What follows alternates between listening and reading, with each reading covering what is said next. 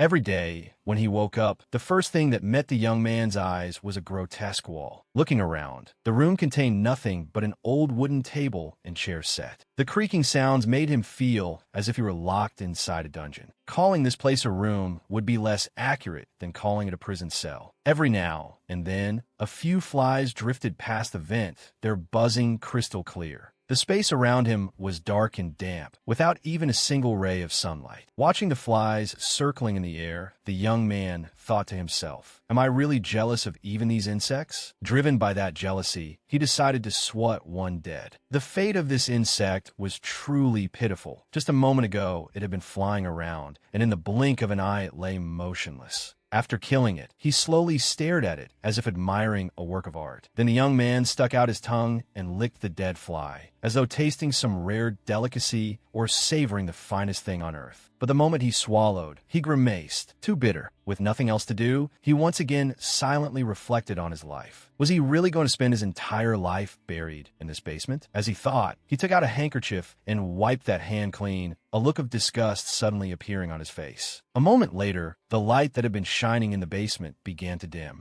Our protagonist was sitting there, focused on writing. One day, when I escape this place of suffering, I'll be able to introduce myself just like what I'm writing now. It turned out that even though he was locked away in such a dark, damp place, he had still preserved the will to create. Usually, people start an introduction with their name. At this point, his hand suddenly trembled. Judging by his expression, it was probably because his emotions were in turmoil. But since no one had ever given him a name, he did not know what to write. Just hearing that was enough to feel the deep sorrow in it. Suddenly, he seemed unwilling to bow to fate and let his gaze wander as he thought. But no matter what, he had to have a name. At that moment, he looked up at the picture on the wall, his heart tangled in confusion. A name that his mother should have given him? It turned out to be a photograph of a young couple holding a baby wrapped in blankets. Though he had been separated from his mother as soon as he was born, he had no idea how he could remember such things. Perhaps he had heard them from relatives. Sure enough, with such a literary soul, the young man's thoughts drifted further and further. Looking at the old photograph, he could not help muttering to himself. In the picture, his mother was holding him. She was a beautiful woman, smiling so gently as she cradled the baby. His expression also softened a little because he thought, "I can see her so clearly. She must have loved me very much." Suddenly, a voice rang out and dragged him back to reality. "She's dead." Seeing the dazed look on his face, the man seemed unable to bear it unless he made other people suffer. So he repeated, "Your mother." Hearing that, Sun Hin jolted and whipped around to glare at him, his eyes full of hostility. "What do you mean by that, old man?" Seeing him so angry, the man seemed even more delighted. "After giving birth to you, your mother jumped into the river and killed herself." It seemed he had achieved his purpose. Our protagonist was furious beyond measure. He clenched the pen and pressed it into the tabletop, grinding his teeth. This man was none other than his father, Hong Fu Sandan, the same man standing beside the beauty in the photograph. In Sun Hinna's dark memories, this perverted-looking man was nothing more than a mad old lunatic. The reason he thought so was simple. What normal person locks up his own son in a basement? This basement was like solitary confinement. Looking out through a tiny opening, there were rows of cells stretching one after another outside. The mad old man's purpose in keeping him here was very simple, to make sure he could never escape. The path leading here was a long underground corridor fitted with all kinds of doors and locks. Of course, the reason he had never managed to leave this place was because all the keys were in that man's hands. His deranged father carried a jangling ring of keys on him all day long. What made it even more hateful was that he had arrogantly told him, "Don't worry, I will never let you go outside." It seemed he was trying to brainwash his own son. That sly voice rang out again. "Already told you why your mother jumped into the river and killed herself." Sun Hinna's expression practically said, "Who would believe such ridiculous nonsense?" After pausing for a moment, Hong Fu Sandan reached out, took the biscuit from the table, and quickly shoved it close to his face. "Shunheng Foding Jet in Alam." His cold voice rose again, because she was afraid of the world she lived in. Sun Hin stared at the biscuit and held his breath. The place he was referring to was Earth. It seemed psychopaths with twisted minds often had a tendency to hate Earth. He crushed the biscuit in his hand and continued, "Your mother knew the end of the world was coming." Sun Hin looked at his father the way one would look at an enemy. It was hardly surprising. After being imprisoned for so many years, developing any affection would have been a strange thing. But that cold face kept spitting out manipulative words. "That's why I locked you up here. out of love. I couldn't let my own son go seeking death. Hearing such nauseating words, Sun Hin trembled with rage. That man was nothing like a normal father. He had never treated him like a human being at all. At last, after years of silence, the once frail boy finally spoke up in protest. "You're lying. My mother died because she was afraid the apocalypse was coming," he shouted in his father's face. "Don't talk about my mother like that. You think I believe you? You made up this lying story about the end of the world just to keep me imprisoned here." Hong Fu Sandan replied calmly, "Believe it or not, that's up to you." As soon as he finished speaking, he noticed the notebook on the table and stepped over to pick it up. One look was enough to tell he meant no good. Sure enough, he began setting it on fire and said coldly, "The autobiography you wrote will never see the light of day." Watching the flames swallow his work, Sun Hin cried out in panic, "What are you doing?" But it was already too late. The fire spread quickly, burning through page after page of white paper. In the end, all that remained in the trash can was a pile of ashes and a few scattered embers. He clutched the metal trash can, the resentment and grievance pin up inside him for so long, making his whole body tremble. "A person like you has no right to be called a father." Huang Fu Shenzhen Fa Oops, my. "Oh dear, don't say that. Everything I do is for your own good. Come with me. It's time." Hearing those hypocritical words, Sun Hin looked at the man before him with utter hatred. Every day, at the same time, the two of them walked through this corridor like robots. Sun Hin walked behind, while that crazed man led the way ahead. Hong Fu Sandan seemed very satisfied with his current obedience, while Sun Hin was like a wild beast trapped in a cage, depressed and full of rage. All along the way, the only sound around them was the whirring of the ventilation fans. He looked around to relieve the boredom. Naturally, there was not the slightest sign of any other living thing here. In this long, winding secret basement, he and that man were the only two living beings. The man led him to another underground room, far from the place where he rested. The sound of chalk scraping against the blackboard rang out constantly. The one teaching him was none other than Hong Fu Sandan. Sun Hin sat below and listened to the lecture like a machine. Every day was the same, and he had grown sick of these rigid lessons. While listening, he secretly glanced under the desk. It was the only thing that helped this pitiful young man get through his dull days. He paused for a moment, then pulled out a book,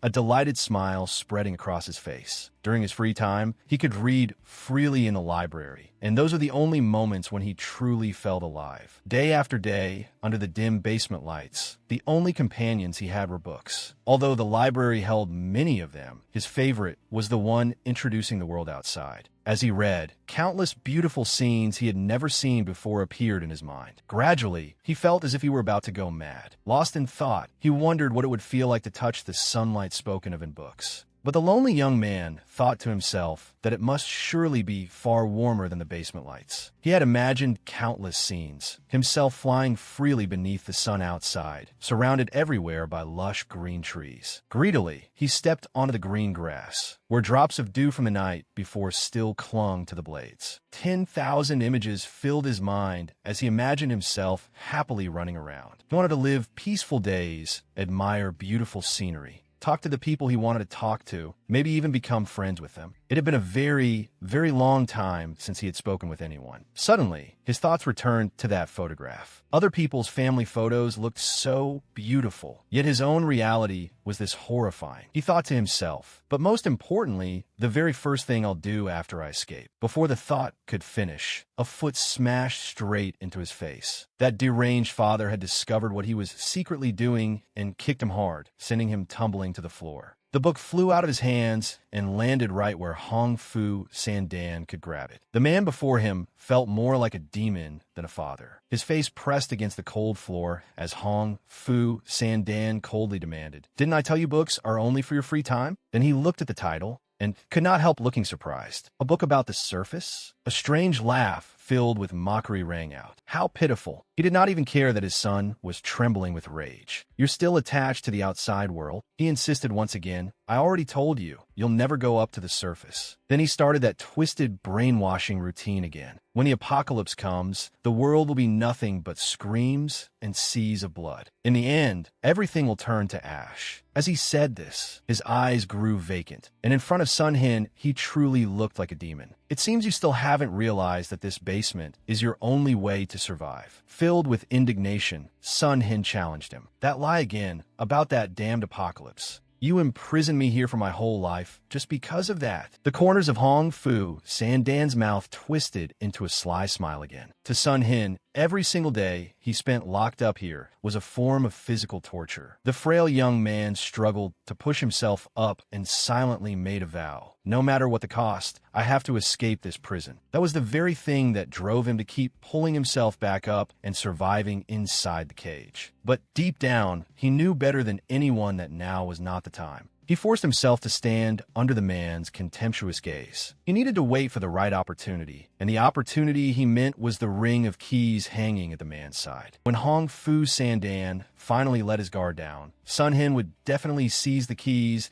and take back the freedom that belonged to him. The scene shifted to an empty room with dumbbells and a great many sweat towels inside. In the quiet space, the sound of harsh panting echoed. This place was much brighter than the one before. The one scrawny boy had gradually grown up over time. Right now, he was straining through push-ups, sweat soaking his entire body. Compared to his former weak appearance, the young man before us now had rippling muscles and a physique no less impressive than a handsome hero from a comic. His crazed father stood to one side as always. Tired already? With a body like that, you won't survive the apocalypse. He looked at his son with contempt. Just now, you only managed 10 reps. Damn it, there was still a heavy load strapped to Sun Hin's back. Suddenly, his arms began to tremble, and his whole body started to shake. At last, he could not hold on any longer and crashed to the floor, the weight slamming down with a loud thud. He lay sprawled on the floor in pain, unable even to crawl back up. At that moment, a figure unexpectedly stepped closer, leaving him briefly stunned. Sensing someone approach, he lifted his eyes. A familiar hand was extended in front of the lonely young man. He had never felt anything like being helped before, and the one offering the hand was none other than that sick father of his. For a moment, his fragile heart seemed to receive a bit of comfort. He even felt a trace of goodwill toward the man. After a wary moment of hesitation, he finally slowly reached out his hand too. He himself seemed a little embarrassed as he asked, "Why are you helping me?" The moment he finished speaking, the man's hand suddenly tightened around his. Immediately after, Hong Fu Sandan yanked his arm violently toward himself. In an instant, Sun Hin was flung like a rocket and let out a horrified scream. At the same time, Hong Fu Sandan raised his leg and said coldly, "Did I ever say I was going to help you?" That old leg kicked out hard, sending him crashing to the ground once again. At that moment, his body seemed fitted with springs, rolling over and over several times without stopping. Then he slammed hard into the mirror, which shattered all across the floor. Looking at the scene before him, Hong Fu Sandan said again, "If someone ever reaches out a hand to you, never trust them." Standing where he was, he continued, "You must remain absolutely wary of people, especially during the apocalypse." Looking at the training equipment, he explained, "That's why I train you and teach you combat skills." He struck another fighting pose. When you're forced to confront others, you must be strong enough to survive with your bare hands. So, before he could finish, he paused slightly and looked at his son, who had just finished high-intensity training only to suffer such a miserable fall. Sun Hin lay motionless on the floor in pain, but Hong Fu Sandan muttered, "You probably aren't even hearing what I'm saying. Too weak. Who would have thought you'd faint so quickly? That's enough for today." As he said that, he quickly walked over to check on his son. The ring of keys hanging from him swung back and forth, producing a pleasant jingling sound. The moment Sun Hin saw him come closer, his eyes lit up like a feral cat in the dark. What he had been waiting for all this time was this man's moment of carelessness. The next instant, ignoring the shards of glass still embedded in his body, he lunged forward like a tiger pouncing on prey. At that moment, he grabbed a broken piece of glass lying nearby and clenched it tightly in his hand. This was the moment he had always longed for. He could hardly suppress the joy surging inside him, and even his steps became quicker and sharper. He felt freedom right in front of him. He bent his knees to gather force and sprang up. Taking advantage of Hong Fu Sandan's lower guard, he wanted to kill him, take the keys, and escape this place. This was the moment he had been waiting for since childhood. His shadow cut across the air as he charged viciously toward the man. Seeing no reaction from the other side, Sun Hin was beside himself with joy, thinking that this time he had finally succeeded. But just as that sharp shard of glass thrust forward, a small accident occurred. just a little more, just a tiny bit more, and he could have killed this madman and escaped. But reality was worlds apart from what he had imagined. The single fatal flaw in this plan was this. His father was a man who never let down his guard. He had seen a shadow on the ground, and besides, Sun Hin's killing intent was far too obvious. In that split second, when they were only inches apart, Hong Fu Sandan suddenly spun around and gave him a crafty smile. That face filled Sun Hin with utter terror, as if his soul wanted to flee his body and run away. It really was true that appearance follows the heart. His twisted nature had given him a look that inspired not a trace of goodwill. Now that he had loosed the arrow, he had no choice but to let it fly. With things having reached this point, Sun Hin could only keep gripping his weapon tightly, grit his teeth, and charge forward. His anguished scream echoed through the entire basement. If he could defeat this man, the day of his freedom would come. But of course, who would be stupid enough to stand still after realizing he was being assassinated? He quickly tilted his body aside to dodge, a mocking expression on his face. By now, sweat had already beaded on Sun Hin's forehead. It seemed our protagonist had never expected his father to be this terrifying. Hong Fu Sandan's feet moved with incredible speed. Even though Sun Hin had now grown into a strong young man, he still couldn't defeat him. And this madman naturally didn't hesitate to spin around and deliver a vicious roundhouse kick straight to his face. Needless to say, Sun Hin was horrified, and of course he couldn't dodge that blow. Darkness quickly swallowed his vision. No one knew how much time had passed before he finally woke up from what had happened. The moment he opened his eyes, he sat upright in shock. Around him was still the same familiar scene. The dark basement and the battered old bed. The faucet beside him was still dripping steadily into the bucket, which was almost full. It was clear he had been unconscious for a long time. Like a ghost that refused to leave, the instant he woke up, that cold voice rang out again and made his heart jump. "So you're finally awake." His dear old father was standing at the doorway now, unable to resist praising him. "You've improved," seeing his beloved son still looking dazed. He repeated what had just happened. "That attack of yours." He held up the shard of broken glass and continued. "But I already told you, didn't I? If you don't use your bare hands, then all training is meaningless." Right after that, his double-chinned face broke into a sly smile like that of a bandit. "So, the punishment for using a weapon is that you'll undergo twice the amount of old-fashioned training." Sun Hin had never felt so wronged. No matter how furious he was, all he could do was grit his teeth and tremble. Having said that, Hong Fu Sandan clearly had no desire to stay in this damp place any longer. The familiar sound of keys rang out again as he locked the iron door tight. He walked away without even looking back. "Get some rest now. Tomorrow's going to be hard." Soon the place fell silent again, leaving only the faint buzzing from the old ceiling light. His footsteps in the hallway gradually faded into the distance. Here, aside from Sun Hin and the insects, there was probably no one else at all. He stared at his father's retreating back. In truth, there was something Sun Hin knew that Hong Fu Sandan didn't. When he turned off the light, the room's electricity would cut out for a while and all noise would disappear. During that time, if Sun Hin listened carefully, of course, he wasn't some superhero or bloodhound, so he had to press his ear against the wall. He could hear things he had never known before. What a pitiful life. Even primitive humans at least had freedom. What he heard were sounds echoing from far away, wheels turning, birds chirping, and the bustle of a thriving city. How did he know what those things were? Because he had read about them in books. Sure enough, as people grow up, they become smarter. From that, he learned two truths. Whenever his father said it was bedtime, it was actually daytime above ground. Because this was a dark basement, he had no idea when it was day or night. The second truth was that Earth was actually very peaceful. Otherwise, what he would hear would be terrifying noises, not cheerful birdsong like this. His father said the apocalypse was coming soon, but that was only a lie made up to keep him imprisoned underground. What a lunatic. He couldn't understand why his mother had ever fallen for a man like that. Living with someone like him, it would be stranger not to be driven to death by rage. He looked at the weak light filtering in through the crack beneath the door. The long hallway resembled this young man's bleak and uncertain future. With nothing to do, he let his eyes wander and think, and then suddenly noticed the family photo. The pitiful protagonist silently made up his mind. Once he escaped this hellish place, he would definitely go find his mother. Looking again at that hateful face, he couldn't help but feel contempt. For all these years, his father had always claimed that his mother was dead. Sitting on the bed and piecing everything together, Sun Hin guessed that the man had only been lying all along, that there was something hidden in his words. Thinking of this, he angrily clenched the blanket in his hand. He frowned, utterly certain in his heart of one thing. His mother had to still be alive. After letting his thoughts run wild for a while, he turned over and closed his eyes, his mind still tangled in chaos. One day, no matter the cost, he would escape and go find his mother. The scene shifted to the hallway, where that man was still walking, though he had not yet left. In the dim basement, he looked like a demon as he suddenly broke into a bizarre smile, as if he had run into something very amusing. He was even humming a wordless tune, though his steps seemed to tremble slightly, making his gait unsteady. Just then, his phone suddenly rang. Ah, so this pervert had embraced Earth's technology too. He took out the phone and looked at the number on the screen to see who was calling. At that moment, his face looked outrageously sinister. With that cleft chin,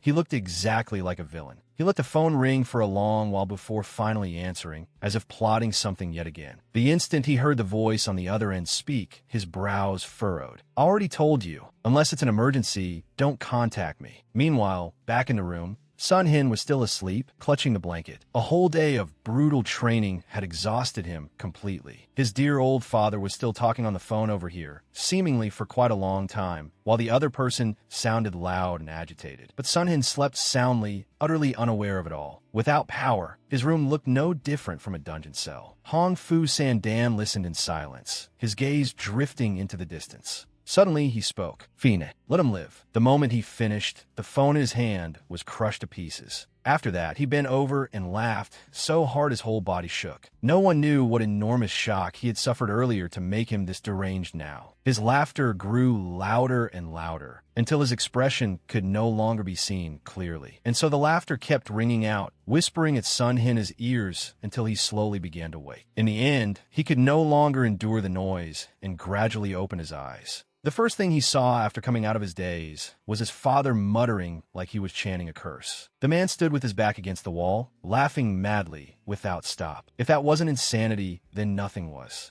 Sun Hin looked at him, inwardly on guard. This was too strange. Unable to hold back, he asked, "What happened?" But oddly enough, the body that had been lying on the bed moments ago was now fixed in place. He turned and looked over his body, then froze in shock. He'd been tied up. He glared furiously at the madman in front of him and shouted, "What are you doing? Let me go." But the sounds coming from Hong Fu Sandan's mouth were so horrifying, they made one's scalp crawl. As though he had fallen into a well as a child and damaged his brain, only for the illness to flare up now. Sun Hin silently waited for a response, but the man gave none at all. Fine, if he wouldn't answer, so be it. At that thought, his body suddenly tensed, veins bulging in his neck. He had been tied with a thick rope. Was this because his dear father was afraid his precious son would run away? He muttered, "Then I'll untie myself, little by little." Heaven truly helps those who help themselves. And after struggling for a while, the rope finally showed signs of fraying. Delighted, he glanced behind him. It was working. The rope was gradually loosening. But just then, he felt someone staring at him. That's right, a familiar gaze. The moment he quickly turned his head, his father was already standing there, staring fixedly at his precious son.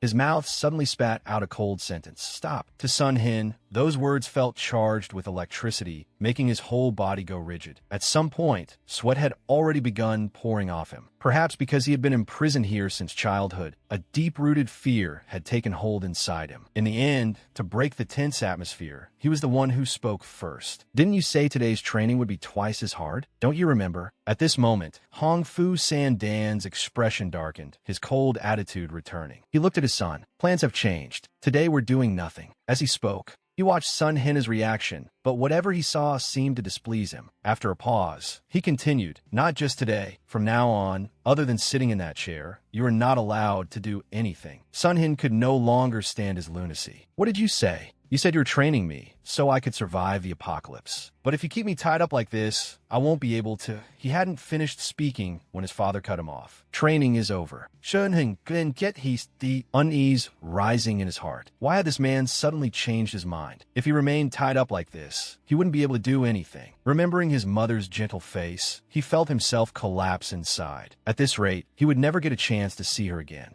He lowered his head, his whole body trembling nonstop. But that reaction seemed to greatly irritate his father, who frowned. "What are you doing?" Sun Hin said nothing, and only continued struggling with all his strength. This time it actually seemed to work. The rope started to snap. Hong Fu Sandan stared at him, momentarily stunned himself. The sound of the rope breaking grew louder, and just then, that dear old father of his burst into laughter again. It had to be said, a pervert's laughter really was unlike that of normal people. Anyone with eyes could tell this lunatic was about to pull something on his son again. That laughter was the kind of lifelong nightmare one could never forget. So eerie and sickening it was unbearable. Naturally, a madman would never notice how insane he looked. He laughed so hard his tongue even lolled out. Right after that, as if being chased by dogs, he lunged violently at Sun Hin. Of course, there was absolutely nothing good about that. And with all four limbs tied, Sun Hin couldn't react in time. He could only lie there helplessly and let the other man do as he pleased. In an instant, a heavy punch came swinging down, knocking the chair over and sending Sun Hin tumbling onto the floor. Unable to move, he lay there like a dead chicken. If anyone told me this guy was a father, I'd faint on the spot. Seeing his son fall so painfully, Hong Fu Sandan calmly walked over at an unhurried pace. Then he set the chair upright and coldly looked at Sun Hin, who was half conscious. "I told you not to move." A feeling of helplessness washed over him. Sun Hin stayed silent, panting hard with his head lowered. Hearing that vile, crazed laughter, he angrily ground his teeth, his body shaking with hatred, yet he still couldn't fight back. The protagonist had been born with extraordinary endurance. Before he could even say anything, the man roughly threw more objects at him. Watching his son roll around on the floor only excited him further, and that perverted laughter rang out again. Sun Hin kept twisting his hands behind his back, trying to work the rope loose, but hope seemed painfully thin. What followed was a brutal, continuous beating. The man truly didn't seem like a father at all. No father would take pleasure in abusing his own child. The crashing sounds echoed throughout the room. This, apparently, was what he called training. Sun Hin's body was covered in injuries, as if he were doing hard labor, with not the slightest feeling of being at home. He didn't even know what he had been thinking at the time. Perhaps pretending to submit and waiting for the right moment would have been more reasonable. The man, like a lunatic, kept hurling things at him, the excitement impossible to hide on that double-chinned face. But in that moment, Sun Hin almost wanted to lose to him completely, even if it cost him his life. This wretched life, no better than that of an animal, only deepened his hatred for the father who had imprisoned him and forced him to live in pain. By now, he was utterly exhausted and couldn't stop gasping for breath. But after all that struggling, even the rope finally seemed unable to hold out any longer, and soon it slipped loose. The moment the binding fell away, a thrill unlike anything he had ever felt surged through him. He suddenly glanced at that madman. He was very curious. When he drove his fist into the father who had always looked down on him, what kind of expression would that man make? At that thought, he could no longer suppress the joy rising in his chest and immediately twisted around. On the other side, Hong Fu Sandan was still charging forward, ready to continue beating him, but the sight before Sun Hin made him freeze. He stared fixedly at his father. That face was trying hard to conceal its emotions. Sun Hin had assumed the man would be furious to see him break free of the ropes, but for some reason, his expression now seemed wrong. The atmosphere in the room seemed to congeal. Even the furniture seemed to sense the confusion in Sun Hin's heart. He stood there in a daze, staring at his father's face, sensing that something was off. What he saw were tears that the man was desperately forcing back. In that instant, Sun Hin was completely bewildered, his whole body stiffening as if frozen. Behind those glasses were the sorrowful eyes of a man in pain. Sun Hin bit down hard, but the bond of blood still tried to hold him back. Why? Why was he acting like this now? In the end, Hong Fu Sandan still threw that heavy punch. Because Sun Hin had been lost in thought, he failed to react in time and was sent flying. His strength and spirit were both completely drained, and his vision gradually blurred. Just as he was about to shut his eyes and slip into unconsciousness, that anxious face appeared again. Hong Fu Sandan looked around, watching his son, and suddenly a sorrowful voice rang out. "I hope you can understand." The familiar dim light only illuminated one corner of the large room. The familiar voice continued, "Remember well the survival skills I taught you." He stepped closer and went on, "Most important of all is rule number 1. The first rule for surviving the apocalypse is this: never leave the basement." For some reason, Hong Fu Sandan always insisted that this was the safest place of all.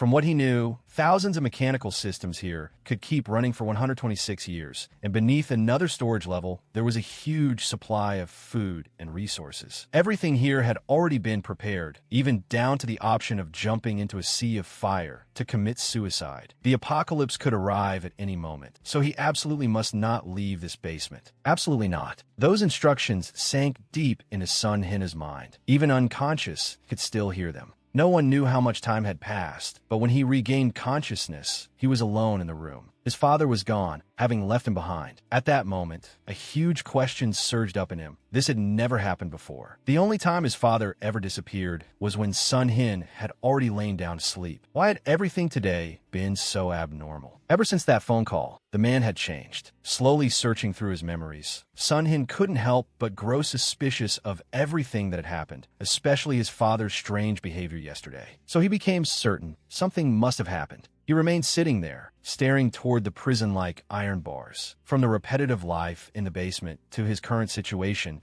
he felt like a machine that had simply kept running. He still didn't understand what was going on, but his instincts told him that something major was about to happen, like an engine coming off its tracks. Lost in gloomy thought, he decided that following his instincts was the right choice. Then the door to the room that had imprisoned him for so long suddenly swung wide open, leaving him utterly stunned. He looked around in every direction, or rather, every door was open now. Why? The surroundings were still steeped in a deathly silence, but his father was nowhere to be seen, not even a shadow of him. Something had definitely happened. All the doors that could help him escape now stood wide open, leaving him stunned. For some reason, although he had always wanted to run away, at this moment he felt a flicker of doubt. But instinct still took over, and he bolted outside as fast as he could. His brain was screaming, "This is the only chance of your life." At that moment, the protagonist was like a wild beast finally breaking out of its cage. Sure enough, just as expected, if he had run like this before, that man would have stopped him long ago. But even after sprinting a long distance, there was still no sign anywhere in the basement of that familiar figure. At last, when he reached the end of the narrow passage in the basement, he found that door. Summoning every ounce of strength in his body, he ran toward it desperately. He came to an abrupt stop, panting with his mouth wide open, staring at the endless stairway before him. After all these years, this pitiful young man had finally made it here. Excited, he shouted, "I found it!" Then, using the little strength he had left, he started climbing, as if afraid his father would drag him back again. He was still terrified, and as he climbed, he cried out inwardly, "Please, God, please let that light be sunlight." Above the basement was a round hatch, like a manhole cover. At last he reached it. Greedily, he stretched out his hand, pushed the hatch open, and slowly stepped out. This was the first time his body had been touched by light since he had grown up. Like an alien who had lost his way, he walked down the street with his mouth hanging open. Eyes that had never seen sunlight gradually opened, struggling to adjust. The scene before him left him utterly dumbfounded. It was simply too magnificent, too grand. Just like the books had described, towering skyscrapers, busy streams of cars and people on the streets, and lively noise filling the air all around. At that moment, the tall young man was like a child, greedily taking in everything around him as he explored the world. He seemed overwhelmed, but that reaction was only natural. After all,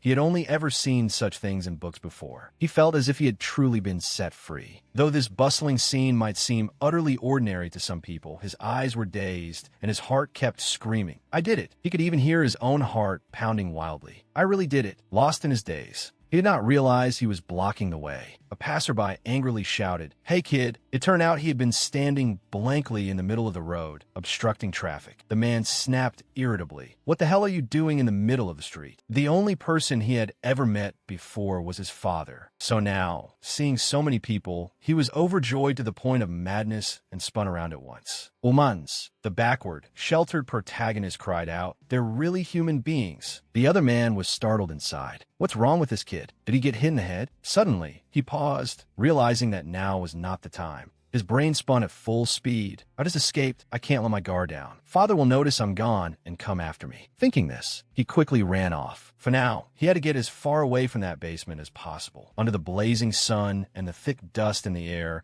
many people might have long grown tired of this life. But he was overwhelmed with excitement, cheering inwardly. All his life, he had dreamed of this moment, escaping the dark basement that had imprisoned his freedom. It had been a very, very long time, perhaps never at all, that he had been able to run on his own two legs like this. This was the first time he had ever had freedom. Then a thought flashed through his mind, and he suddenly stopped. Just moments ago, escape had been almost impossible. He could not imagine how the doors had suddenly opened. The more he thought about it, the duller his gaze became, and an inner struggle began raging inside him. Still, he kept running blindly toward some distant nowhere, not knowing where he was going. Suddenly, the protagonist stopped. In confusion, he asked himself why. Why did the doors open on their own? A flood of thoughts began rising in his mind. Was the security system malfunctioning? No. Everything before him was a mess. His father was a meticulous man. He would never make that kind of mistake. Then another possibility occurred to him. What if, even though he had escaped, his heart was still filled with unease? Poor thing. He recalled that perverse face and wondered, opening the basement. Was that father's intention? But as soon as the thought arose, he immediately shook his head and denied it. No, impossible.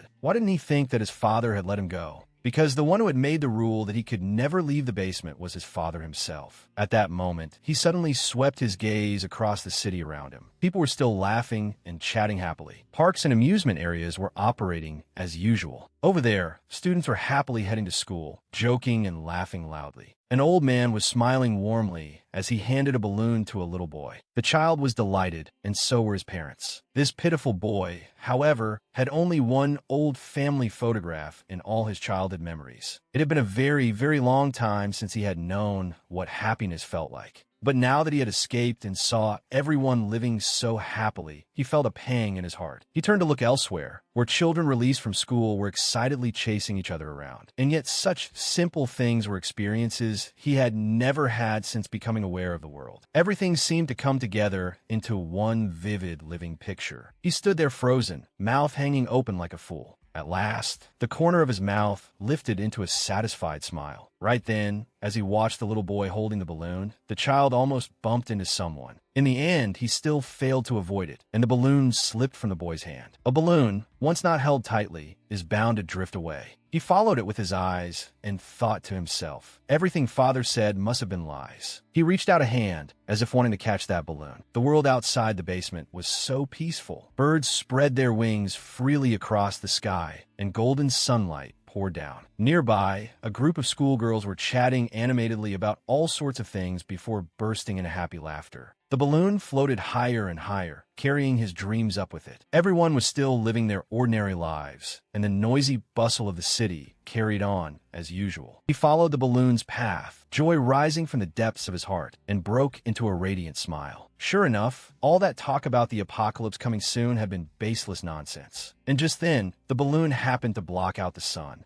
The movements of the people around him were like a film being fast-forwarded, and our protagonist was the one watching it all unfold. At that moment, his father's words echoed once more in his ears. The apocalypse will descend upon us without warning. Suddenly, the flock of birds in the sky scattered in panic, looking terribly frightened. And the people on the ground also seemed to notice something strange, one after another stopping whatever they had been doing. The birds kept flapping wildly. People often say that when birds behave like this, it means they have sensed some coming danger. The balloon was still blocking the sun, but strangely enough, could the ground really grow so dark just because of a single balloon? No. When the balloon drifted aside, something even larger than the sun appeared in the sky. It was enormous and pitch black. One glance was enough to tell anyone it was definitely not anything good. At that moment, everyone looked up in shock, unable to understand what it was. Even the protagonist was stunned. Good heavens, he really was the unluckiest person in the world. He had only just escaped the basement that had imprisoned him, only to run into this horrifying phenomenon. It looked like a sphere of darkness, so huge it seemed capable of swallowing the whole earth. Inside it, there appeared to be something else, thin strands intertwined with one another, knotting together in clumps that were growing denser and denser. At last, it began descending slowly toward the ground like a tornado. The crowd started murmuring in alarm. It's getting closer. What is that? I don't know. Isn't that the moon? What moon? Can't you see? As someone who had only just rejoined society, our young man was naturally the most frightened of all. The terror in his eyes, as he stared at that thing, was even greater than when he looked at his old man. Whispers and anxious murmurs kept ringing in his ears. No one knew what it was, but then a ray of light appeared in the sky. That twisted mass was a monster. It had transformed, and he still had not recovered from the shock. Good God, no one knew where it had crawled out from. It wasn't just one. It was a whole swarm. They shoved and crawled over one another, piling on top of each other, looking ravenously hungry. More and more monsters appeared, stacking together into a whirlpool-like mass. And that vortex was now preparing to dive straight into the city. At that moment, his dear old father's words echoed again. Never leave the basement under any circumstances. This is your most basic rule for survival. Once again, he stood there with that same blank, slack-jawed expression, enough to make anyone anxious for this young man. And his father had also said, but there is one exception if the location of the basement is exposed. Just then, a skeletal-looking monster dropped from the sky and slammed directly into the underground shelter. At this moment, his father was no different from a prophet. They lived in packs, and now huge numbers of monsters had descended upon the earth. According to his father's teachings, if danger arose, rule number 1 would be void. Inside the basement was a security system that could lock the doors remotely, and perhaps that was why the monsters had not been able to break in any farther. Their destructive power was terrifying, and they looked just like the zombies one sees in movies. Ordinary civilians were just like him. At this moment, they were all unable to react, because what was happening before them was simply too much to accept. Tens of thousands of monsters poured down like a waterfall, grotesque in form and varied in kind. And so, under the crowd's stunned gazes, they slowly crawled toward the city. The humans were practically rooted to the spot in shock, but that did not mean the monsters were doing the same.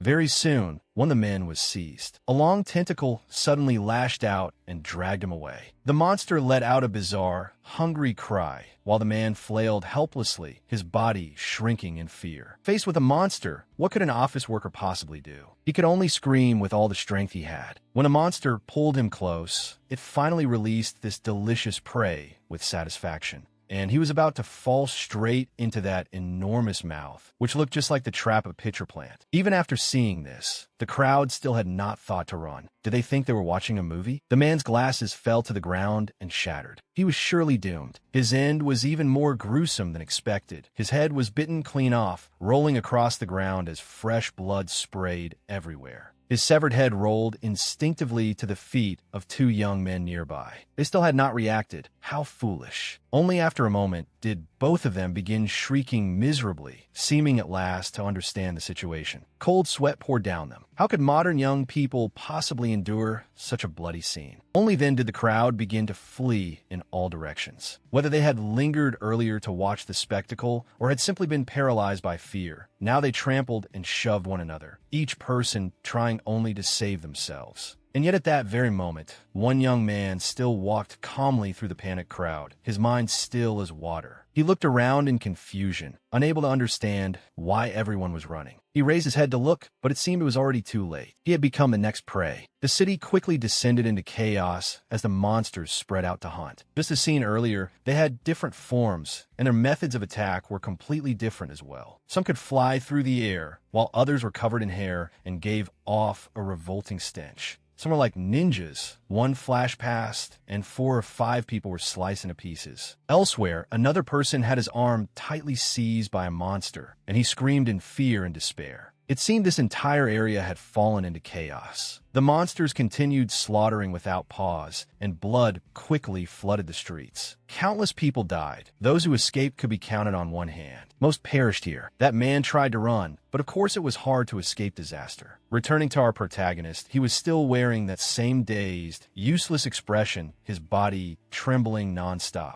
People around him kept shouting, "Call the police." No good, the phones are dead. Only now, after foolishly throwing himself into freedom, did the protagonist suddenly remember those precious teachings. Looking at the chaos around him, he muttered to himself, "Father once said that when the apocalypse comes, the world will be filled with nothing but screams and seas of blood." And the scene before him was exactly that. According to his father, in the end, everything would turn to ashes. He recalled the image from just minutes ago, when this place had still been peaceful and harmonious. But now corpses lay everywhere, and blood covered the ground. Those innocent eyes filled once more with fear, and he stood there frozen, doing nothing. Monsters were everywhere, and really, no one could blame him. Who would have imagined that the very day he regained his freedom would also be the day the apocalypse descended? On the other side, a woman who saw everything happening before her could no longer bear it and let out a piercing scream. A large tree collapsed from a violent impact, and this place quickly became a land of death. The monsters swept through relentlessly, and everywhere they went, blood flowed like rivers. Only then did he dimly realize that the apocalypse had truly begun.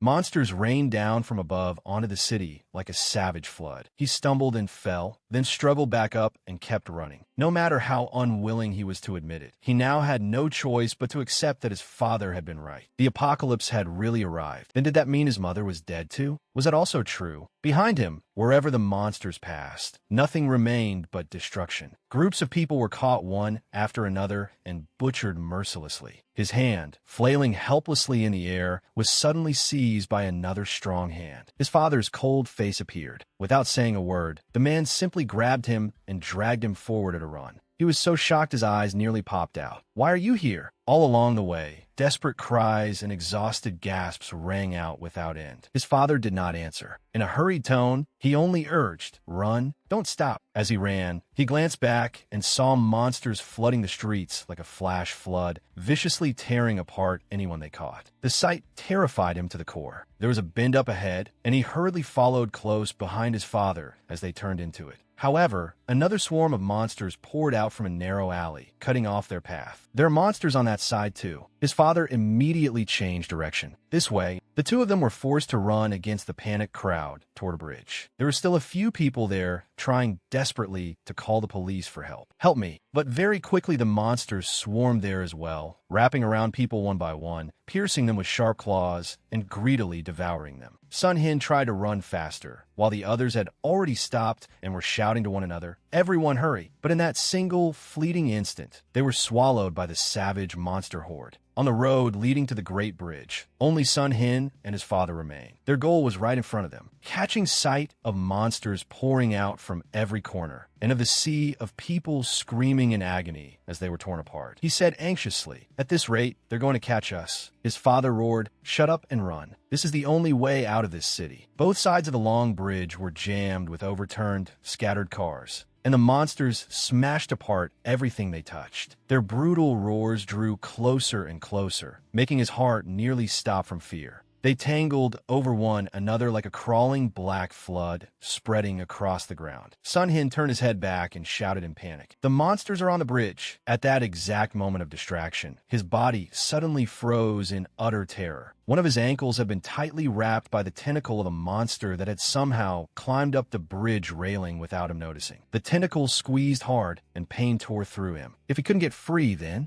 Just then, Hong Fu Sandan turned back, carrying a large stone in his hands. He aimed straight at the mass of tentacles and smashed it down, forcing the monster to retract them and fall off the bridge. He coldly looked at his son, who had collapsed to the ground, clutching his leg in pain. "Damn it, my leg." The bridge shook violently under the excessive weight, and father and son stared at each other. The monsters were as numerous as ants, sweeping onto the bridge like a storm. Trembling, Sun Hin got back to his feet and tried to keep running. "We have to get out of here fast." But the wound to his calf made him limp, and every step felt unbearably heavy. The monsters showed no sign of slowing down. The more he ran, the more he realized a cruel truth. The distance between him and them was shrinking fast. No matter how desperately he tried, he could not escape their claws. His knees gave out, and he collapsed to the ground. The overwhelming terror and the searing pain in his leg made him want to give up on everything. He glanced at the man in front of him, then silently lowered his head, no longer holding onto any hope. "Go. I can't run anymore. If you go alone, you can still make it." He listened to the sound of his father's heels striking the road. He remembered that ever since he could remember, countless times, the man had turned his back and walked away like this, abandoning him alone. He thought bitterly, as expected, "Go on, run. You've always left me behind like this." When he saw his father's shadow slowly drawing closer on the ground, he was stunned. The man reached out a hand, bent down, and asked, "Why are you still not up?" At that moment, only then did Sun Hin dare raise his wide eyes full of shock. "What?" His voice rose louder and louder, as if trying to suppress the emotions surging inside him. "Why haven't you run already? Even if I did, I wouldn't get far." Hong Fu Sandan replied firmly, his tone resolute as iron. "You can survive because I made a plan long ago." Sun Hin hesitated, his voice full of doubt. "What? That's impossible. How could there be a plan?" He looked at the road ahead, then back at his father's determined face, completely unyielding. As the image of the man's sorrowful expression flashed through his mind, Sun Hin clenched his teeth and reached out to grasp that large, warm hand. But the instant they brushed past each other, he was yanked hard backward, and his father only had time to leave him with one brief command: "Run." Sun Hin limpet forward, turning back to ask, "Wait, you still haven't told me what the plan is." He suddenly realized there was something extra in his hand. He was about to open it and look when his father, standing behind him, shouted a warning. "There's no time. Run across the bridge." Sun Hin could only swallow his curiosity. "Got it." Then he lowered his head and ran for his life, not daring to lose focus for even a second. Alone, he scrambled past one wrecked car after another in the pileup on the bridge, and at last he could see the safe area on the far side. His steps grew faster and faster until he saw swaying dark shapes on both sides of the road suddenly crashing downward. He spun around in alarm and saw the steel cables of the great bridge snap in an instant, while the pillars shook violently. His pupils dilated to the limit. The piercing sound of concrete cracking rang out, and in the blink of an eye the entire bridge split in two and collapsed before his eyes, dragging the black swarm of monsters down into the bottomless abyss below. He stood there all alone, his face still frozen in shock, gasping as he screamed, "Father!" He stood there dumbfounded, mouth hanging open. What just happened? Why to the bridge? Could it be? He remembered what his father had just said. "You can't survive because I made a plan long ago." Looking at where the bridge had broken, could that really have been the plan he meant? His voice choked as he shouted, "Why? Why did you have to go this far? You tormented me my whole life. So why would you do this now?" His legs trembled so badly they almost gave way, as if every last bit of strength had been drained from his body. He slumped down on the broken edge of the bridge, both hands gripping the road, his face full of unwillingness. "I survived, but what am I supposed to do now? What am I even living for?" The life on the surface that he had once dreamed of and yearned for had all burst like a bubble. The peaceful life, the beautiful world above ground. In a single instant, all of it had become a horrifying dead wasteland. He ground his teeth, and the only goal he had ever had in life, the image of the gentle woman in the photograph in that dark basement, was now being swallowed up by the flames of despair burning inside him. Tears streamed down his face as his voice trembled and broke. "I want to ask, why did you do that? Was it really just to save me?" Remembering that faint scrap of warmth he had felt on the bridge,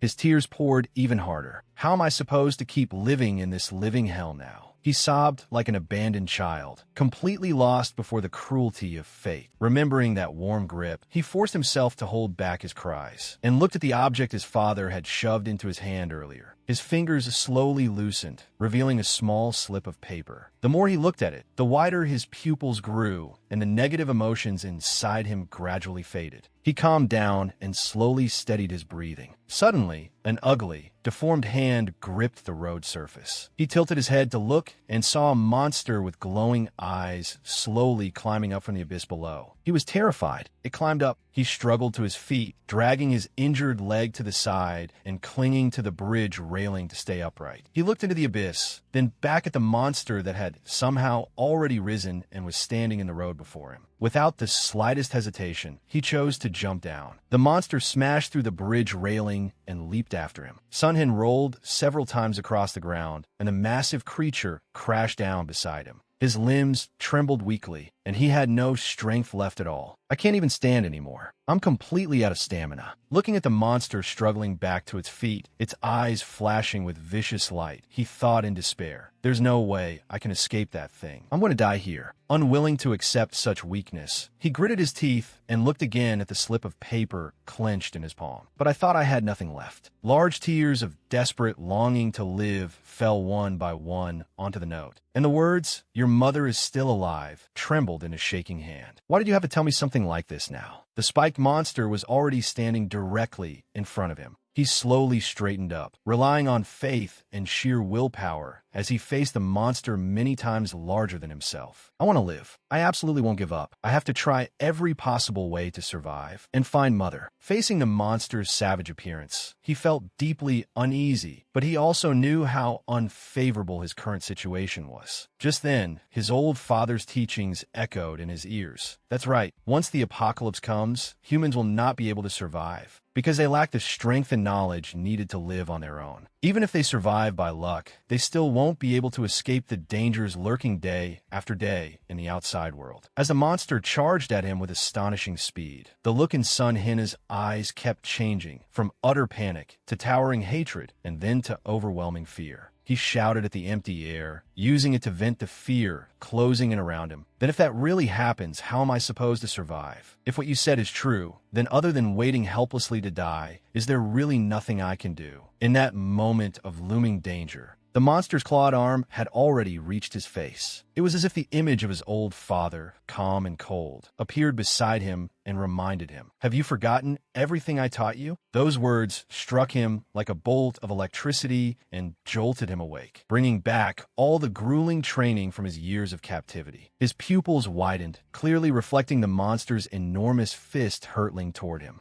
At the critical moment, he swiftly dodged the fatal blow and sprang behind the monster, which had lunged forward by inertia. As the dust settled, Sun Hin stood there firmly. The monster turned and looked at him, letting out a savage roar that made his whole body tremble. His father's teachings echoed in his ears again like a guiding light. You are not like ordinary people. The greatest difference between you and them is that you know how to survive. Though the fear was still there, he forced himself to observe his surroundings, searching for the slightest chance of living. His gaze locked onto a sharp object jutting out of the ground. He took a deep breath to calm himself, spread his feet, and planted himself firmly, an unusual resolve shining in his eyes. He was ready for the monster's next attack. When the monster threw a hammer-like punch, he quickly ducked to avoid it, slid in the opposite direction, reached out, grabbed the sharp object he had marked earlier, and yanked it free. Relying on everything he had built up until now, the brutal training, the blood and tears experience, and the precious knowledge of survival. The instant the monster turned and swung its arm to counterattack, he rushed forward, aiming straight for the back of its neck. In a flash, he leaped up and landed on the monster's head. Reversing his grip on the weapon, he twisted and drove it straight through the creature's skull. He had perfectly put into practice everything his father had taught him. Use every last bit of your strength. Survive this horrifying apocalyptic disaster. The city was now nothing but ruins. After their frenzied destruction, the monsters had moved on, leaving only a scattered few lingering in the city's desolate corners. There were still some survivors gathered in a battered old basement, all of them gaunt and mentally worn down. One of them spoke up tiredly. It's already been 4 days. Shouldn't the military be doing something by now? We were lucky to hide here, but our food is almost gone. We have to leave this place. After speaking, the girl looked at the person sitting beside her. The basement was in shambles, sealed off on all sides with bricks and rubble. Her voice rang out again, tinged with worry. Don't you have anything to say? If we just keep waiting like this, something's bound to happen. Hey, another person suddenly cut her off. The girl turned toward the speaker.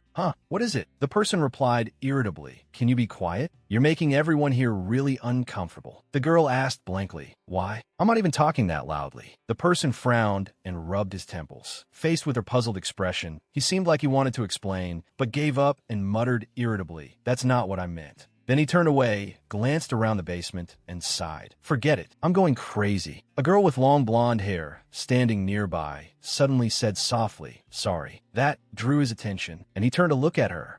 Then he asked, did you check that area? Haru answered calmly, I did, but I couldn't find any food. His voice carried disappointment. Oh, got it. If we want to keep staying here, we have to find a way to get food. Haru thought for a moment and then suggested, there's one place I still haven't checked carefully. I'll go look again now, so don't give up yet. Hearing that, a gentle smile appeared on his face. Thanks, kid. That seemed to catch Haru slightly off guard. Looking at the exhausted faces around them, he lowered his voice. Everyone's worn out. They've been taking turns keeping watch for monsters, so nobody wants to help anymore. You're the only one still willing to help everyone like this. You're really amazing. Suddenly being praised like that. Haru grew a little flustered and hurriedly shook her head. No, I'm not that amazing. He raised a hand in encouragement. Do your best. I hope you can help get everyone out of here safely. After saying that, he walked away, leaving Haru standing there blankly by herself. Weak sunlight filtered into the basement from outside. Haru walked over to a man and a woman sitting nearby. The two of them were chewing something in their mouths, making soft smacking sounds. Haru asked, "Did you two find some food here?" They looked at each other, and the woman reached into her pocket and pulled out a paper-wrapped food packet. "Yeah, we found this in the rubble." Haru smiled in delight. "Oh, really?" But what she didn't expect was that the woman calmly tore the paper open right in front of her. Before Haru could even react, the two of them quickly stuffed the food into their mouths, wolfing it down like starving beasts. Haru's face flushed red with anger. "What are you doing? Didn't we agree that if anyone found food, we'd share it with everyone?" The woman casually wiped her mouth. "That was just something those boring people said themselves. We never agreed to it." Haru stared at them in disbelief. "But yesterday you two ate the food everyone shared." The young man scratched at the corner of his mouth, looking completely unconcerned, as if nothing had happened. "Oh, did we? Don't remember." Furious, she ground her teeth. "In that case, I'll go tell everyone." The young man blinked, then suddenly sprang to his feet. He glared at her, openly provocative. "Go ahead and try. You think we're just going to sit here and let you run off and tattle?" Haru swallowed. She knew there was no point saying anything more. "You won't be able to catch me anyway. Running away is the only thing I'm good at." The young man curled his lip in contempt. Just as he was about to lunge at her, a sudden scream of agony echoed from afar, making both of them shudder. Startled, he turned to the girl with him and asked, "That was a scream just now, right?" The girl tried to reassure him. "Yeah,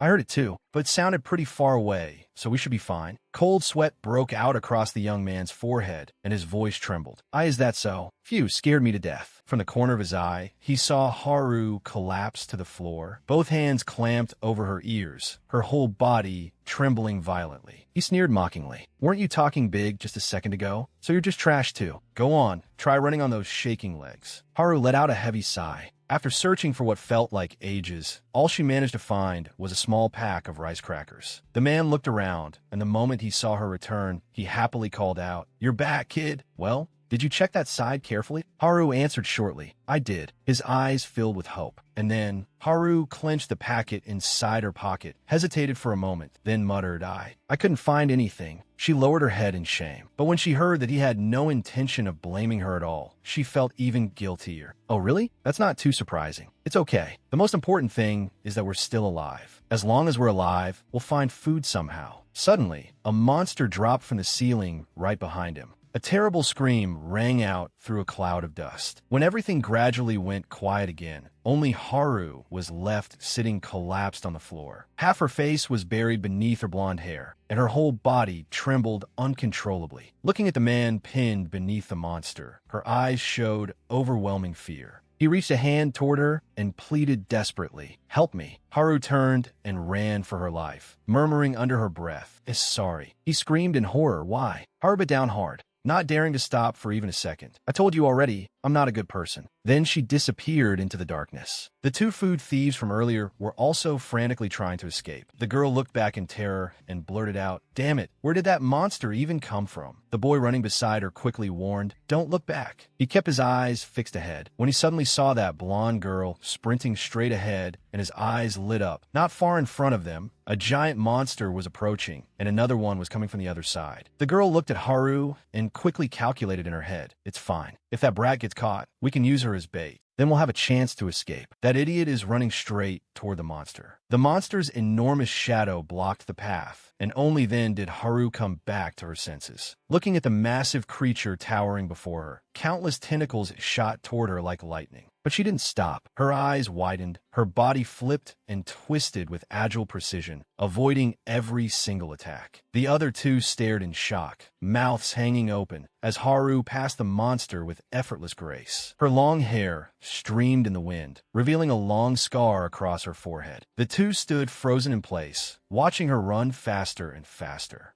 Her earlier words echoed in their minds. "Running away is the only thing I'm good at." When they saw the monster turn and redirect its attack toward them, all color drained from their faces. The boy's voice trembled. No way. Was she telling the truth? A piercing scream tore through the air, then abruptly fell silent. Once she reached a hidden corner by the wall, Haru leaned against it and slowly slid to the ground, gasping for breath. She quickly wiped the sweat from her forehead. "I think I got away." She glanced to the side and discovered a young man sitting there motionless, Startled, she gently touched his shoulder, and he immediately collapsed to the floor, letting out a weak groan. Haru thought to herself, thank goodness he's still alive. She looked up and saw, in the distance, a three-headed monster. Terrified, she pressed herself tightly against the wall. Did you hear that sound? She looked at the monster, growling menacingly, then looked again at the unconscious young man on the ground. She hurriedly grabbed him by the collar and dragged his whole body behind the wall to hide, trying to avoid the monster. As the monster's sounds faded farther away, Haru thought it probably really left this time. She let out a relieved sigh, as if a burden had been lifted. Phew, thank goodness. I am alive. The moment she lowered her head, she met the young man's wide-open eyes. Haru gaped in shock. In the blink of an eye, he had already jumped away, his whole body radiating extreme caution. It turned out this was our main character. He stared at her suspiciously and asked, "Who are you? What do you want from me?" Haru froze, not expecting this guy's mood to switch so fast. At that moment, his father's warning echoed in his mind. No matter the circumstances, never forget this. Stay away from humans. Because of that, the way he looked at her was full of hostility and wariness. A little confused, Haru asked back, "What do you mean? If I hadn't hidden you, that monster would have caught you already." Father said, never trust humans. All they want is to exploit you and kill you. Thinking that, he gritted his teeth. If what father said is true, then if I keep getting close to humans, I definitely won't live long, because they're an extremely cunning and dangerous species. He challenged her. How am I supposed to trust you? The moment he finished speaking, he pitched forward and collapsed to the ground, leaving Haru utterly baffled. What's wrong? He trembled, completely out of strength. Damn it, I'm starving. The last time I ate anything was probably 5 days ago when I was still stuck in that damn basement. I can't hold on much longer. To conserve energy, he had rested as much as possible, only to run into a human now of all times. One glance was enough for Haru to figure out his condition, and she said bluntly, "I don't have anything to feed you." He stared at her blankly. "What nonsense are you talking about? I never asked you for food." Haru waved her hands frantically. "No, that's not it. It's just that you looked hungry, so I wanted to answer in advance and save you the trouble of asking." Suddenly, a rice cracker fell out of her pocket. Haru froze, staring at the cracker on the floor. Curious, he asked, "What's that?" Haru panicked and stammered, "Teach that."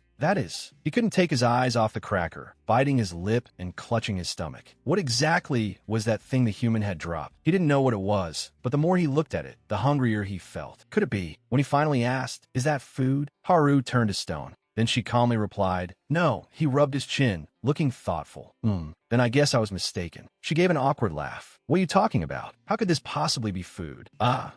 Inside, she felt incredibly relieved. She hadn't expected this kid to be so dumb he couldn't even recognize food. This kid is definitely a first-rate idiot. Looks like changing the subject should be easy. Suddenly, he bristled with killing intent and roared angrily, "Liar! Did you think I believe what a human says?" Haru's eyes went wide, while he kept ranting, "If you think I'll trust you, then you're seriously mistaken. Because every single word humans say is a lie." Haru clutched her head, full of regret. "I was so wrong. He's even stupider than I thought." Seeing her reaction, he thought to himself, "Now I'm sure of it. The way she reacted proves that thing really is food, and food is exactly what I need right now. If she won't cooperate willingly, then I'll have to solve this by force." But before he could carry out his plan, the girl suddenly offered him some of her food. "Here, exactly half. I can't give you any more than that. I'm only specially sharing it because you look that hungry." He took the piece of cracker, his heart full of suspicion. Why is she kindly sharing food with me? Doesn't she know that if she gives some to me, she'll have less for herself? Taking a loss? Don't be ridiculous. Haru held up 4 fingers, her tone allowing no refusal. "You'll have to pay me back 4 times over, got it? Don't you dare forget." Seeing right through the little girl's scheme to demand 4 times as much later, he casually agreed. "Got it." While chewing the cracker, he came to a bitter truth, black as unsweetened coffee. Humans really are a cunning species. After eating and regaining some strength, he looked ready to slip away, so Haru couldn't resist asking curiously, "Where are you going?" "Me?" he answered curtly. "I've finished eating, so now I'm leaving human." Naturally, Haru wasn't about to miss the chance to pry, so she hurried after him. "What? Where could you possibly go in a situation like this?" "I live in this area, so I know it well. I guarantee that aside from places surrounded by monsters, you have nowhere else to go." He stopped so abruptly that Haru couldn't dodge in time, and her poor nose slammed right into his sturdy back, hurting enough to make her tear up. "Why did you suddenly?" He turned around. his expression calm. You know this area well? Haru nodded rapidly, putting on an expert air. Yeah, I grew up around here. Hearing that, he immediately asked, then do you know where the subway station is? Under the blazing sun, the two small figures carefully made their way through the desolate ruins. Haru felt a bit wronged inside and silently cursed. How did this end with me guiding this idiot around? If I'd known, I never would have shared my cracker with him. Seriously, I'm so stupid. But then she recalled that when she asked why he wanted to go to the subway station, he had answered firmly, because it's safe there. It's where the necessities for our survival are gathered. There's a route that lets us move around without being detected by monsters. More importantly, inside the subway, it's very hard for monsters to detect humans. He pointed down at the ground, his eyes resolute, as though he had discovered the truth of life itself. As Haru trudged along leading the way, she muttered inwardly, this kid is seriously weird. He talks like he knows everything, yet at first he didn't even recognize a cracker. I am speechless. We're here. Haru looked around, trying to find familiar signs. I'm sure it's somewhere around here. Standing behind her, he spoke in a voice full of suspicion, looking like he'd sooner sell his house than believe her. Are you sure it's here? I heard the subway is underground. I knew it. You're lying to me, aren't you? Those naive words made Haru so mad she could explode. Anyone can see this isn't the subway station. I'm trying to find the entrance. Just wait here a second. I'll go over there and look. I'm sure I'll find it. She had just turned around when a gaunt face with wild, bristling hair suddenly pushed itself right up to hers. Haru turned deathly pale, hurriedly covering her mouth with her hand to suppress a terrified scream. Hong Bom spoke, sounding a little surprised. I sensed some movement, so I came over. I didn't expect there really would be people talking here. Still wearing his usual cold expression, the young man asked, Who are you? Hong Bom raised an eyebrow, his tone carrying a hint of reproach. Young man, that's rather rude. We can introduce ourselves later. Follow me first. Haru's curiosity immediately flared up again, and she asked, Where are we going? Hong Bom glanced back and gave a mysterious smile. Isn't it what you're looking for? It's right here. Then the two followed Hong Bom through a ruined corridor, heading straight for the elevator leading down to the underground subway station. It was the first time he had ever seen a scene like this, and he was so shocked he could only gape in silence. Haru, on the other hand, was the complete opposite. She cried out excitedly, Wow, there's so many people here too. I had no idea everyone was hiding down here. The underground atmosphere was strangely lively, with people gathered in groups of 3 to 5, chatting noisily. Hong Bom recalled with emotion, I will never forget that moment. Who could have imagined those monsters would appear without the slightest warning? In the blink of an eye, the whole city was overrun by them. People scattered in all directions, trying to flee. At that time, I knew there was nowhere left to hide, because monsters were everywhere. But luckily, I followed the crowd as they ran and found this shelter. Finding this place was pure luck. From time to time, I go up to the surface to look for medicine, but aside from you two, I've never met anyone else. The young man remained wary, his sharp gaze sweeping the area like a scanner. At first, he had planned to settle down at this subway station, but he hadn't expected there to be even more humans here than he imagined. He saw all kinds of people, the weak, with no ability to resist, muttering in despair, I'm definitely going to die here. I am doomed. The monsters are going to find me. There were also thugs who specialized in bullying the weak, arrogantly shouting, Hey, skinny monkey, move aside. And in one dark corner, there was even a figure wrapped head to toe in a black cloak, motionless like a wax statue, enough to send chills down anyone's spine. The more people there were, the greater the risk. But strangely enough, no one here made him feel uneasy. His instincts told him he could smell danger, just like when facing the monsters on the surface or his old man. But here, absolutely no one gave off that same dangerous killing aura. Maybe staying here temporarily wouldn't be so bad. At the very least, none of these people could harm him, even if they were willing to risk their lives trying. Hong Bom cleared his throat, breaking the silence.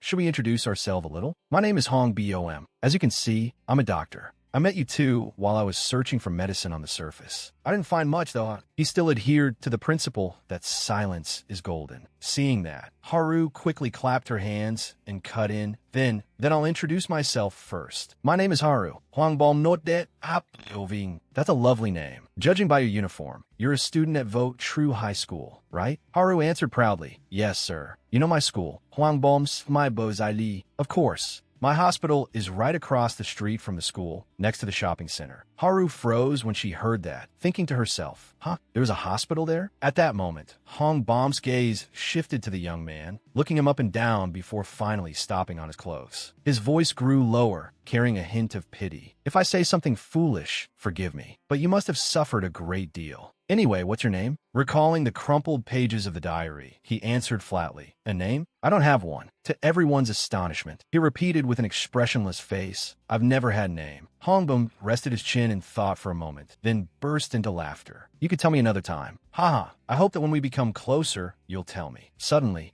a red-haired man came running over in a panic, shouting, Doctor, I think the situation's gotten worse. The three of them hurried after him and saw a blond young man clutching his stomach, writhing in pain, his whole body trembling. You're finally here. Hong Bom's eyes fixed on the blood-soaked bandage. And he muttered, just as I expected, the wound has worsened. Last time we managed to stop the bleeding temporarily, but it seems the injury is deteriorating faster than I thought. If we don't operate now, he'll die from infection. As he spoke, Hong Boeum opened his white coat, revealing a full set of medical tools, and declared decisively, we have to operate immediately. I'll sterilize the wound. Watching his busy figure, the young man sank into thought. A doctor? He remembered secretly reading one of his father's books, which mentioned that profession, a job where people are saved in exchange for money. If that's the case, then in times like these, he couldn't stop himself from coldly asking, what are you taking in place of hospital fees? 6 pairs of eyes instantly turned toward him,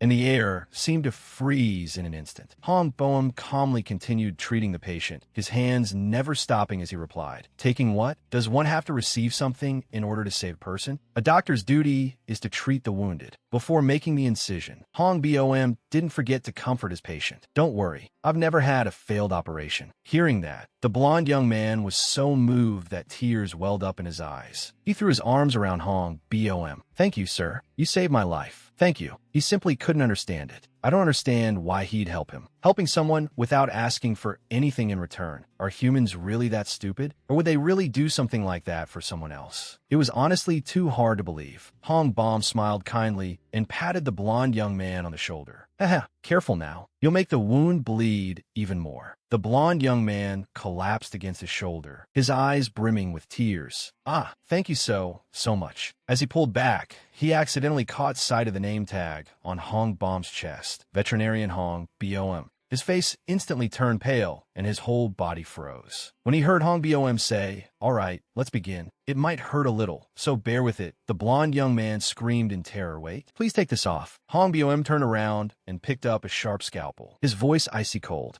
I can't do that. If you start struggling while I'm operating, that would be bad news. The blond young man was so frightened his face was drained of blood. He stammered, wait, you're a veterinarian. Do you really know how to do surgery? Huang Bom's my gone feed in. Of course I do. It's no big deal. Fundamentally speaking, humans are animals too. Haha. Hearing that, the blond young man looked as though he had seen a monster and cried out in despair. Let me go. Hong Boeum remained calm, doing his best to soothe him. Calm down, young man. If you keep thrashing around like that, it's dangerous. You'll only make your condition worse. I need anesthetic. The red-haired man, standing beside him, hurriedly replied, we don't have anything like that. Hong Boeum looked around, picked up a brick from the ground, and grinned. Oh, here it is. Then he swung the brick in his hand and brought it down on the blond young man's head, ignoring the other's tearful pleas. Please spare me. He watched the entire process, and once again confirmed his original conclusion. Looks like I was wrong. Humans are extremely dangerous, basically walking red lights. Squatting in a corner, he let out a long sigh of relief. Phew, it's finally a little quieter. Leaving was the right choice. There was no reason for me to care about that scene. He lifted his head and looked at the sky, then lowered it again to stare at the crumpled photograph in his hand. What should he do now? The only clue he had was the photo his father had left behind. It was a picture of him as a child, and on the back was a note, Mother is still alive. That was it. He didn't have enough clues to find his mother. He was truly at a dead end. But whenever he looked at this photo, he felt a strange unease, because in the background were bizarre plants that looked as though they came from another planet. Those flowers had thick, sturdy brown stems, with small leaves growing close to the ground. Even back in the basement, he had found them very strange. So he had looked through books on flowers, but hadn't found any information at all about the species in the photo. If this flower only grew in certain locations or environments, he might be able to figure out where the photo had been taken. To do that, he first needed to find someone who could identify this flower. An annoying fly buzzed past. This photo was the only clue he had, so he had to make sure he didn't lose it. Without even turning around, he casually snatched the fly out of the air and crushed it. Looking at the flattened fly corpse in his hand, he instinctively stuck out his tongue and tasted it, then frowned at the awful flavor. On the surface or underground, they tasted equally terrible. He decided he would ask everyone he met whether they recognized the flower. In another corner of the station, everyone had been herded together. One underling ran up to report to the boss in the black coat, who stood with his back to the crowd, striking a cool pose. "Boss, I've gathered everyone." The boss slowly turned around, revealing a long, vicious scar across his face, and spoke in a hoarse voice. "Begin. Bring them all here. If they refuse, use force if you have to." The crowd below immediately began to murmur, their faces full of fear. "Why have you gathered us here? I have something to say. This is getting more and more ridiculous." A curly-haired young man, who looked fairly tough, raised his voice and demanded, "What gives you the right to gather us here? What right do you have to force us without explaining anything? Are you even listening to me?" The boss merely shot him a glance, and the curly-haired young man's bravado instantly collapsed. His face went pale with fear. The boss slowly walked toward him, grinding his teeth as he growled. "I can see into a person's heart. I can sense the thoughts they're hiding. I can see it in their eyes." Through the shrinking pupils of the curly-haired young man, he seemed to see the depths of his fear. That pretense of strength was only there to hide the weakness inside. The curly-haired young man broke out in a cold sweat and stumbled backward, stammering, Don't come any closer." Then the boss drove a devastating punch straight into his stomach, and a young man screamed in agony. The boss coldly declared, "But in front of me, it always reveals itself." The curly-haired young man was sent flying and collapsed onto the ground. The surrounding crowd could only stare. No one dared utter a word, much less help. The boss strode over, sneering as he grabbed the curly-haired young man by the collar and hauled him up. "That's right. This is exactly what I want to see. Show me more." At that moment, the curly-haired young man looked like a pitiful beast trapped in a cage. Every dark corner of his heart laid bare before the other man.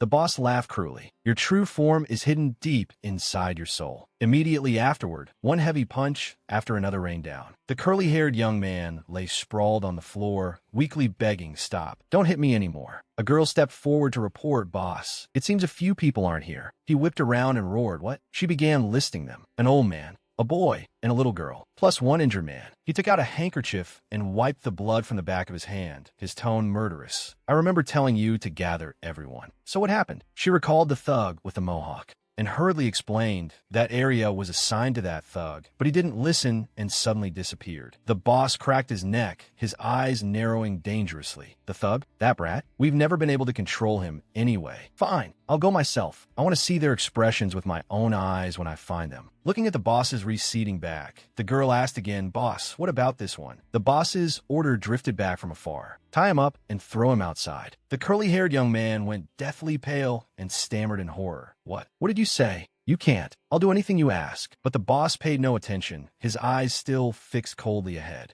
He struggled to crawl up from the ground. Did I fall asleep? He had gone days without eating or sleeping, keeping watch against monsters, and he was truly exhausted. The moment he opened his eyes, he discovered that he was in a long, pitch-black tunnel, and panic surged through him. "Where am I? Oh no!" He slapped his head with his hand, trying to force himself awake. He started walking, but suddenly noticed something was wrong. His legs were exerting force, yet strangely he couldn't feel the ground. Is this place trying to swallow me? Cold sweat beaded on his forehead and slid down in drops. No, maybe I've already been swallowed. I'm done for. A mass of spider silk appeared out of nowhere, piercing through the floating drops of sweat and rapidly wrapping around his body. The more he struggled, the tighter the silk constricted. In the blink of an eye, he was wrapped up completely like a cocoon. He screamed in terror and jolted awake, panting as he looked around. Thank goodness, it was just a dream. But why had it felt so real? He widened his eyes and saw 3 strangers standing in front of him. Blankly, he asked, "Who are you?" The boss glared at him and gave his ultimatum. "You have 2 minutes. If you can't get into the central area of the station, you'll be thrown outside." The blond man beside him took the chance to add fuel to the fire. "Best get lost fast, or things are about to get ugly here." When they saw him obediently get to his feet,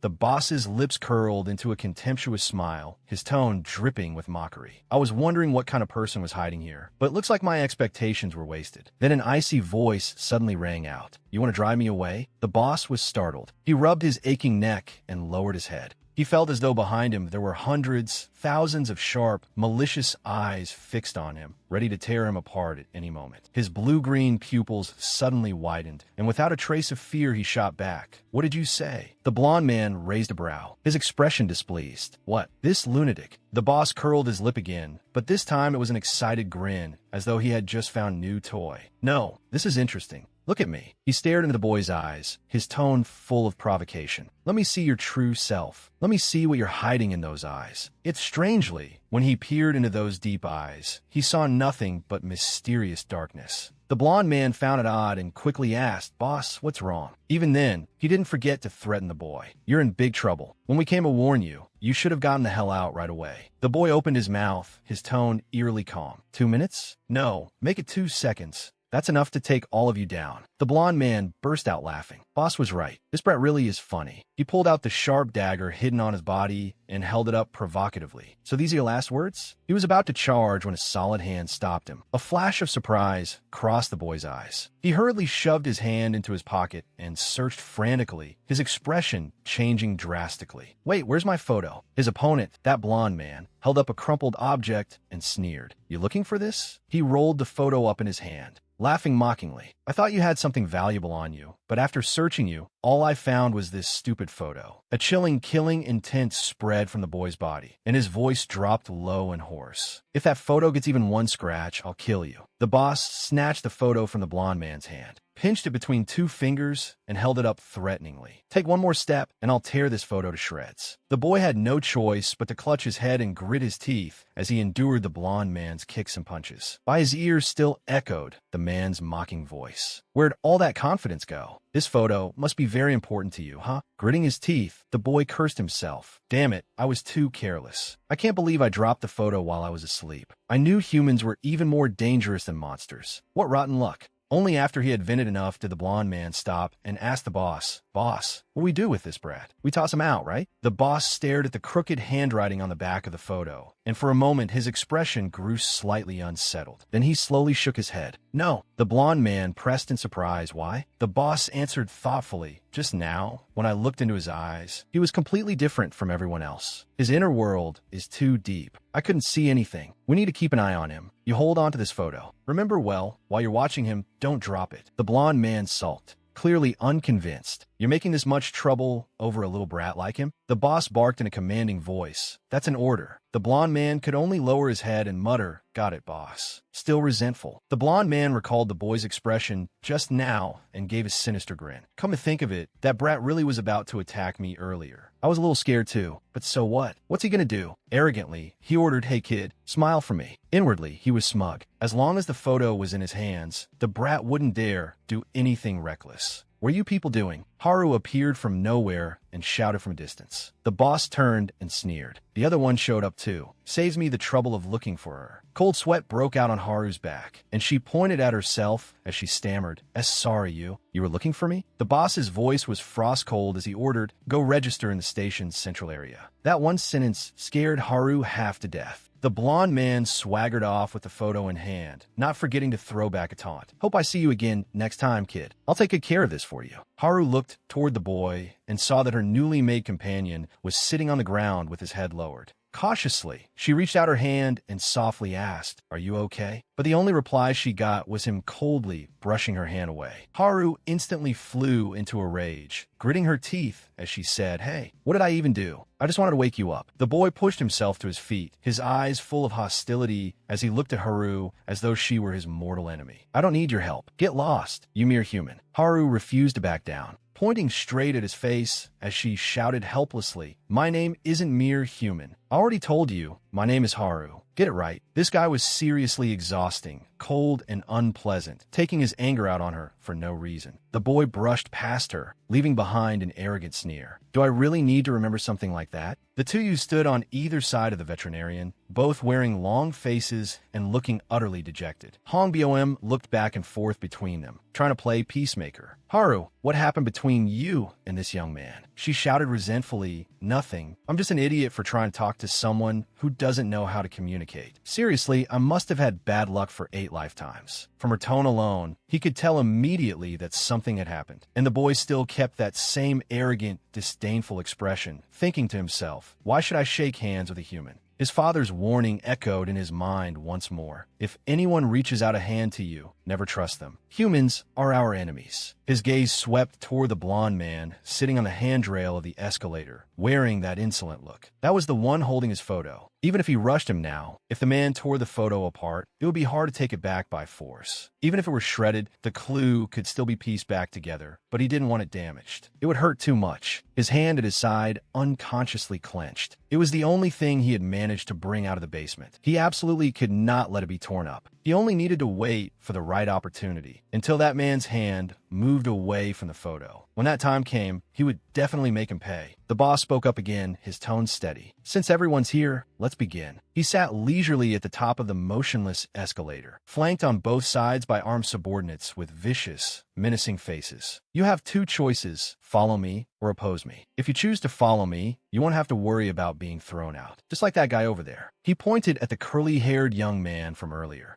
who was now tightly bound like a dumpling, turned into an example to scare the others into obedience. He wanted to cause trouble in the station, the only shelter around here, so I decided to throw him out. Under the astonished gazes of Haru and Hong Byung, the boss continued his lecture. If you choose to follow me, at the very least you won't be treated as resistors or people deliberately trying to disrupt order. At that moment, the blond man riding up on the escalator had nearly reached ground level. The boy stared fixedly at him, his gaze never leaving for even an instant. I won't force you to follow me with violence, but if you do choose to follow me, remember this: my word is absolute. Understood? Everyone looked at one another, then one by one, people started moving. No one dared resist. Even the patient from earlier exchanged a glance with Hong Bom, then quietly slipped into the crowd and headed toward the boss's side. Watching them leave, Hong Bom more or less understood this her mentality. The strong ruled, the weak obeyed. In this lawless world, there was nothing strange about that. The man said he wasn't forcing anyone, but this was still manipulation. Because if they didn't comply, they would end up like that curly-haired young man who was about to be thrown out. Choosing a side was the only sensible way to survive longer. Truly the law of the jungle. But Hong Bom merely curled his lips into a smile. He straightened his tie and confidently walked against the flow of people, looking every bit like a lone wanderer. After living this long, doing something unpredictable once in a while wasn't so bad. If I go over to their side, then when a patient really needs me, I might not be able to help. So even if I'm alone, I'll stay on this side. Haru let out a long, gloomy sigh. Hong Byung looked down at her in surprise. Kid, you're not going over there. Seeing Haru still standing there blankly like a stunned goose, he quickly shoved her shoulder and urged, go on, hurry. If you think staying here is fine, then you're really foolish. Don't be stupid. Haru suddenly laughed, then pointed meaningfully behind him. But mister, I don't think I'm the only fool here.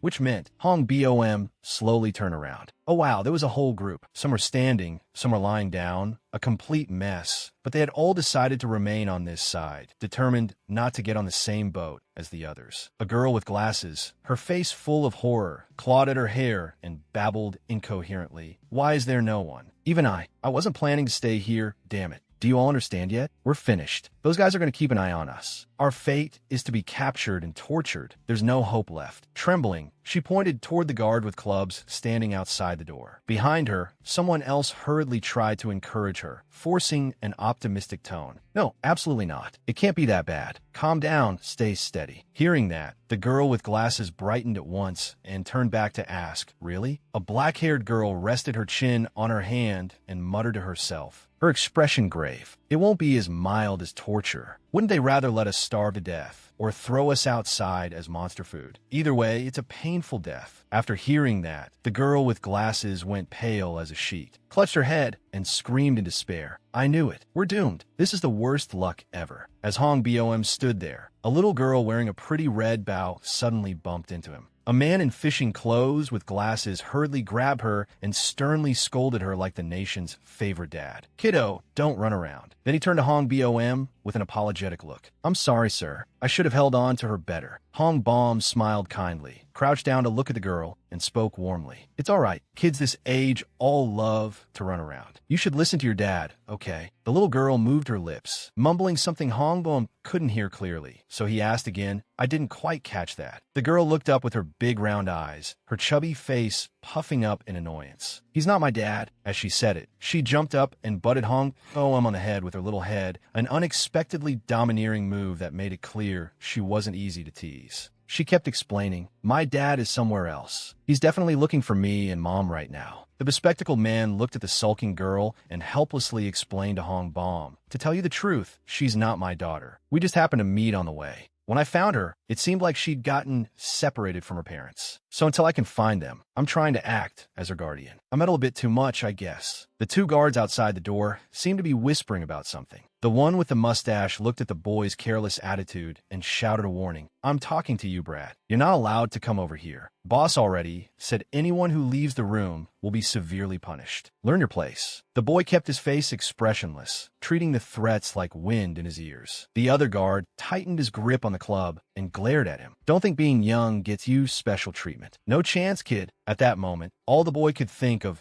was that hateful blonde bastard smugly holding his family photo. Where the hell was that piece of trash? You're dead. In another area, canned food and drinking water were piled high on a table. Everyone stood in two neat lines, patiently waiting. After the self-important man in the suit finished his endless lecturing, he said, all right, take your assigned portions. You'll be checked to make sure you're not taking extra, so don't try anything. When the girl with glasses received her share, a bottle of water and one can, she couldn't hold back her anger and demanded, what? Why do we only get this much? You can clearly see the difference between us and those people over there. This is completely unfair. The man in the suit kept that arrogant, superior look on his face. With an air of condescension, he explained, those are the boss's orders. Besides, you people are just staying in that room. Do you really need that much food? Stop complaining. His words made the girl with glasses grind her teeth so hard she looked ready to devour him alive. Just then, a rich aroma suddenly spread through the air, slipping straight into the nose of the sleeping six-pack guy. His tightly shut eyes slowly opened. Feathered Duster sprang upright, sniffing repeatedly, his eyes shining. I smell good food. Was it finally his time?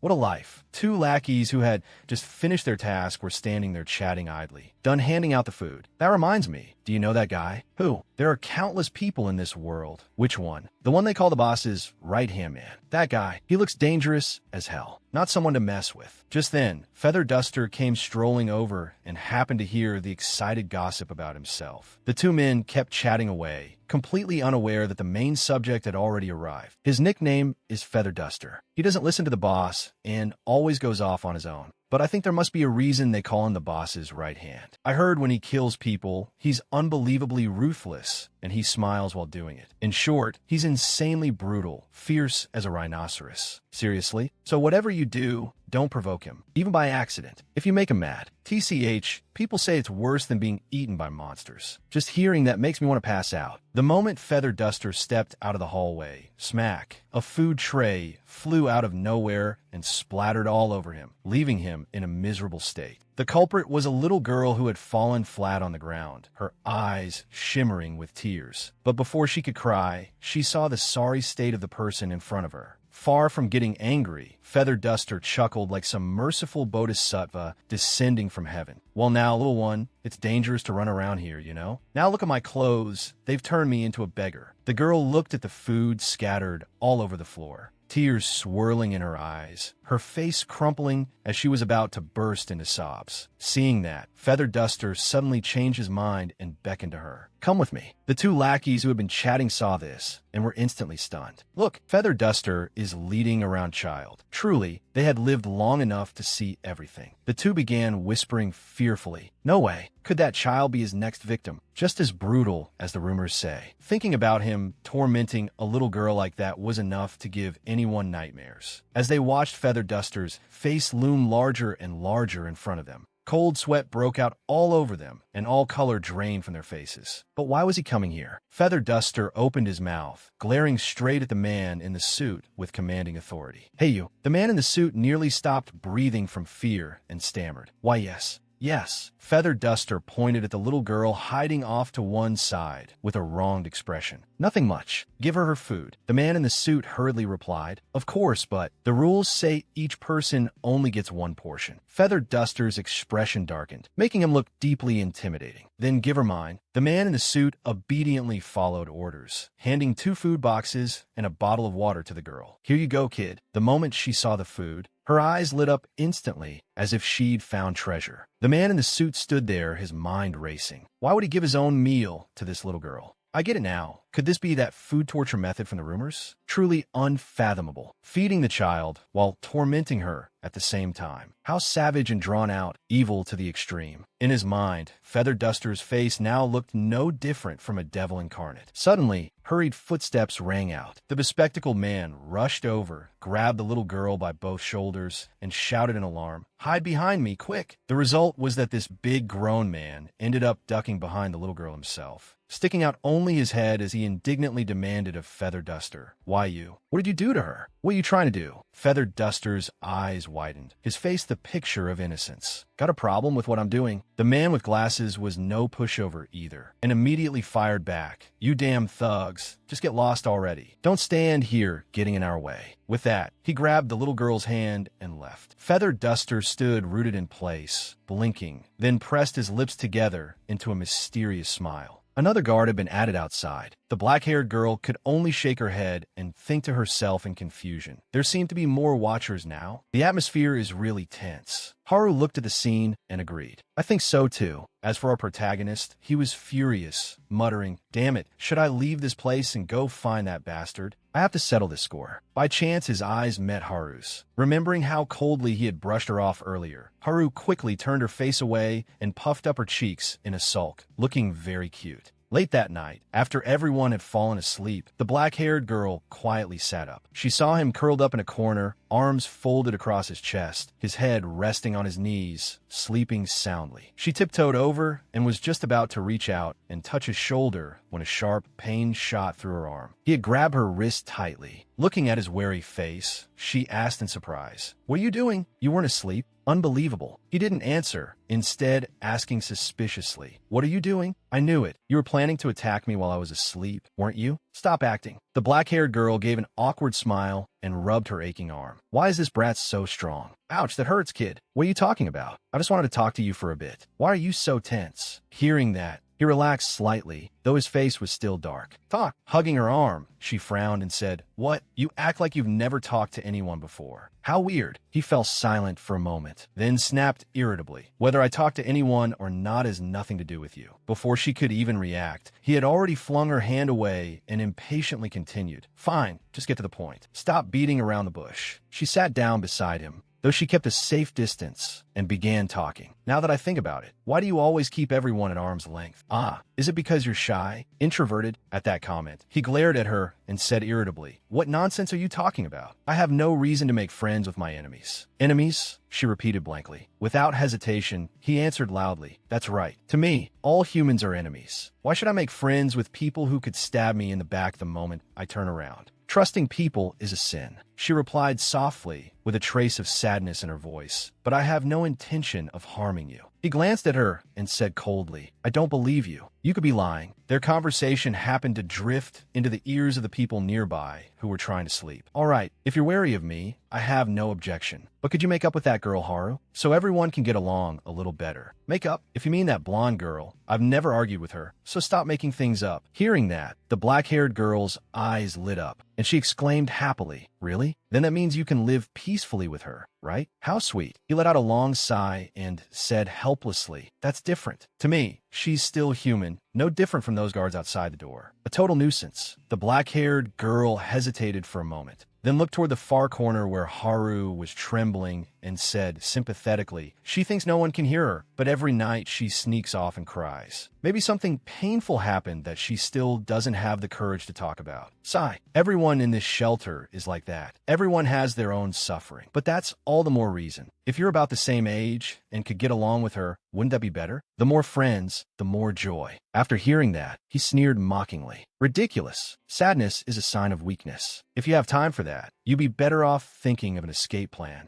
Time is money. The black-haired girl suddenly changed the subject and asked an unexpected question. Have you ever felt sad over losing someone important? The last image of his father, the collapsing bridge, the shattered glasses, and the chain, rose again in his mind. His voice turned firm and cold. No, and I never will, because I don't have anyone important. Not being sad because you have no one important, the black-haired girl murmured softly. It sounded a little lonely, like you're all alone in a dark space. She tried to encourage him, but it's okay. If you die, I'll be sad for you. He shot her a sidelong glance, his voice full of provocation. Quite the performance. I absolutely won't die, and if you die, I won't care either. So don't bother worrying about me. The black-haired girl laughed cheerfully, not offended in the slightest. So cold. She quickly covered her mouth, holding back a sneeze for fear of disturbing everyone's sleep. She stood up and whispered, I've talked too much, haven't I? I won't bother you anymore. Sleep well. He didn't answer, still sitting there with his arms crossed, silently judging. People really are strange. Hard to understand. The girl with glasses had been pretending to sleep this whole time, but was actually eavesdropping. She quietly let out a sigh of relief and thought to herself, better get some sleep. Tomorrow I still have to go chase my idol.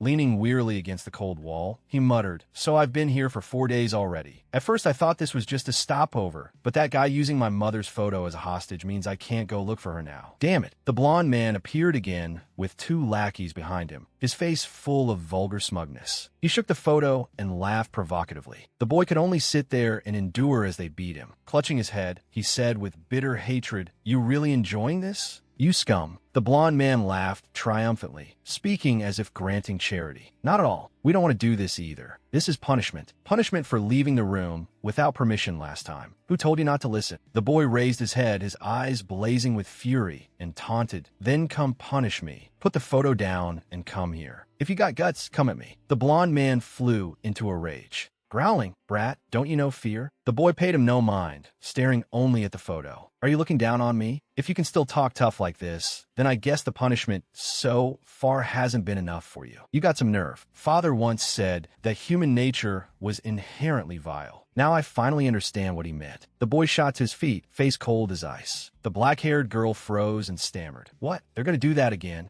It was unbelievable. He passed by each person, saying calmly, Of course, not everyone here is like that. Hong Boeum hurried over, looking worried. Young man, your wound isn't serious. But just to be safe, let me disinfect it first. Better safe than sorry. But he paid no attention and walked straight back to his place, muttering, This is fine. As soon as he sat down, a portion of food was handed to him. The black-haired girl said softly, This is lunch. I picked it up for you. I didn't know when you'd be back. No need to thank me. He took the food and seemed about to say something, but stopped himself. I see. Then, before he could finish, he fell silent again. The black-haired girl teased him curiously. What were you going to say? A secret, sitting cross-legged beside her. He replied expressionlessly, It's nothing. Watching the black-haired girl beside him cough without stopping, he thought to himself, I was about to say that word just now. Forget it. That night, she had said, But I never intended to hurt you. If that hadn't been a lie, he remembered the innocent smile she had worn then. If you die, I'll be sad for you. He thought, maybe this time he could take a gamble. Maybe it was okay to trust her once. Life was like that anyway. Trust or don't trust. Make a clean choice. Suddenly, the tray in the black-haired girl's hands crashed to the floor, and her body fell with it. 2 lunchboxes rolled across the ground. His expression changed, and he looked in alarm at Hong Boeum, who was desperately trying to rouse her. Hey, are you okay? Wake up. Don't scare me like this. Looking at the black-haired girl, trembling on the cold floor, Hong Boeum frowned. Things look very bad. This is bad. We need medicine, but there isn't any here. We'll have to go up to the surface to find some. It was easier said than done. The black-haired girl struggled to sit up, her voice weak. Forget it. Don't risk going up there for me. I'll be fine. Hong Boeum quickly tried to comfort her, his tone urgent. Don't say that. If you don't take medicine, your life will be in danger. This is no joke. Hong Boeum stood there, frantic, muttering to himself. Behind him, the boy asked, What if we can't find the medicine? Will she really die? Isn't there any other way? Hong Boeum was still hesitating and hadn't answered yet when a blond man and several guards by the door shouted loudly, Hey, Doc, the boss wants you. Move it, or you'll regret it. The blond man warily glanced at the boy's eyes fixed on him and let out a soft sigh, holding the photograph in front of his chest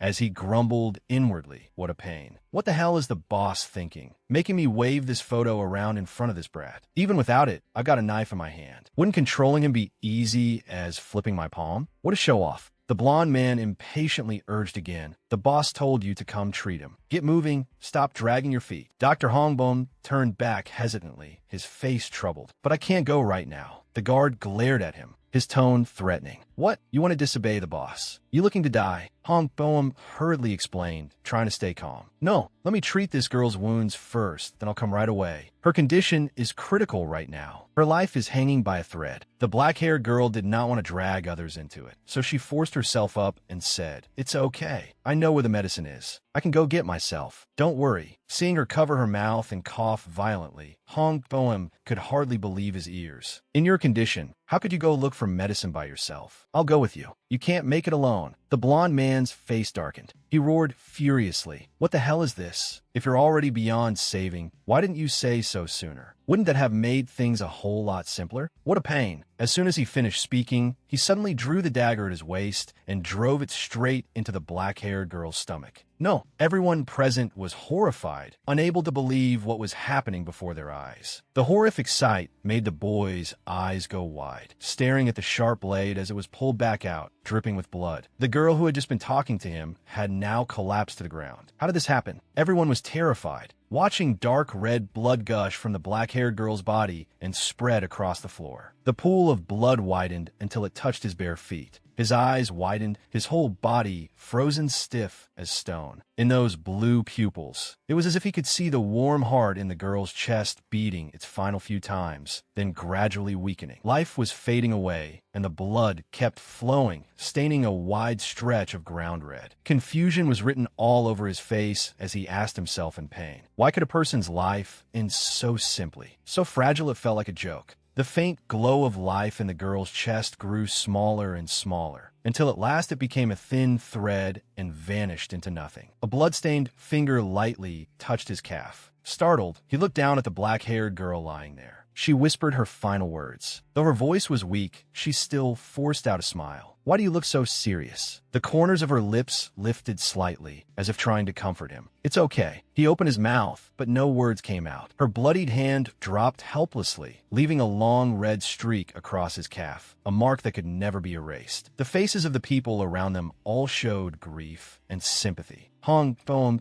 gritted his teeth and cursed under his breath. Damn it! The murderer, the villain who had just committed this monstrous crime, frowned at the blood on his hand and said in disgust, You got my hand all dirty. Hongbom shook with rage. He dropped to his knees and choked out. You killed someone and you can still say that? That's right. Not only are there monsters on the surface, there are monsters down here too. Monsters cruel beyond belief. The blonde man raised the bloodied knife and laughed madly. Old man, you talk too much. I just saved your life. You know that? If that bitch went up to the surface and you insisted on following her, wouldn't you be dead for sure? How could I let you go risk your life like that? You should be thanking me instead. Better she die here than up there as monster food. Call a favor. He noticed the boy standing there with his head lowered, his whole body giving off a dark and terrifying aura, and sneered, What? Scared now? Coward. The boy slowly raised his head. His low, icy voice sent chills down the spine. Aren't you holding my photo? His blue eyes flashed coldly as he stared at the blade still stained with blood. Only then did the blonde man suddenly remember. He hurriedly turned to look and found the photograph lying on the ground. Embarrassed, he said, I must have dropped it when I pulled the knife. The boy bent down and picked up the photo. The blonde man curled his lip, trying to act tough. He could feel the thick, killing intent coming off the boy, but relying on a knife in his hand, he still provoked him arrogantly. What? You wanna? Before he could finish, the boy moved in the blink of an eye. Just as the blonde man opened his mouth to finish the words attack me, the boy's face appeared right in front of him at lightning speed, along with an answer that made everyone's skin crawl. Yes. He slammed his head hard into the blonde man's face, with enough force to send the knife flying from his hand. Before anyone could even process what had happened, the boy landed lightly, then immediately drove a crushing punch into the blonde man's face, sending him flipping through the air. Spinning gracefully, he touched the ground with the tip of his foot and shot forward again, following with another punch, as if the man's head were about to come off his neck. Then he grabbed the blonde man by the collar and hoisted him upside down. The whole sequence was clean and decisive. Before the knife had even hit the ground, the boy boy had already caught it neatly in his other hand. Under everyone's horrified gaze, the blade spun artistically between his fingers. He pressed it straight to the blond man's throat, and blood began to bead there. His eyes looked as if they wanted to burn the whole world to ashes. But in the end, he changed his mind and only rested the knife against the man's neck. He ground his teeth together, his hand trembling as it gripped the collar, blaming himself for how weak his opponent was. Even after being attacked, this man had not managed to react at all. Damn it, if I'd known he was this weak, I would have snatched the photo back from the start. One small mistake, and everything goes wrong. He lifted the man higher by the collar. The blond man now looked no different from a pitiful chicken.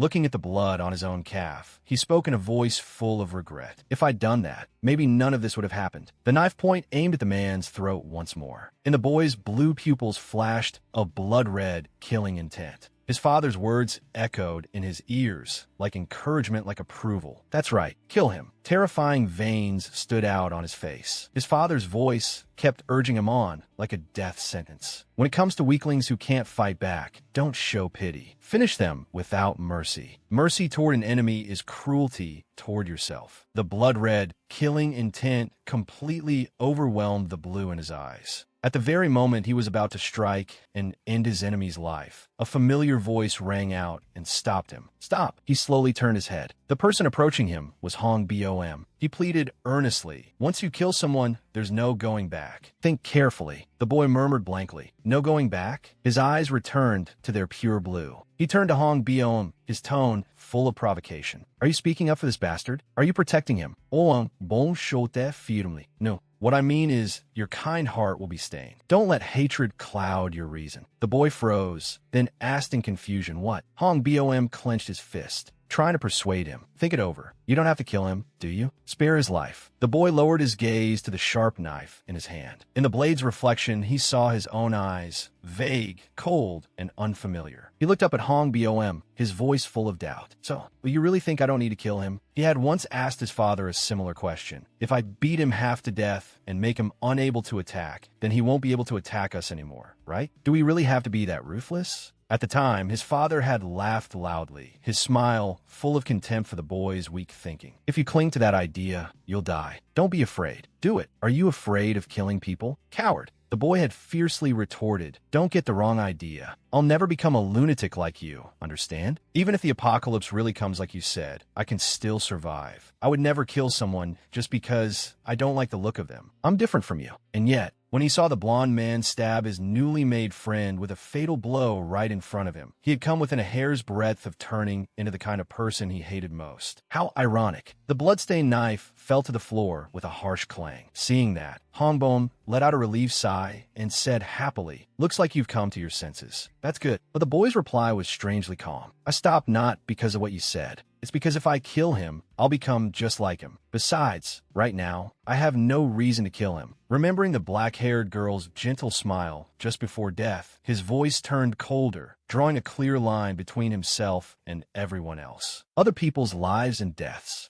have nothing to do with me. He thought again of that mysterious garden filled with strange flowers. No matter what, whether he killed this man or not had nothing to do with finding his mother. So all this pointless business. Another guard saw that the boy seemed distracted and thought he had found a golden opportunity. He tried to attack from behind, muttering, he doesn't have a knife anymore. Perfect chance. The wooden club was raised high, ready to come crashing down. The boy did not even bother to turn around. He casually yanked the blond man over to use as a shield, taking the heavy blow in his place. Then he threw a backhand punch at the sneak attacker, sending him spinning through the air before he crashed at another guard's feet. That guard went pale with fear, hurriedly bent down to pick up the photo and try to offer it back to the boy. Killing intent flared from the boy again, and his voice was icy. What are you trying to do? Want to die? The guard raised the photo with trembling hands and stammered, this is your precious photograph, right? Please spare me. Barefoot, the boy slowly walked toward him, his voice a cold threat. What exactly do you want? The guard stiffened, then quickly pulled out a handkerchief and carefully wiped the dirt off the photo, before presenting it with both hands and saying obsequiously, nothing at all. Please, take it and keep it safe. I absolutely don't dare mean anything else. His hands trembled violently as he held out the photo. Everyone else in the room held their breath. The tension was suffocating.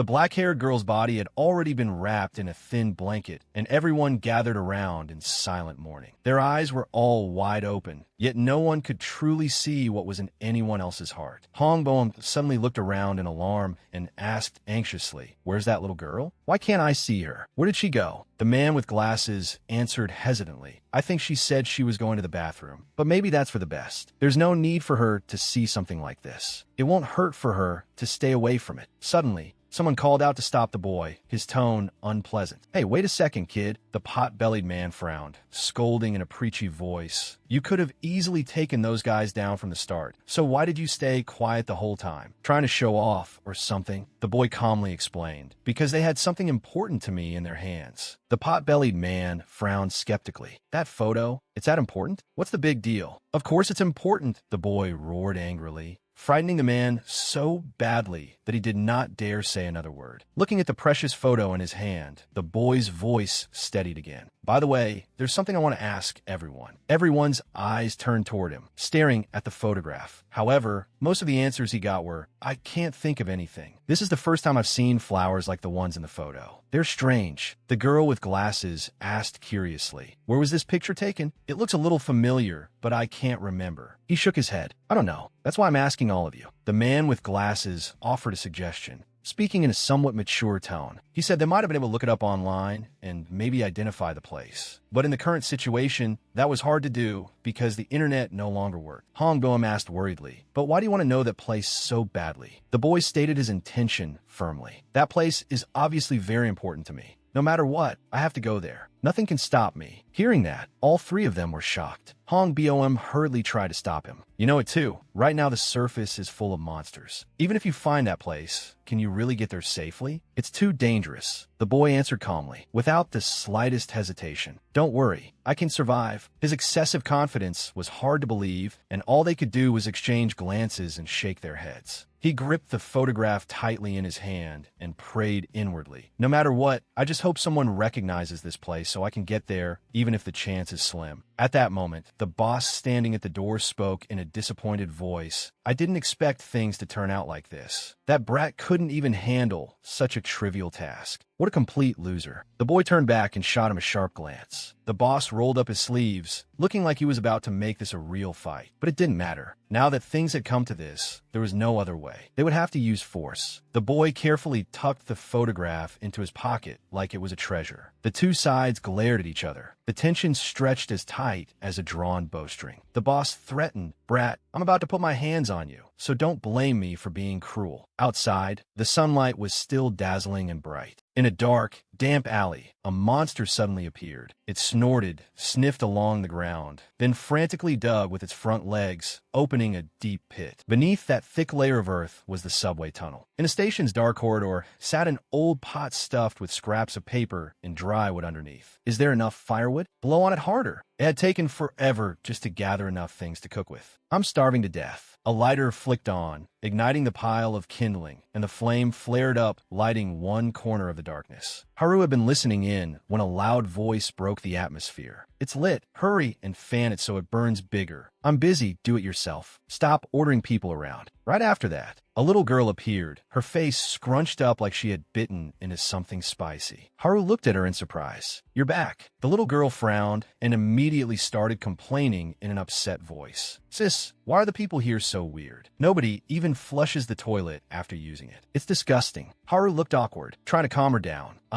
That everyone just been really busy, so maybe they forgot. Besides, I think the water line is broken too. Just wait a bit, okay?" Just then, a man with bandages wrapped around his head came out of nowhere and, in a self-important adult tone, said, "Don't walk around alone. It's late. I'll take you back to where you're staying." Haru shot him a burning glare. He hurriedly raised his hands in protest, wearing an innocent expression. "Come on, it's not like I did anything. It's dangerous everywhere right now. I may have my motives, but I still want you to be safe. That's true love, little sis." Near the cooking area, a nosy bystander glanced over and gossiped. "Are those people arguing again? What a pain. At this hour, and they're still fighting. Suddenly, something strange plopped into the pot. The two young men both leaned in and stared wide-eyed. "Hey, what did you just throw into the pot?" The person beside him calmly replied, "Just stir it and stop asking stupid questions." "I didn't throw anything in." The other man looked confused. "Then what was that? Was I seeing things?" The moment he finished speaking, as if the world were collapsing, dirt and rocks came raining down from above, pouring straight into the soup pot. He screamed in fright, "My God!" then quickly looked up to check, muttering blankly, "What is this? Why are rocks falling from the ceiling?" The ceiling had split open like a spider web, revealing a large hole glowing with golden light. From it, a monstrous head full of fangs poked through, looking utterly ferocious. Elsewhere, our protagonist and the boss were still locked in a tense standoff. The boss began speaking in a hoarse, world-weary voice. "In this apocalypse I've lived through, there are plenty of cold-blooded people. To survive, they'll stop at nothing. You could say their cruelty is no different from monsters. In the normal world, this kind of behavior would be wrong, but in the apocalypse, people like that are everywhere. Now that monsters are swarming the surface, everyone has to fight desperately just to stay alive." One of the lackeys behind him looked worried and hurriedly tried to stop him. "Boss, be careful. That kid looks really strong." Before he could finish, the boss kicked him to the ground and cursed, "Talking is useless. What matters now is catching this brat and restoring order." The boss swaggered forward,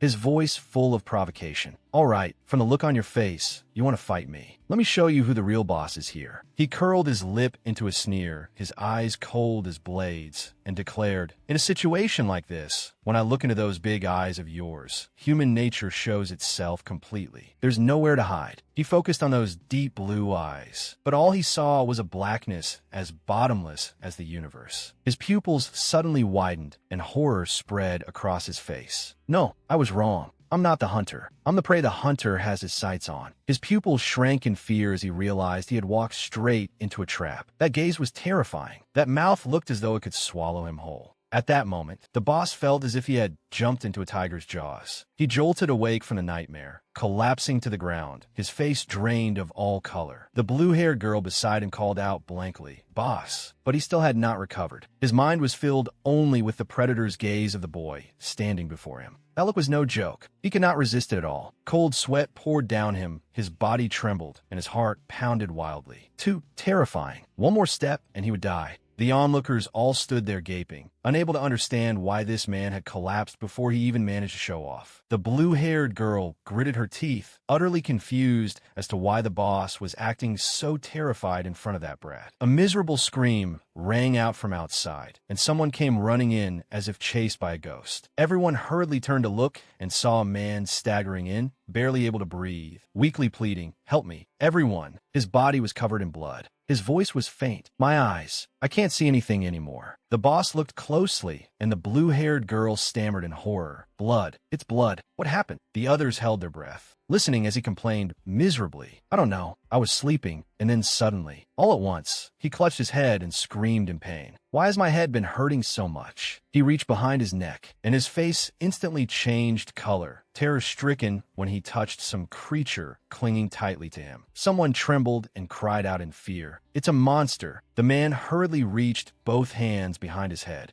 desperately trying to tear the thing off, weeping miserably. "What is this? What's on the back of my head? Somebody get it off me." Suddenly he froze, and then his body convulsed violently like he was having a seizure. Everyone turned pale with fear and did not dare make a sound. The man's glasses shattered, and monster tentacles shot out of his eye sockets like rockets, piercing straight toward the chest of the young man standing opposite him. Amid the noisy chaos, someone shouted furiously, "It's a monster!" The boss reacted fast, grabbing the tentacle and yanking hard before throwing a devastating punch that sent both the man and the monster flying. When the monster crawled out, the boss immediately snatched up an axe. At the same time, the monster transformed into a huge mass shaped like the roots of an ancient tree. Without the slightest hesitation, he swung the axe and hacked it to pieces before it could strike. The entire room fell silent. Everyone stood stunned as they watched this incredible solo fight. Someone timidly asked, "It's dead for good, right?" The boss killed the monster. The boss panted heavily, his eyes still full of worry as he muttered, "Where the hell did that thing come from?" Suddenly, a strange sound rang beside his ear, while the crowd cheered as though they had been given a new lease on life. Amazing. I thought we were dead, but now we're saved. That eerie sound grew closer and closer, like the call of death. Our protagonist noticed it too, and his eyes immediately turned grave. But those brainless people were still cheering wildly. The boss saved us. I always believed in him from the start. Boss is number one. Then, all of a sudden, a gigantic monster smashed through the ceiling vent and crashed to the floor. The vent cover slamming hard onto the ground as well. Everyone in the room froze where they stood. The monster slowly rose to its feet, its savage appearance making their eyes bulge and their hearts nearly leap out of their chests. The huge monster, rough and hulking like a small mountain, stood there with jagged bones protruding from its body. Perhaps because they had hidden underground for too long, the people seemed to have forgotten what fear really felt like. Sweat poured down like a river. One man's glasses had slipped crooked, yet he was too shaken to fix them, only muttering, "Oh God, save me, save me." Or, to put it more elegantly, they had forgotten that horrifying memory, forgotten the feeling of trembling legs and a pounding heart when facing monsters. That deep, instinctive terror made them automatically drop their weapons and shove each other aside in a panic scramble to run. Seeing this crowd of weaklings, the boss gritted his teeth, spread his arms wide, and ordered, "Everyone fight. Kill it." Without another word, he blocked the doorway and sealed off the retreat, refusing to let anyone flee. How long are you going to keep cowering and running away like this? How many times is this going to happen? No one dared answer. He pointed at the monster and said sharply, "There's only one monster here right now. We can beat it. We're not the same as before. If we work together, we can do this. Unity creates miracles." The people turned back to look at the giant monster, and some of the fear in their eyes faded. Perhaps because they had just watched him kill one with their own eyes, their deep-rooted terror was shaken by his commanding words. One person enthusiastically responded, "We can do this. We can kill it. We all just saw the boss take down that other one." Another chimed in, "There's nowhere left to run anyway. We'll die either way, so let's go for it." Someone hurried to pick up a weapon and said firmly, "The boss is right. He's absolutely right." The blue-haired girl and the two who had just spoken stood together, their fighting spirit blazing as if it might set the whole room on fire. "We'll use our own strength to kill that monster." The others seemed to draw strength from them too, their eyes flashing with the will to resist, no longer quite so afraid. In that moment, they bravely faced reality. From then on, monsters would no longer be just a psychological nightmare to them. More precisely, this was the first time they had ever faced monsters with such firm resolve. A resolve ready to risk death, without fear, and with a faint spark of hope, even if that hope was as thin as smoke. Gurgle, gurgle. The boss suddenly made a strange sound, almost like a chicken choking. The blue-haired girl quickly urged him, "Boss, give the order. Boss." The boss's eyes rolled back, and blood streamed from his nose. The people who had only just regained a little courage were instantly scared out of their wits by the sight. "Be boss." The boss's head jerked violently to one side, the axe clattering to the ground, his feet dangling in the air in a pitiful state. As for the monster he had hacked to pieces earlier, it had now vanished without a trace. A tentacle slowly emerged from his mouth, wriggling like an earthworm. At some point,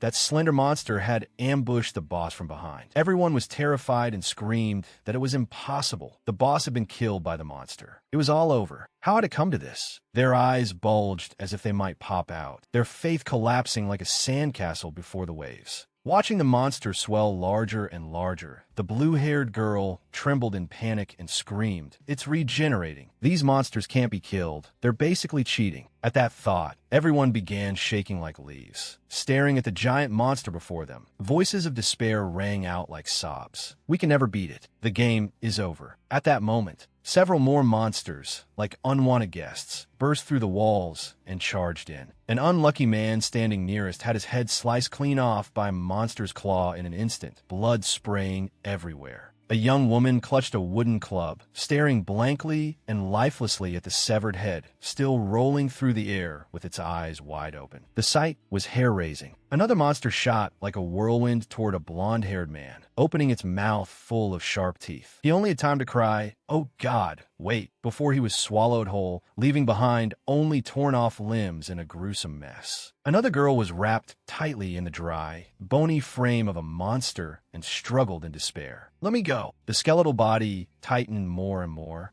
and the monster bent slightly and swallowed her body whole. The holes in its back sprayed bright red liquid like a rain of blood over the surroundings, drenching the room red in an instant and creating a scene even more horrifying than a horror film. Extreme terror engulfed the remaining people. They were like lambs before a pack of starving wolves. The scene of death and chaos was utterly tragic. Our protagonist stood there silently, watching everything with heavy eyes. The people still in the room screamed miserably, their wails echoing everywhere. The pot-bellied man, pale as a sheet, said anxiously, "This is bad. It's only a matter of time before the monsters kill us. There's nowhere left to hide." The man with glasses suddenly remembered the little girl, his face filled with panic and extreme fear. He was about to rush off to find her when Hong Bom grabbed his arm and stopped him. Hong Bom shouted sternly, "What are you thinking?" The man yelled like someone whose tail had been stepped on. "Let me go. The children are still outside. We have to go find them." Hong Bom looked grim, his voice full of pain. "But if the monsters came down from the entrance above the tunnel, then the children up there have probably already." The thought hit the man with glasses like a bucket of ice water, and he collapsed to his knees, utterly shattered. "No, it can't be." He clutched his head and cried out in despair. "God, why did it turn out like this?" A figure then flashed past like lightning, and the man hurriedly looked up and shouted, "Hey kid, wait, where are you going? Don't do anything reckless." But the boy did not stop, continuing forward without hesitation toward that blood-soaked corridor. His disregard for danger stunned everyone speechless. Hong Bom rushed after him to stop him, trying to play the hero, but he was already too late. The boy had already thrown himself into that realm of death and chaos like a member of a suicide squad. The people in the room could only watch him anxiously, while his own gaze remained sharp and unwavering, fixed straight ahead. Upstairs, a monster was sprawled over a man's corpse as though savoring a bloody feast. 3 people were hiding under a cabinet. The little girl so scared that tears and snot ran down her face. Haru quickly motioned for silence and warned tensely, "Don't make a sound. You'll give away our position. Silence is golden." The little girl was so frightened she immediately held her breath. Haru looked at the little girl, trembling, and whispered guiltily, "I'm sorry, but I don't have the strength to look after anyone else right now. We'll all just have to pray for our own luck." She clenched her hands tightly, trying to control her trembling, thinking that although they had managed to hide here during the chaos, if they were found, they would definitely die. If luck was against them, there was nothing to be done.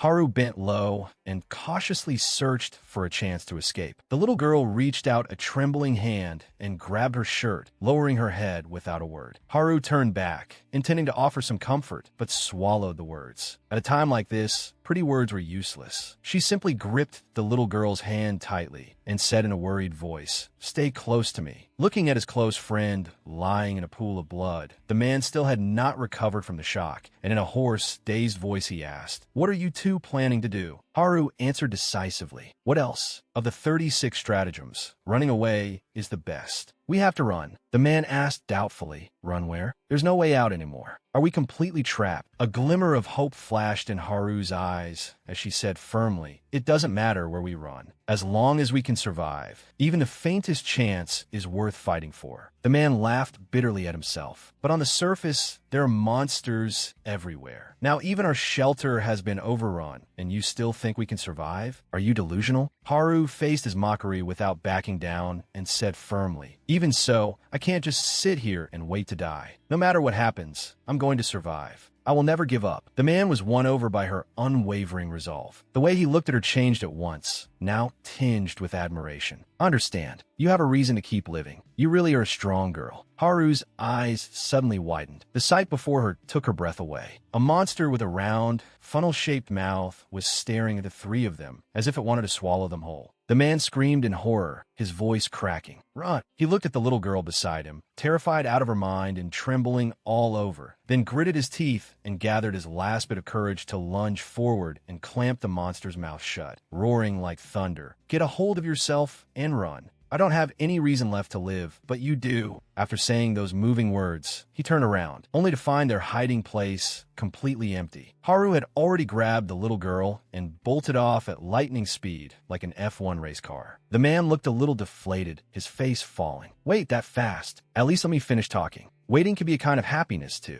A blinding light suddenly flashed from inside the monster's mouth, followed by the man's agonized scream. But Haru kept running for her life without daring to look back. She was truly terrified. Downstairs, although they had just gone through a catastrophic nightmare, the will to resist had been lit and would not be easily extinguished. The brown-haired guard and the blue-haired girl fought like valiant warriors, repeatedly striking the monsters with an axe and knife, every blow drawing blood. But the more the blue-haired girl stabbed, the more confused she became. Why were these things like they had hacks enabled? Looking at the countless wounds on the monsters healing on their own, as if by magic. She muttered in despair, "It's still useless." Seeing her companion's giant hammer effortlessly stopped by a monster with one hand, she collapsed to the ground, convinced there was no hope left. She cursed bitterly. Damn it, this game's difficulty is way too high. We can't win. Just then, our protagonist descended like a god. Without a word, he brushed past her and bravely walked toward the monsters. The others stared in shock, mouths agape, thinking, has he lost his mind? Where's he going? The slender monster twisted like a giant python, skewering 2 or 3 people at once, making for a horrifying sight. When it saw him approach, it suddenly stopped, discarding the others and keeping only the original corpse it had parasitized. He lowered his body into a fighting stance, ready to engage. The blue-haired girl, full of doubt, speculated wildly. Is he really planning to fight those monsters? That's no different from seeking death. Or is he trying to strike it rich by taking a risk? Even the boss couldn't kill that monster. Facing the long tentacles the monster shot toward him, he calmly observed them, dodging with the grace of a ballet dancer. His hands flashed out and seized 2 of the tentacles. Then he moved deftly, evading the others storming toward him like a tempest. He weaved back and forth, drawing closer step by step while tangling all of the monster's tentacles into a knot so it could no longer move. Then he circled behind it and, using all his strength, yanked the sharp-toothed head out of the boss's back. Pull it out by the root. Everyone was stunned, unable to believe their eyes. The blue-haired girl murmured, "He actually beat that monster? That's ridiculous, but it's probably still useless. The boss beat it before, too.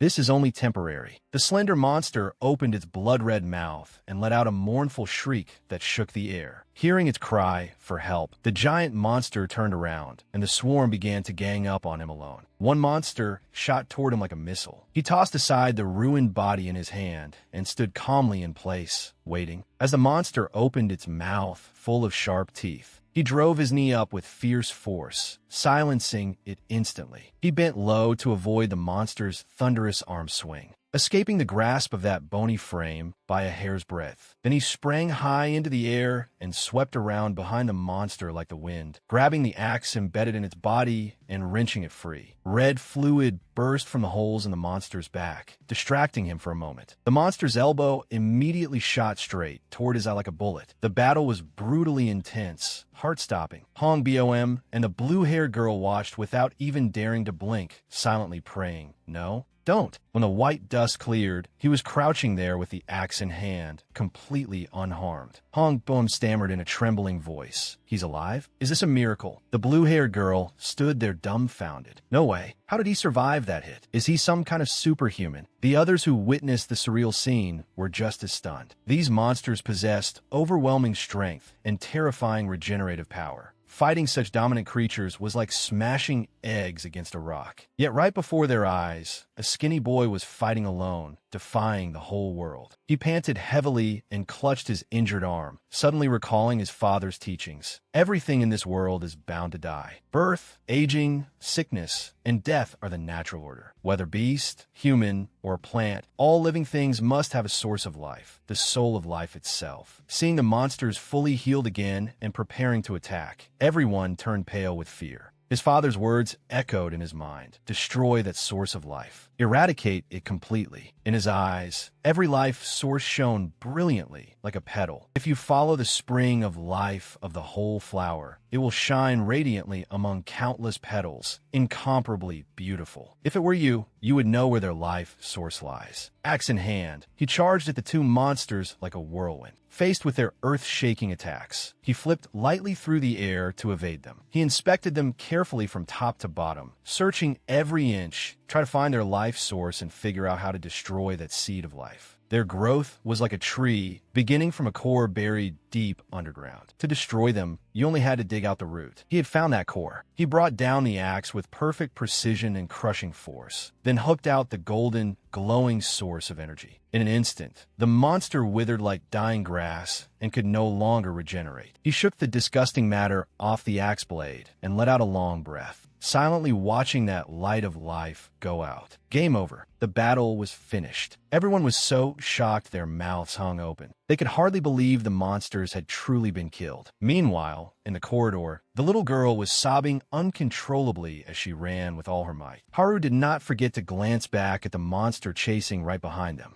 The little girl ran as if death itself were after her, screaming fearfully for her sister. Haru's face was deathly pale, and she did not dare let her guard down for even a second. She looked back at the girl she was pulling along and pushed herself to run even faster. It truly was a race with death. A fierce desire to live flashed in her eyes. I have to survive. As they reached a corner, a monster hidden behind an obstacle lay in wait for the perfect moment. The instant Haru dashed past, it shot out like an arrow. She nimbly used her momentum to leap up, gliding past it as lightly as a feather. When she looked back at the giant monster, it was actually clutching two severed human legs in its hand, a sight so horrifying it blurred her vision with fear. The world spun around her, darkness clouded her sight, and she nearly fainted. Haru forced herself to calm down, took a deep breath, and tried to shake off the dizziness. To Hong Bom's astonishment, Haru returned to the room alone, mouth open and gasping, utterly exhausted. Hong Bom looked at her blankly and asked in surprise, "Huh? You're still alive? And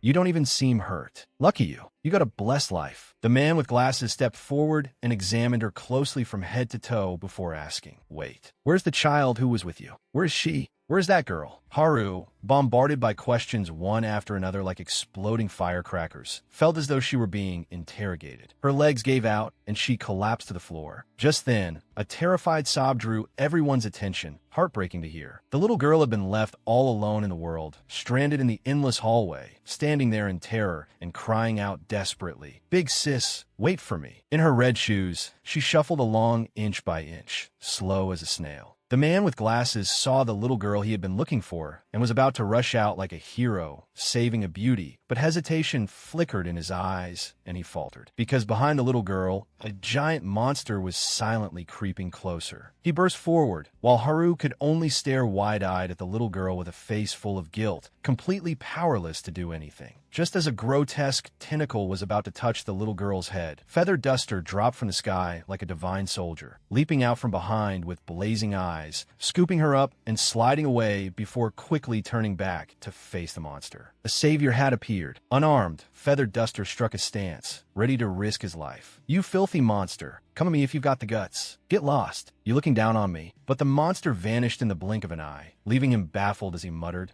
Was it really scared of me? So scared it ran off. Hong Bom said meaningfully, "Too bad it's not what you think. You came all the way here and still haven't figured it out?" Goldfish brain. Recalling how our protagonist had been hunting the monsters alone, he said proudly, "The reason we're still alive is..." A monster opened its red maw to bite down, only for the boy to smash its head with a thunderous blow, snatch away its seed of life, and kill it on the spot. He lowered his head and panted, nearly spent. This was the second one already, but the monsters kept coming one after another, as if there was no end to them. He tilted aside to dodge, head lowered, studying the two monsters before him. Now, there were two more. At this rate, this is bad. The difficulty of this game is absolutely insane. They just keep appearing. How am I supposed to kill them all? If they didn't keep regenerating and new ones didn't keep showing up, I'd have finished them long ago. Trying to gang up on me. Now I have to face 3 at once, and there's nothing left in the terrain I can use. They've completely surrounded me. No way out. One tiny mistake, and I'm dead. If that happens, everyone here will be slaughtered too. What a disaster. I'm already exhausted from fighting. The longer this drags on, the worse it gets. If I keep pushing, I'll probably die. Maybe I should just run. If I can't win, then all that's left is to flee. Get out fast before things get even worse. I could find somewhere else to hide from the monsters. But if I'm not here, these people are doomed. But what do they have to do with me? I have no reason to protect them. In this apocalyptic world, everyone has to be wary of everyone else and put themselves first. That was the unspoken rule. But whenever he thought of the black-haired girl's smile, his heart twisted. He was trapped in indecision, unable to abandon the people here. At that moment, behind him, a monster silently raised its sharp claws. He thought, damn it, this is bad. I slipped up. A moment's carelessness could cost me my life. Though he dodged as fast as lightning, his back was still slashed by the huge claws, the pain piercing him to the core. He rolled across the ground several times, shaking from the pain. His shirt was torn open, revealing a ghastly wound. The monster advanced on him step by step, threatening him, panic rising, heart pounding, and legs unsteady. He had no idea how to keep fighting when suddenly a pair of stylish boots stopped right in front of him. Feather Duster stood before him with a wooden stick on his shoulder, imposing as a young rooster. He got straight to the point without any pretense. I heard what everyone said. You know how to kill these monsters so they can't come back, right? Teach me.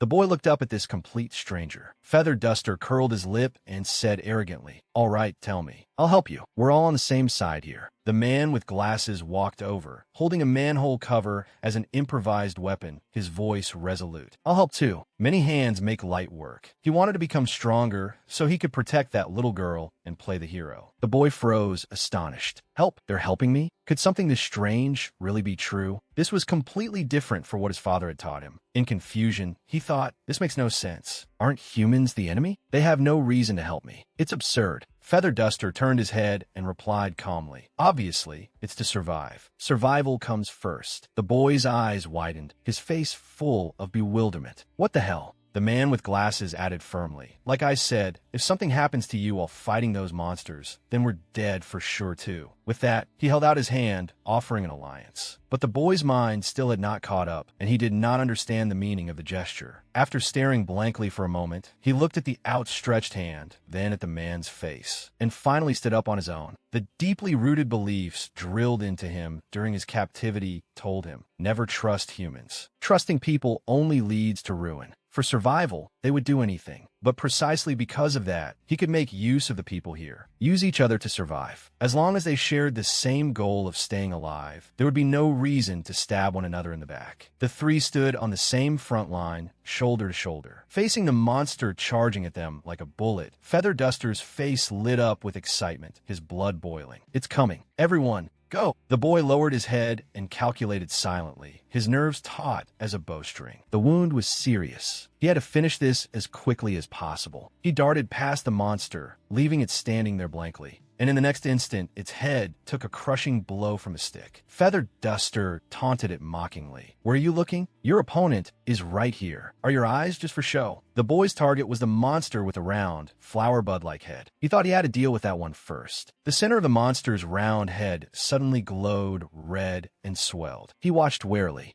A blazing orange-red sphere shot out at lightning speed. He dropped to one knee and dodged low. The instant the axe blade touched the orange sphere, it began to melt, giving off a sharp, burnt smell. He kept rushing forward, while the monster kept firing, launching orange globes as hot as volcanic lava. He dodged like a dancer, closing in step by step. When he reached striking distance and prepared to swing the axe, the monster kicked at him. He twisted aside to evade it, barely avoiding the blow. At the same time, he locked onto the target. Bingo! The weak point is right here. Just as he was about to land the finishing blow, he missed because it dodged too quickly. This monster was no pushover either. It spat out an orange sphere in counterattack. He cursed inwardly. Damn it. It was too close. He was terrified out of his mind, heart pounding, legs shaking, completely unable to dodge. At that very moment, a God-sent hand shoved hard against his chest and knocked him aside. The man with glasses stepped in like a hero, raising an iron shield to block the attack. The part of the shield that touched the red substance began to melt as well. He quickly regained his composure. and while the monster was preparing to fire again, he rushed forward and struck first, ending it fast. Inside the room, Hong Bom stood there blankly, muttering, "I want to help, but I'd probably just get in the way, right? I'm really just useless trash." The girl with glasses beside him was in the same state. Me too. This is awful. That rope monster came back to life as if it had never left, and now it's standing there like a demon blocking the door. Everyone in the room was frozen stiff with fear. The blue-haired girl showed extraordinary courage, gripping a knife as she stepped forward, trembling all over and murmuring, "Boss, boss." She meant to avenge him, to kill it, and settle the score for him. The round-headed monster beneath his axe had already turned into a limp heap of noodles-like rope. The man with glasses turned and asked with concern, "Are you okay? You all right, brother?" Feather Duster's eyes shone like car headlights as he stared at the huge monster, now reduced to a black sphere no bigger than a fist, and shouted in amazement, "So when you kill a monster, it turns into this? That's incredible. How did you do it? I don't want to keep running forever either. I'm sick of it." Seeing him come closer, the boy shifted slightly and answered calmly, "They have weak points. Aim for those and strike the vital spot." Looking at the two monsters in the distance, Feather Duster asked with cat-like curiosity, "How do you find the weak point?" "Please, master, teach me." He answered shortly, "Focus and you'll see it. It's easy." Feather Duster's eyes lit up as if he had grasped the truth of the universe, then immediately misunderstood and blurted, "So if you hit the head, they die. The head's the fatal weak point." He corrected him loudly, "Totally wrong. It's not the head. I don't know how to explain it, but if you're the only one who can find their weak points, then there's only one thing for us to do." The man with glasses and Feather Duster spoke as they bravely stepped forward. "We're all in this together. We'll be responsible for drawing their attacks, so you can strike when they leave an opening. We'll be the bait." But Feather Duster was more fired up than a mad dog, charging ahead like a man possessed. "What bait? I want to kill monsters too.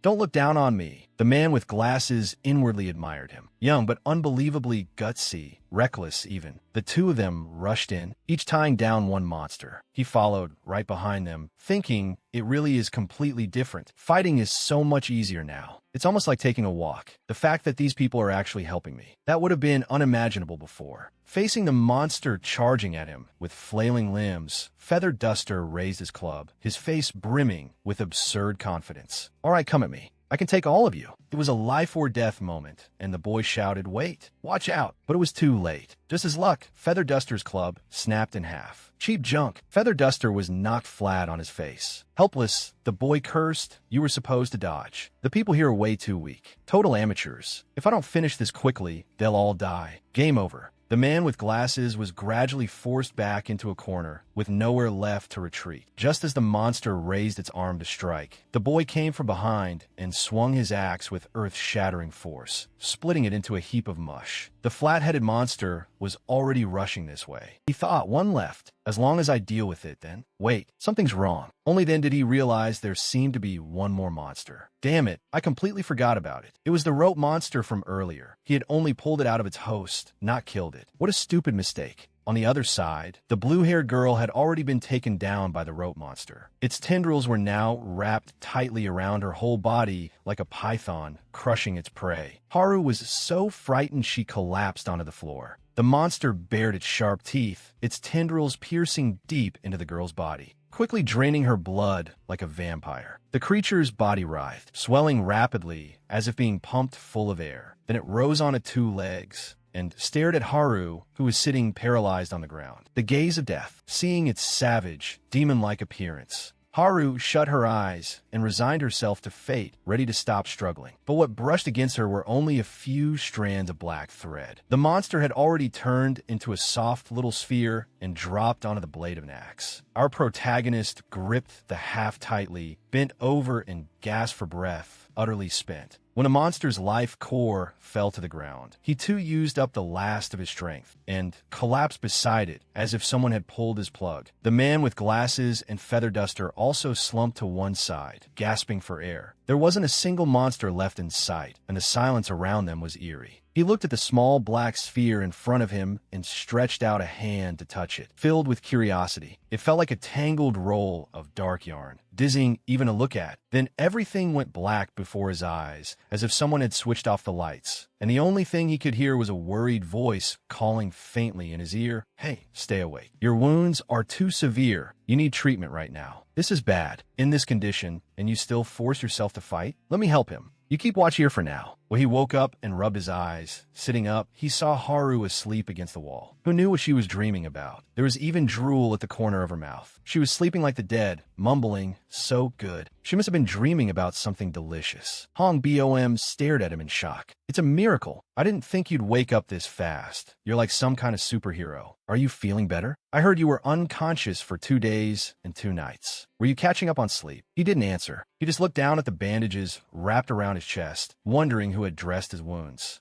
A doctor? Then he raised his hand and decisively tore the bandages off in one swift motion. Hongbom jumped in alarm and hurried over to check, only to discover that the wounds on his back had completely vanished without a trace. He couldn't stop himself from blurting out, "It's completely healed? It's only been 2 days. This is unbelievable." A chill ran through him. He had never seen recovery speed like this before. Could this boy actually be a monster wearing human skin? The man with glasses, his arm in a cast, sat up and said in surprise, "You're awake? I was afraid you wouldn't make it. Thank goodness. Now I can finally thank you. Thank you so much for saving us. You're a lifesaver." He turned his face away and replied coldly, "No need to thank me. I was only saving myself too. It was nothing." Remembering the defiant look Feather Duster had worn earlier, he casually asked, "By the way, that guy who fought with us that day, did he die?" Just curious. Feather Duster, who had been snoring like thunder, suddenly sprang up like a coiled spring and shouted like a village loudspeaker, "Don't go cursing people to death. Don't judge me by how I look. I've got total confidence in my physique, okay? I've even got a six-pack." Before he could finish, he coughed up a mouthful of fresh blood, looking embarrassed. The man with glasses turned to him and said sincerely, "I want to thank you too. But why did you help us? I'm really curious." Feather Duster, trying to suppress his coughing and stop the stream of red syrup from spilling out, answered, "Why help? Because I felt like it. That's all." Hearing the suspicion in the other man's tone, he froze on the spot. "But you don't look like a good person. Your face just looks kind of shady." Feather Duster blinked in confusion, like a cow wearing a bow tie. "Why would you think that? I'm a very kind person, you know." The other man explained his reasoning clearly. "Because all those violent guys were following you, being treated like some kind of idol." Feather Duster jumped as if he'd stepped on a live wire. "I have nothing to do with them. They probably just decided on their own to call me boss. I never planned to join any gang.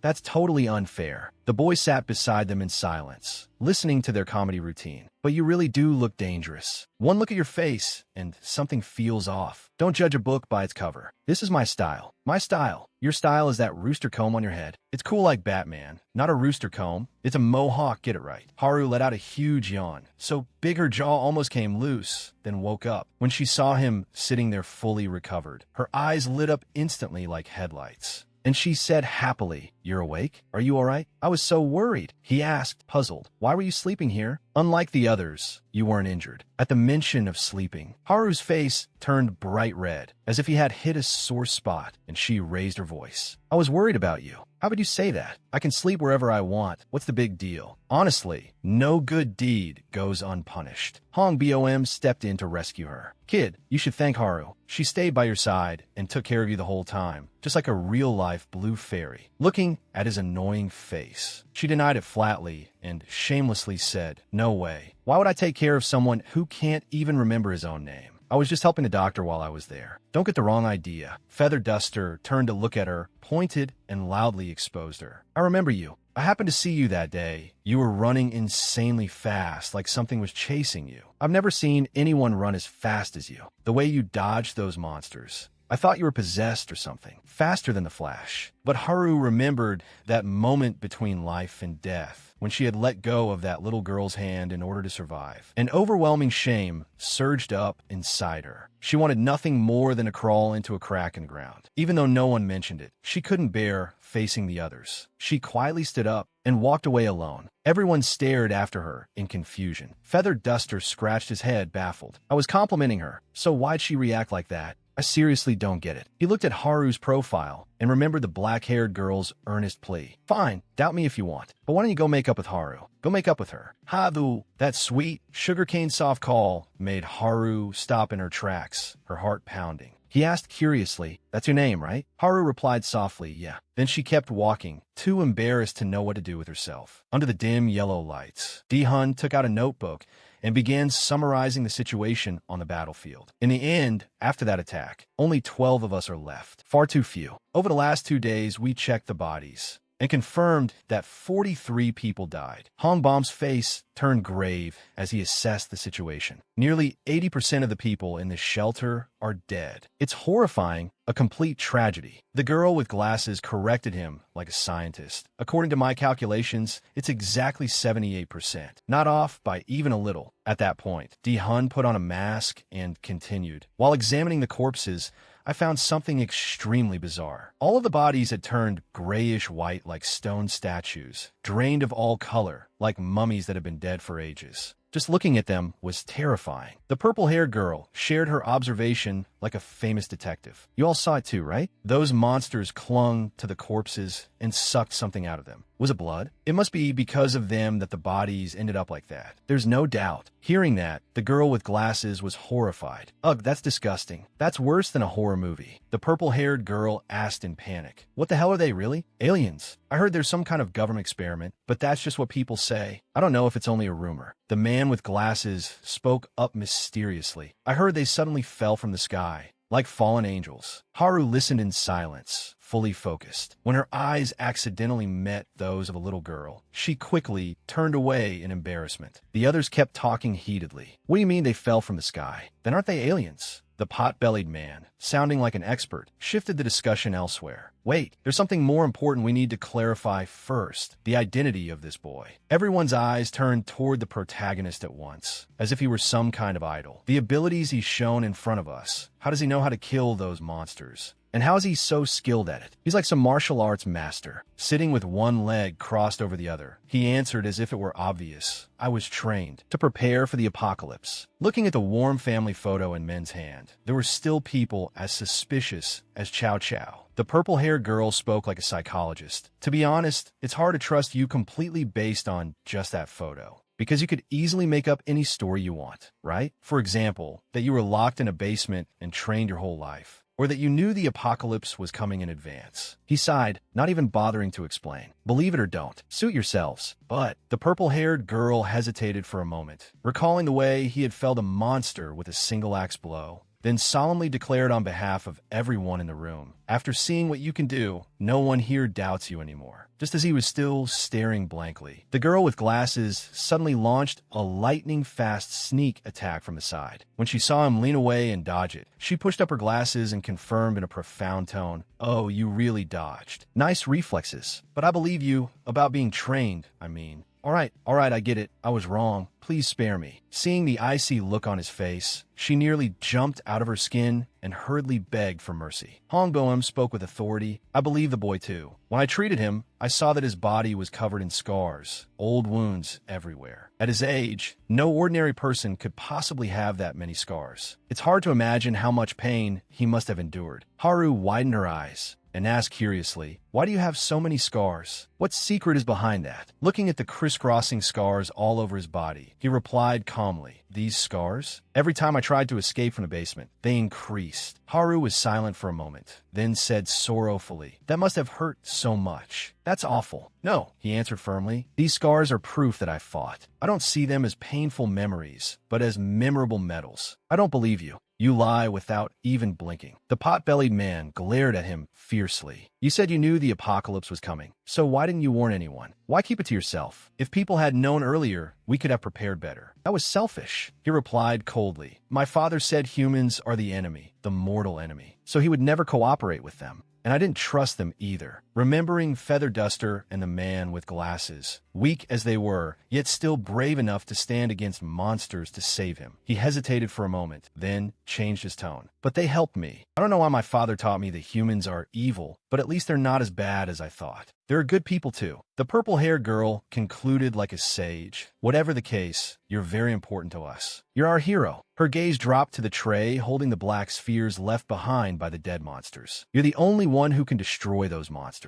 You're their natural enemy." Hugging his stick, Feather Duster started fantasizing. "If only I could sense their weak points too, then I could go boom. pew pew like this and that. As he spoke, he flailed his arms around wildly. The man with glasses looked at the boy with hope in his eyes. If we can find your mother, maybe we'll learn more important information about these monsters. The pot-bellied man immediately poured cold water on the idea again. But what good would it do even if we understood the monsters better? We don't even know whether we'll live or die tomorrow. The only reason we're still safe now is because the entrance to the shelter is buried under bricks and rubble. So the monsters have a hard time detecting it. We've just been lucky. We have to crawl down into that pitch-black sewer in the ruined building over there and get through the pile of debris blocking the way just to reach the entrance. But that's not all. We've only been lucky so far. There's no guarantee the monsters won't suddenly attack again like last time. At that moment, above them, a hideous praying mantis-like monster had already discovered the entrance hidden beneath the rubble. It stared downward, probing the situation below. Meanwhile, Feather Duster was still grinning optimistically like a child. Don't be so pessimistic. At least we still have enough food. As long as there's food, we can survive. However, when he saw the empty storage room, all the color drained from his face. This is where the food was supposed to be, right? Looks like it's all gone. We're totally screwed. The girl with glasses reacted in a flash, snatching up the very last box of food. Everyone moved out into the hallway, and Hong Bom assigned tasks like a true leader. So, we need someone to go up to the surface and look for food. Who'll volunteer? Anyone. Feather Duster stepped forward cheerfully, confidently showing off. Oh, how could you leave me out? I've been stuck underground for over a week already. I'm bored to death, and my hands and feet have been itching to move. The man with glasses stopped him, worried about his teammate. Your injury hasn't fully healed yet. Let me go instead. But the moment he finished speaking, a sharp pain shot through his arm, and he cried out. Hong Bom spoke up with concern. You know, different. Your wound hasn't healed completely either. Rest a little more. Don't push yourself. It's best to let someone uninjured go. The girl with glasses shook her head so hard it was as if she'd lost her soul from fear. The pot-bellied man, who was usually sharp-tongued and full of swagger, now shrank back like a turtle pulling its head into its shell. Go back to the surface? That's basically suicide. Going means dying. Only an idiot would go. The purple-haired girl declared firmly, brimming with conviction. I agree with him. The mysterious masked man crossed his arms and refused to negotiate. Hong Bom let out a long sigh. This was a real problem. The remaining food would only last about a week. Everyone would starve to death soon. Then a pair of bare feet stepped forward, rolling his wrists as he prepared to head out. I'll go. If there's trouble, leave it to me. Hong Bom lit up as if he'd struck gold. Oh, if you're going, then we'll feel much more at ease. You really are everyone's hope. The boy passed by them with an easy air. It's just on the way. I want to go up to the surface and find the others, to ask them about the photo. This is a secret mission. Maybe we can find a safer shelter. Find a place to call home. He leaped lightly onto the escalator handrail and looked into the distance, his gaze deep and thoughtful. But more importantly, I just don't want to stay in the basement anymore. It's too suffocating. We'll go with you. We'll stick together through thick and thin. Di-hun and Du-din stepped forward, standing shoulder to shoulder. Du-din looked at him and apologized sincerely. I'm really sorry. Last time I couldn't help at all. I wanted to, but I was so scared my arms and legs went weak. I'm just a coward, but seeing you gave me courage. We're about the same age, and yet you dared to face those monsters. That's really admirable. Di-hun looked at him with gentle admiration in his eyes. Exactly. Even if he says he's been trained, he's still risking his life to protect us. If it were me, I would have run for my life ages ago. He's a real hero. Hong Bom looked around and asked, anyone else? Anyone. His gaze stopped on Haru, who was standing alone in the corner. Seeing her trembling with her head lowered, he decided not to press her. Maybe not, huh? Fine, let's forget it. Adjusting their backpacks, Di-hun and Du-din smiled brightly at the boy. Ready? Let's go. Stared at by four eyes as if they might devour him whole. He narrowed his eyes in confusion, looking a little blank. What? Is something wrong? Looking at his bare upper body, with his muscles clearly defined, Di-hun asked awkwardly, Are you really going out like that? Why don't you put this on? The purple-haired girl held out a set of clothes. Here, I made this for you. Think of it as a surprise gift. The boy turned curiously, his eyes lighting up. The purple-haired girl gave a cold snort and put on an arrogant air. You should feel honored. It's all designer stuff. I'm a top designer, you know. Before all this, clients had to line up forever to wear my designs. I was famous. Now all my clients are gone, so I'm letting you benefit from it instead. What a miserable fate. Looking at the new clothes in his hands, the boy recalled what he had seen back in the basement. Everyone on the surface wore all kinds of gorgeous, stylish clothes. Dad, why do you always wear these ragged clothes? You look dirt poor. Don't you have anything else? His father had led him to a wardrobe where a whole row of identical outfits hung inside like uniforms. Ahem, don't make it sound so serious. I'm the same way. Simple is best. So now, holding a different set of clothes in his hands, he was thrilled beyond measure, delighted as if it were a holiday. Wearing a new outfit was one of the things I wanted to do after coming back to the surface. Thank you. I guess that means I've fulfilled one of my little dreams. The purple-haired girl froze for a moment, then pressed her lips together in a smile, her heart racing at his words. She thought how unbearably sweet. My very first outfit for him was made by me. You probably won't ever find one prettier than this. It was love at first sight. Haru stepped forward and said seriously, "Wait, I want to ask you something." But before she could finish, Haru's face froze stiff as stone. The boy had moved too fast. He stripped off his pants right there in front of everyone, leaving himself completely naked. The surroundings fell silent in an instant. It was his first time trying to fit into human society, and he stood there stark naked, innocently clueless about what he had done wrong. What? Did something happen? Haru stood there rooted to the spot for 5 whole seconds, her eyes unable to look away, not even blinking. The others were just as stunned, mouths hanging open, eyes wide, not knowing what exactly they were even looking at. The atmosphere turned unbearably awkward. Haru slowly came to her senses, her mouth falling open, her face reddening like a tomato. Squeezing her eyes shut, she shouted furiously, "You pervert! Why are you attacking me?" The boy tilted aside to dodge. Haru lost her footing and fell flat, revealing the large scar on her forehead, an unforgettable mark. Dihun saw it and stammered in shock. "That scar of yours." Haru wanted the ground to swallow her up in embarrassment and lowered her head. The boy stared at her blankly, full of question marks, completely unable to understand the situation. "What's wrong with you? Get up, hurry, and get up." Haru roared like a furious lioness. "Put your pants on first. Put them on right now." The boy stood there innocently. I really don't get it. Girls are so hard to understand. After changing into the new outfit, a white turtleneck paired with black pants, he looked unbelievably cool. The man with glasses still looked uneasy. But what about the monsters? How did they know we were hiding in the basement and attack us? It's too strange. Hong Bom offered his own theory. There's no way they just found us here by luck. Something must be going on. The girl with glasses looked at the blackened firewood on the floor, like a detective on the case. Who cooked here? Who's the culprit? She picked up the lighter beside it like she'd found treasure. "I found a lighter. It's mine now. Mean it, I'll mean it." The boy, now changed, walked over and analyzed the situation like an expert. It's also possible they sensed the heat here and came to attack. They're extremely sensitive to fire, almost like it's radar to them. The man with glasses immediately seized on the key point. So that's one of their sensitivities? Suddenly, he seemed much sharper. Hong Bom widened his eyes in amazement. Good grief, is it really that incredible? As he walked, the boy reminded everyone carefully. So whenever you make a fire to cook, be absolutely careful. Otherwise, the monsters will attack us again like before. That's a lesson written in blood. The girl with glasses immediately stuffed the lighter into Haru's hand with lightning speed. "I'm giving you this lighter, little sis." Then she turned and ran off.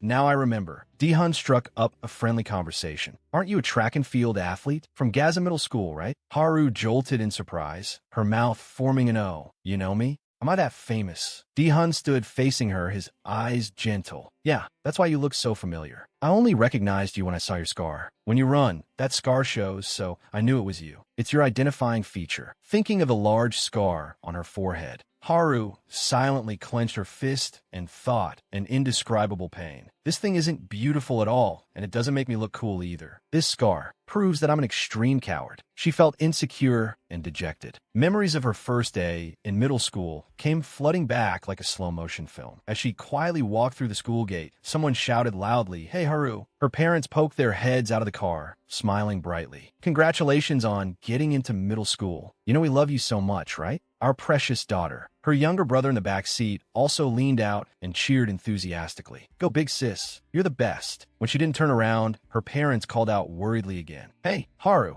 didn't you hear us? What's with that girl?" The students on the road all threw curious looks their way. "Who's Haru? Who's that? Some celebrity?" It made her feel unbearably ashamed and frightened. She didn't dare turn back and instead clutched her head and ran into the school, ignoring her parents calling after her. Hey, where are you going? You're going into school without even saying goodbye to us? How rude. Sitting in the car, Haru's parents looked visibly disappointed and saddened. She seemed a little shy. I guess so. It's heartbreaking. She used to be so lively, but after that incident, she changed completely. Ever since then, she's been afraid of everything, even everyday life. It's psychological trauma. There had been a time when she was held hostage at knife point by a vicious robber. Even though she was so scared all the color had drained from her face, she still fought back desperately, biting the robber's hand and running away. But one fatal fall gave the robber an opening. The sharp blade swept across, leaving a long scar on her forehead. It was a wound she received while surviving. Before losing consciousness, she saw the robber transform into a terrifying black shadow that kept chasing after her. It became a never-ending nightmare. When she jolted awake in her hospital bed, her parents and younger brother were sitting vigil beside her, taking care of her with all their hearts. "You're awake? Are you okay? You had me so worried." Her father hugged her warmly and comforted her. "That man has already been caught, so don't worry. Calm down, it's okay now. It's all over." But that haunting black shadow still lingered before her eyes, impossible to erase. In the classroom, while her classmates could casually chat about a smudge on the window and say, "Wow, that thing looks gross," she would look at that stain and connect it to the deadly black shadow instead. When someone curiously asked, "What about you? What are you most afraid of?" she became terrified and stammered out, "I'm afraid of that. Death. Everyone's afraid of dying." Sensing her classmates' reactions, as if they were avoiding something ominous, she hurriedly changed the subject. Horror movies. Just watching them for fun." During PE, the teacher checked his stopwatch and reminded them seriously, "All right, line up and get ready to run. Running is good for your health." At some point, she had become isolated by her peers, left all alone in the crowd. Then her teacher's voice broke through that loneliness. "Ready, set." Ever since getting that scar, she had felt fear in everything she did, an invisible fear. And whenever there were people around, that fear only grew stronger. The pressure of peers. The specter of timidity clung stubbornly to Haru. Whenever she had to face a challenge, it would reveal itself again. Then the starting gun rang out, and while all the other students dashed off full of energy, she stood there frozen like a fool, quickly falling far behind. A surge of fear rose within her, the kind that forced her to run with all her might to escape,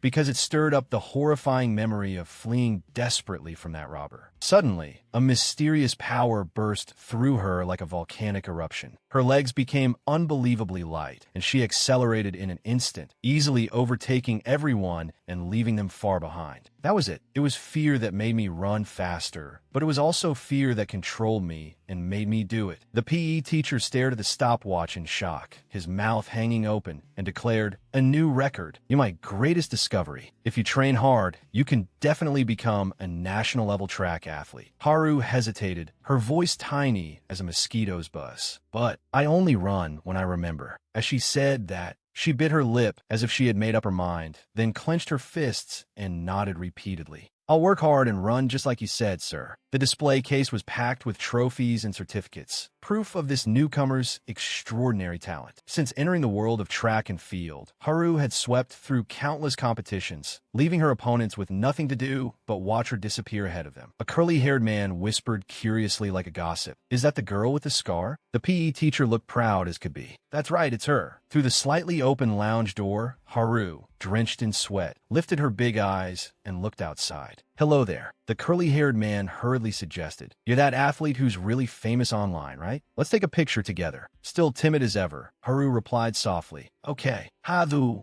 come over here." The curly-haired man raised his phone, his tone excited as if he'd won the lottery. "It's such an honor for me. I'm a huge fan of yours." Haru answered modestly, "Thank you, sir." Everything was perfectly normal until that fateful moment when the curly-haired man placed his hand on her shoulder. In a voice sweet as honey, he said, "Come a little closer, young lady." Fear crashed over her like a flood. The curly-haired man was immediately flustered and at a loss. Why had Haru turned pale the moment she saw him, then run away at full speed and hidden in a corner, gasping for breath? She looked so pitiful, as if he were some kind of monster. "Oh dear, this is really unpleasant. I clearly didn't mean any harm." The PE teacher appeared like a savior and hurried over to explain. "It's all right. This child is just naturally very sensitive. It's not your fault. If anything seemed rude, I hope you'll forgive her." He had never expected the girl to have such an issue. Haru stood alone in the corner, straining her ears to hear the whispers and gossip about her. At the family dinner table, her father chewed his food while scrolling on his phone, complaining nonstop. "Good grief, what is wrong with the internet?" The signal was too weak. Sitting across from him, Mother looked displeased. "We're eating, so stop fiddling with your phone." Father hurriedly put it away and feigned calm, as if nothing had happened.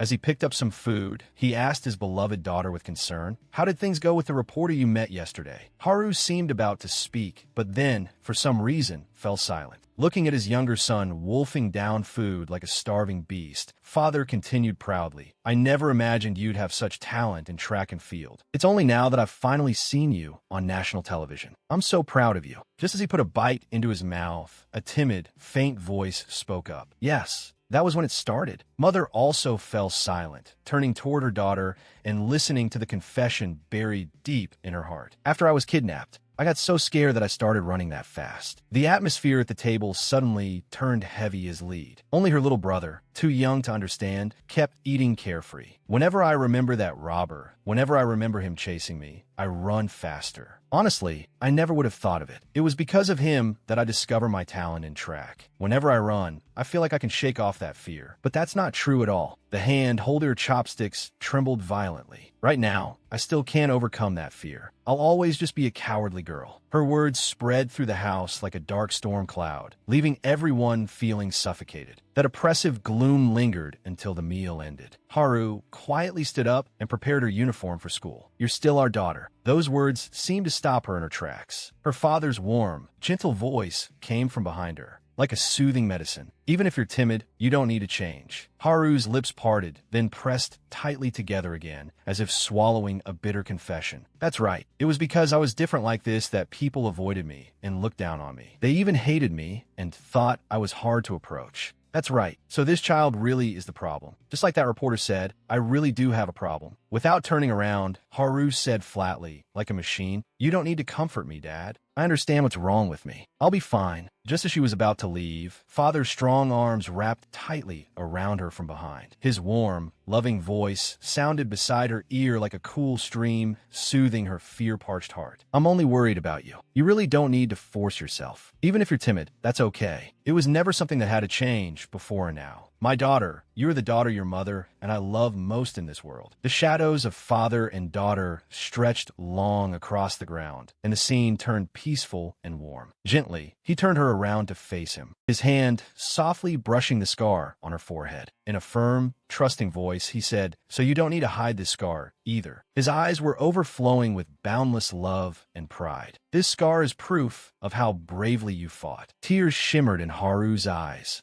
then rolled hot down her cheeks, washing away all the fear, insecurity, and hurt she had bottled up for so long. "Before, everyone hated how timid I was. So, I did everything I could to change it." Mother stepped out from inside without a word and quietly pulled her little daughter into an embrace, gently comforting her. But now, her family were still the people who understood her best. Her mischievous little brother bared his teeth and teased, "Big sis really is such a crybaby." Mother quickly dragged her lively son toward the door and scolded him sternly, "Hey, stop teasing your sister." Her family's unconditional love was like a warm flame, lighting a sun of confidence inside Haru's heart. "Dad understands me this much, so what I'm doing can't be wrong. Obviously, even if I'm timid, that's okay." Their happy life drifted on in quiet peace. Mother stood at the door, waiting for her dear little son to put on his tiny shoes by himself. Father raised his hand, his eyes full of kindness. "Promise me that no matter what happens, you'll still be yourself. Being a little timid is okay. And from now on, don't cry about this anymore, right?" Looking at the little finger he held out, Haru hesitated for a moment, then finally answered with a bright smile, "Okay." Only then did Mother truly relax. She took her young son by the hand and headed out, reminding them as she turned back, "I'm going now." The latch clicked open, and Haru and Father stood inside, watching their loved ones.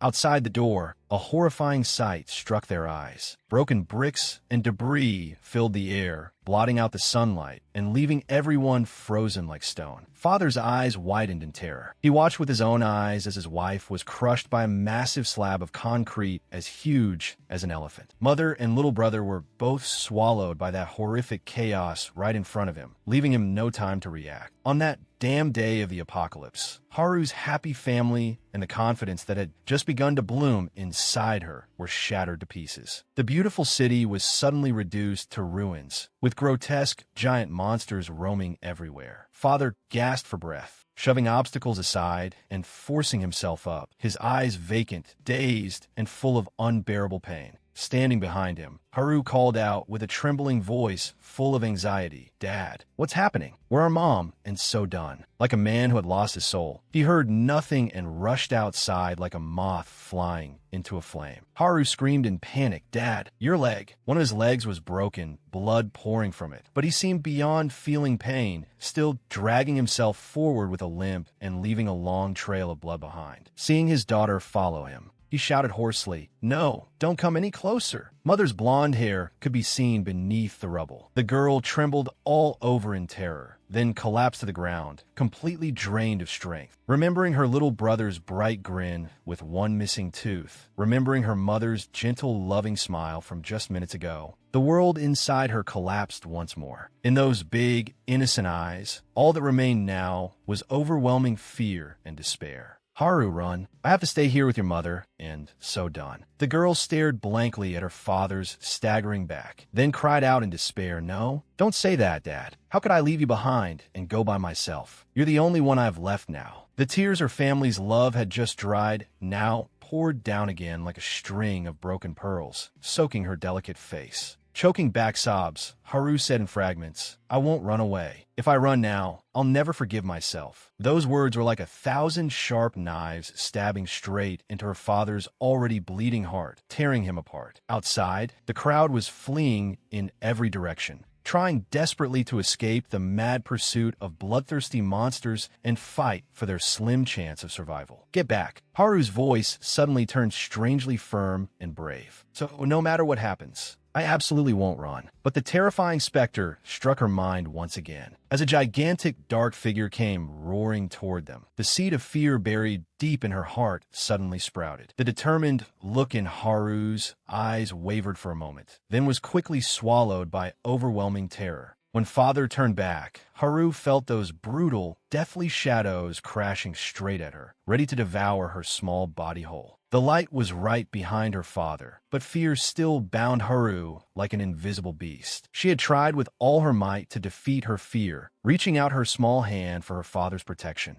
But Haru's mind was hopelessly tangled, unable to break free, unable to find a way out. She muttered to herself, trying to find comfort. "Dad told me being timid is okay. I didn't do anything wrong." In the end, survival instinct overcame reason. Haru turned and ran for her life without looking back even once, abandoning everything behind her. It was wrong. She had even abandoned the father who had said those words to her and fled alone. And from that fateful day on, whenever danger came, if there was even the slightest chance, Haru always chose to run alone, ignoring the cries and pleas for help around her. From the pitiful man attacked by a giant monster in the first building, to the brave man who fought a savage monster so she could escape, to the life and death moment when she cruelly let go of a little girl desperately begging her for help. Haru's heart was constantly torn apart and burned by those merciless choices. Back in the present, everyone was watching intently and loudly cheering on the brave, ones heading up to the surface in search of food. Our protagonist glanced at Haru. She had kept her head lowered the whole time, not saying a word. He seemed to see through the torment and struggle buried deep inside the small girl's heart. "I was always afraid of that pain. I thought I could overcome it." Haru clenched her teeth and decisively took off her outer jacket, as if shedding her former cowardly, weak self, then firmly walked toward the light. Seeing the group moving forward slowly, she rose on her toes and leapt ahead, blocking their path. "This time will be different. I'm not going to run anymore." Standing against the light, Haru had eyes shining with fierce faith and determination. "I'm going to." Above them, monsters were scattered everywhere like a swarm of locusts. The whole squad moved lightly, their eyes vigilantly scanning all directions. Under his guidance, They deftly crossed obstacles and skillfully slipped through every nook and gap, successfully avoiding all the bloodthirsty monsters. Only after reaching a safe spot did he let out a sigh of relief and say, "Now you can talk. It's safe here." The whole team felt as if a 1,000-pound burden had been lifted, their nerves finally relaxing. Phew, that scared me to death. I really thought I was done for. Di-hun quickly reminded them, "Right? Where's the map?" Haru blinked blankly. "The map? What's this piece of paper for?" He handed her a crumpled sheet. "To draw a map. Making a map is just as important as finding food. We need to identify where the resources are so we can plan for the future." The moment she heard those magically important words, Haru instantly perked up and eagerly volunteered for the job. "Leave it to me. I know this area really well." Though she had boldly accepted the task, the damned city had been destroyed so badly that all her previous knowledge and experience had become useless, and she could no longer tell one direction from another. Streets that had once been so familiar she could walk them in her sleep had become more treacherous than ever after the terrain was completely transformed. The crackers, rations, and water they had collected were carefully laid out on the table. The three of them huddled around it, whispering as they discussed things. Looking at what they had managed to gather, they couldn't help feeling discouraged. "We wandered around forever and barely found anything. What a waste of effort." On top of that, the city's power had been cut off 9 days ago, so most of the food had already spoiled and reeked horribly. What rotten luck. So Di-hun immediately suggested, "We have to eat the perishable stuff first." Du-din hesitated, his face full of concern. "How about we bring it back to the base first and decide then?" Di-hun analyzed the situation coolly and clearly. "Think about it. Later on, we won't have another chance to eat food like this. With monsters running wild everywhere, no one's going to be producing this kind of thing anymore. Besides, we risked our lives coming here. We should get proper compensation." Du-din lowered his head, his voice tiny as a mosquito. "Even so, I still don't agree. I'd feel guilty toward the people waiting at the base." While the other three argued heatedly, that so-called useless guy sat leisurely off to the side, holding a sausage in each hand and eating happily, all the while smacking his lips and praising it. "This is so good." The other three were instantly bewitched and hurriedly tore open their own food and stuffed it into their mouths. He quickly finished the 2 sausages, then moved on to the next one, muttering, "So good." Back when he had been huddled in that damp, dark basement, food had been nothing more than something to fill his rumbling stomach. But food from the surface was completely different. It had a special taste. Just being able to eat it was enough to make him feel incredibly happy, like he'd won the lottery. Suddenly, Haru glanced at him and asked curiously, "Come to think of it, when we first met, you were eating bread too, weren't you?" Thinking back on it, the corner of her mouth lifted in a meaningful smile. "Seeing how you didn't even recognize bread back then, I really thought you were an idiot." She had hit him right where it hurt. His face flushed red, and unable to argue, he could only stay silent and watch her happily eat a chocolate bar. A little awkwardly, he held out 4 crackers and muttered, "Here, we're even now." Haru froze, eyes widening round as marbles. "Huh, what are you talking about?" Seeing her utterly innocent expression, he was even more stunned. What? He recalled the first time she had shared food, when she had boldly declared in a commanding tone, "In return, you have to pay me back 4 times over later. Got it? Don't forget." Looking at Haru now, all blank confusion, as if she had no idea what had just happened, he thought to himself, "She really just says things and forgets them immediately. What a whimsical person." No. Then he suddenly realized a harsher truth. From the start, this girl had never intended to make him repay anything. She was just too easy to push around, too willing to take the loss. The words slipped out of his mouth, full of helplessness. "You really are an idiot." Haru was busily chewing on a cracker, and the moment she heard that, she exploded, face turning red as she shouted angrily, "What? You dare say that to me?" After filling up on enough energy, the group continued their difficult journey under his skillful guidance. Before leaving the damp basement, he had seriously warned everyone, "Remember this. When moving on the surface, the most important thing is not letting the monsters spot you. If they find you, a fight will definitely break out. I can fight and kill them, but the noise from battle will attract more monsters. And then all the monsters in the city will come swarming in like a kicked hornet's nest. So, from the start, we absolutely cannot let them discover us." Right above the rooftop where the group was sneaking along, a giant monster suddenly crashed down, frightening everyone so badly that they froze in place. Seeing the massive shadow plummet from above, he widened his eyes in horror, because that damn monster had landed directly on top of their position without missing by even a little. The giant monster's fall split the four of them into two groups. He and Haru were up front, while Du Din and Di Hun had fallen behind. His golden words of warning echoed again in everyone's minds, pale with fear from the very beginning. Do not let them detect you under any circumstances. If they do spot you, split up and run without looking back. The faster you run, the better your chances of surviving. That's the rule, acting on pure survival instinct. Haru was about to bolt in a panic, but a firm hand stopped her. She stared blankly at that hand, then gradually calmed down, no longer as panicked as before. His eyes stayed fixed on the monster's every move. His voice came out soft and slow, like a sedative. Don't move. Wait a second. It hasn't noticed us yet. It hasn't reacted at all. Behind them, Di-hun's face had gone completely white, so nervous that he fumbled helplessly. He was trembling uncontrollably, unable to stay calm, when something at his feet clattered to the ground, making a deadly sound. The giant monster instantly whipped its head around, its blood-red eyes glaring in their direction. Yet he remained eerily calm and said evenly, "It seems to react to our sounds." Seeing the monster move, Haru opened her mouth in terror, about to scream, but he quickly clamped a hand over it and signaled for the whole group to stay absolutely silent, not making the slightest sound. Just as he predicted, the monster's sharp claws lashed straight at the object on the floor, but it completely failed to notice the humans cleverly hidden nearby. He lowered his body into a fighting stance, preparing to risk his life against the monster. If a battle broke out here, the monsters around them would immediately swarm in, and then they would truly be finished. Things would spiral out of control. He had to deal with it as quickly as possible. Fast movements, one fatal strike. He swiftly reached behind himself and took out his secret weapon. That premium item had been given to him by the pot-bellied man in that damp basement. "Wait, take this with you before you go. I don't plan on going up to the surface with you, but I don't want to waste food down here for nothing either." He examined the mysterious box in his hand, curious about what was inside. "What is this?" The pot-bellied man lifted the small hammer in his hand and explained proudly, "A weapon.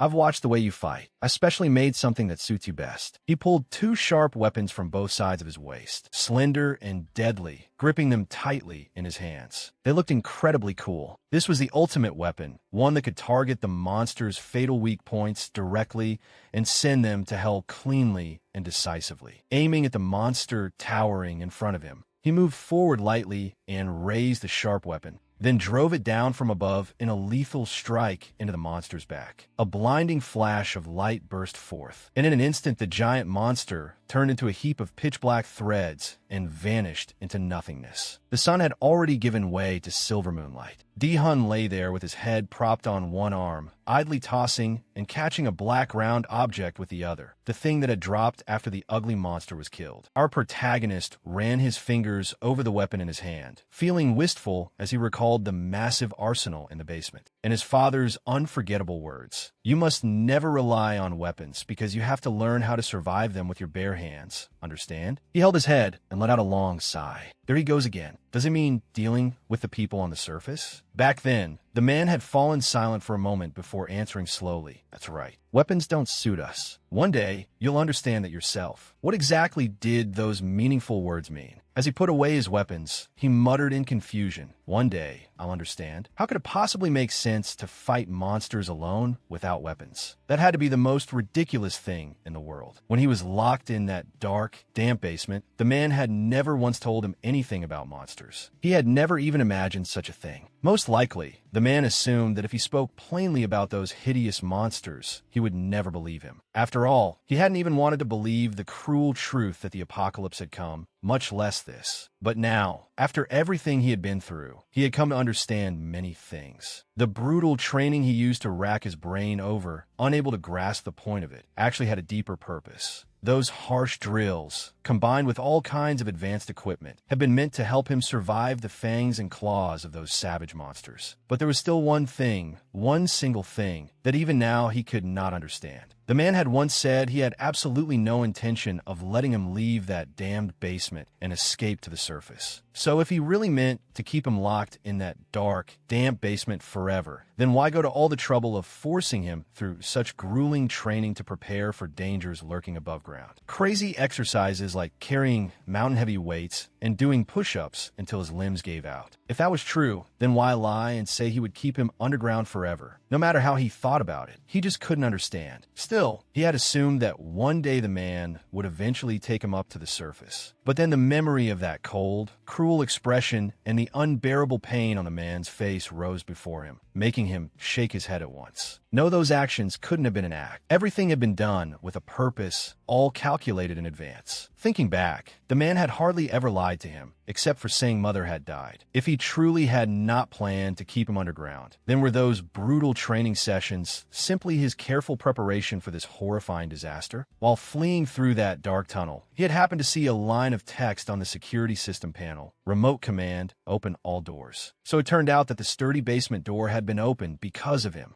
But clearly, this had never been the original plan, never what he had intended. If he had failed to escape that damned basement at the time, then once the apocalypse came, the remote command open all doors would have meant certain death when the bloodthirsty monsters charged inside. They would have rampaged and slaughtered everything. It seemed as though no one could stop them. Those monsters were ferocious beyond measure. By then, he would surely have been trapped together with those grotesque creatures. One did not need to think hard to know what would have happened next. However, recalling those vicious monsters, a huge question rose in his mind once more, an unsolved mystery. No, the most important thing was, how did that man know the apocalypse was coming? After fiddling with the black round object for quite a while, Di-hun finally asked in a puzzled voice, "What is this thing anyway? I tried smashing it, but it wouldn't break." Then, he tossed the object toward Du-din and provoked him. "Want to hold it?" Du-din frowned and reluctantly caught the black round lump. After studying it for a moment, he tossed it back toward him and said irritably, "I hate this thing." Seeing the strange sphere with its twisting patterns flying toward him, he reached out and touched it lightly, and immediately felt a powerful, mysterious energy, as though it had come from some deep black hole in the universe. The sphere dropped to the floor with a thud and rolled away. Di-hun stared blankly, unable to understand what had just happened. "What is it?" He stood there dazed for a few seconds, then slowly picked up the sphere again, falling into silence. Across from him, Di-hun sprawled lazily on a blanket and said sleepily, "Forget it. Let's sleep. We've got a long road ahead tomorrow." He studied the strange black orb in his hand, and suddenly noticed tiny cracks appearing across its surface. With only the slightest squeeze, it crumbled into powder in his palm. Haru turned to face the wall and lay down. Avoiding everyone's eyes, she found herself replaying the events of the afternoon and began blaming herself. "I was about to run away alone again. I'd already sworn countless times that I would never run away by myself again." Remembering the pitiful, terrified little girl crying after being cruelly abandoned by her, Haru clenched her fist, resolve filling her heart. "When we get back, I have to apologize to that child first. I absolutely can't forget."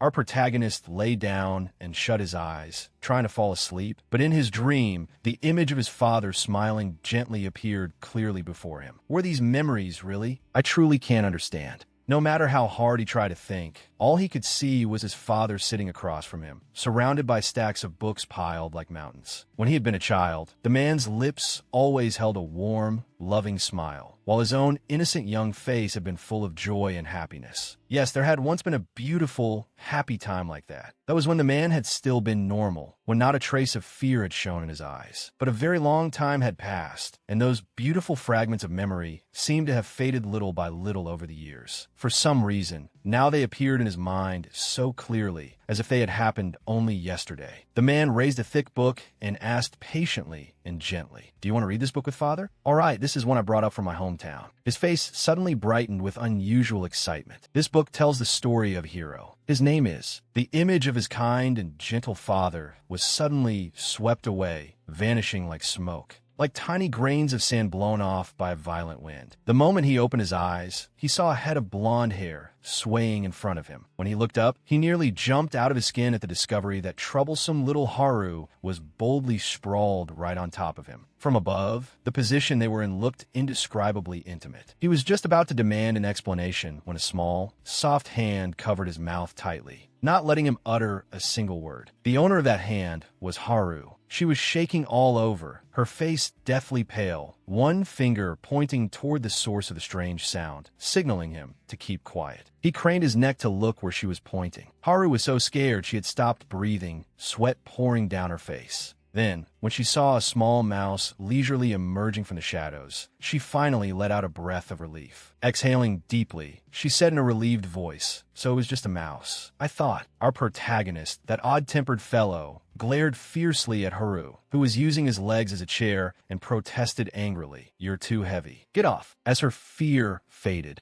Haru finally became embarrassed, her face flushing red as she stammered, "I am not that heavy. You scaredy cat, be quiet." Outside, dawn had already broken. Holding binoculars, Haru carefully observed the situation outside and saw monsters packed everywhere, enough to make her shudder. Then she meticulously marked every detail on the map. From behind her, he called out loudly, "Hey, let's get moving. Have you finished deciding the route?" Haru pouted, her tone aggrieved. "Relax, I'm almost done. And stop calling me hey." Sitting beside her, Dihun suddenly remembered something and hurriedly asked, "Your name?" "I totally forgot what your name was." He lowered his head and answered sadly, "I don't have one. I've never been called by a name since I was little." Dudin narrowed his eyes, looking thoughtful. "Then what are we supposed to call you? Calling you all the time is weird. Since we have the chance, let's give you a name. What kind of name do you want?" He widened his eyes in shock. "My name? A name?" Haru seized the chance to tease him. "How about Idiot? Easy to remember." After hesitating for a long time, he finally said, "If you make me think of one right now,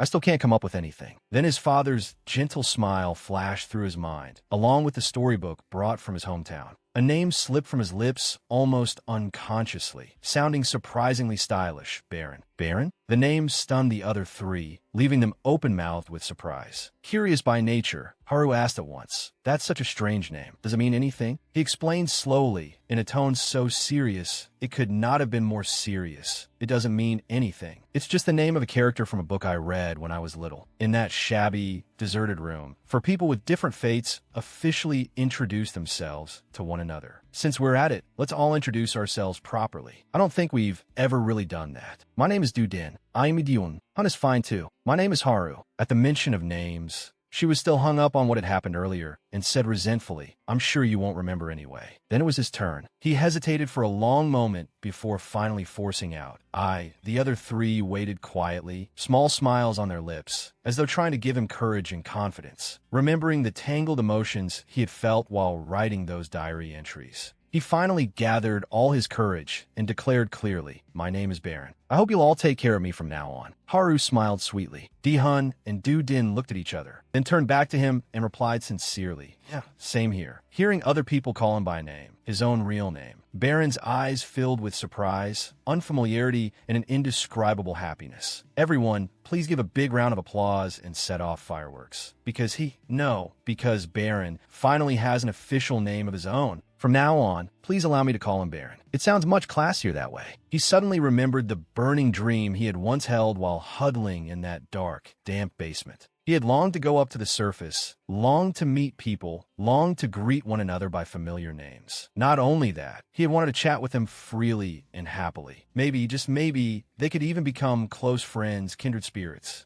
Dihun smiled gently and said in a warm voice, "We're friends." All of those wishes and burning longings had now been brought to life by the wonderful people standing before him. Baron widened his eyes in surprise, staring at the hand slowly being offered to him. Both his present self and his past self were screaming, yearning to reach out and grasp that hand. It was a handshake full of meaning. But images of death and tragedy, along with the burning goal of finding Mother, flashed through his mind like slow-motion film. They overcame Dihun's hopeful, expectant gaze, making Baron's arm feel unbearably heavy as it slowly dropped back down. No, Dudin and Haru were also stunned, frozen in place for a few seconds. Beneath the ruined high-rises, the group moved carefully, following close behind him. A trace of indescribable sadness crossed Baron's face. If that damned apocalypse had never happened, maybe he really could have become true friends with them. But the top priority right now was finding Mother. This was not the time for foolish dreams. From far away came a strange, incomprehensible sound, drawing the whole group's attention. Everyone turned around at once and was instantly scared out of their wits. They saw a man screaming miserably, his face deathly pale with terror,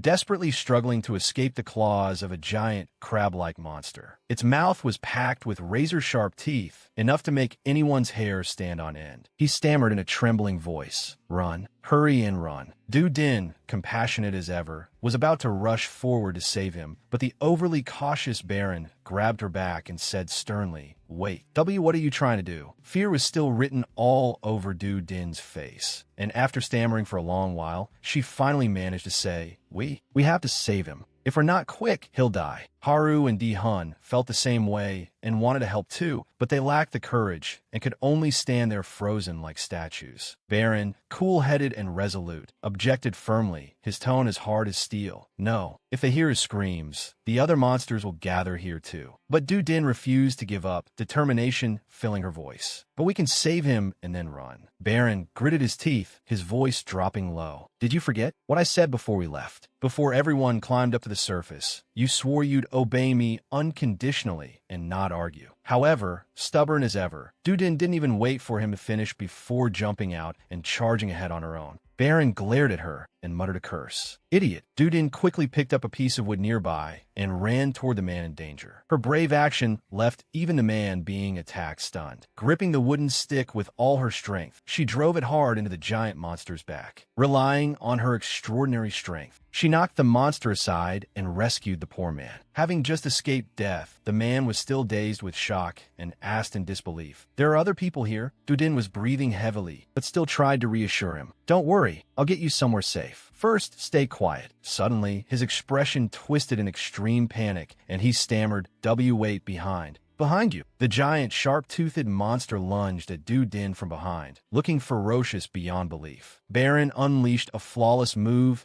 and neatly killed the monster, saving Du Din at the very last second. A true hero saving the beauty. Watching that hideous fanged monster dissolve into black threads and vanish in a thin air, the man stood there dumbfounded, unable to believe his eyes. What was that? Why are there monsters here?" Baron lowered his voice, his gaze as sharp as a blade. "Hey, do you know what you've done? Because of that stupid thing you just did, everyone is in danger now." His eyes were filled with unmistakable displeasure. Without even being asked, the man weakly explained his condition. "My condition? I think my leg is broken. One of you should probably help support me a little." Baron slapped a hand to his forehead, his face full of helplessness. Damn it, I knew this would happen. When he heard the monster's footsteps drawing closer and closer, a weary light flashed in his eyes. Had the noise from before attracted all the monsters nearby? When he heard Baron coldly refuse, the man was so shocked he could hardly believe it. "No, we can't help you any further." Haru and Di-hun were so frightened their faces had gone completely pale. "Just saving you from that monster was already too dangerous for us. It was more than we could handle." Du Din, startled by Baron suddenly calling her name, Du Din remained rooted to the spot. After hesitating for a long time, she finally said, "If he really needs help, we can still help him." Baron roared, his voice filled with extreme irritation. "Then stop following us." Faced with Du Din's stunned expression, he repeated sternly, "I already told you. If you follow me, then you listen to me." Standing behind them, Di-hun quickly tried to persuade her gently. "Du Din, Baron is right. We don't have time to worry about other people now. Please, there are still people at the base waiting for us." Du Din lowered her head and clenched her fists tightly, as if making an enormous decision.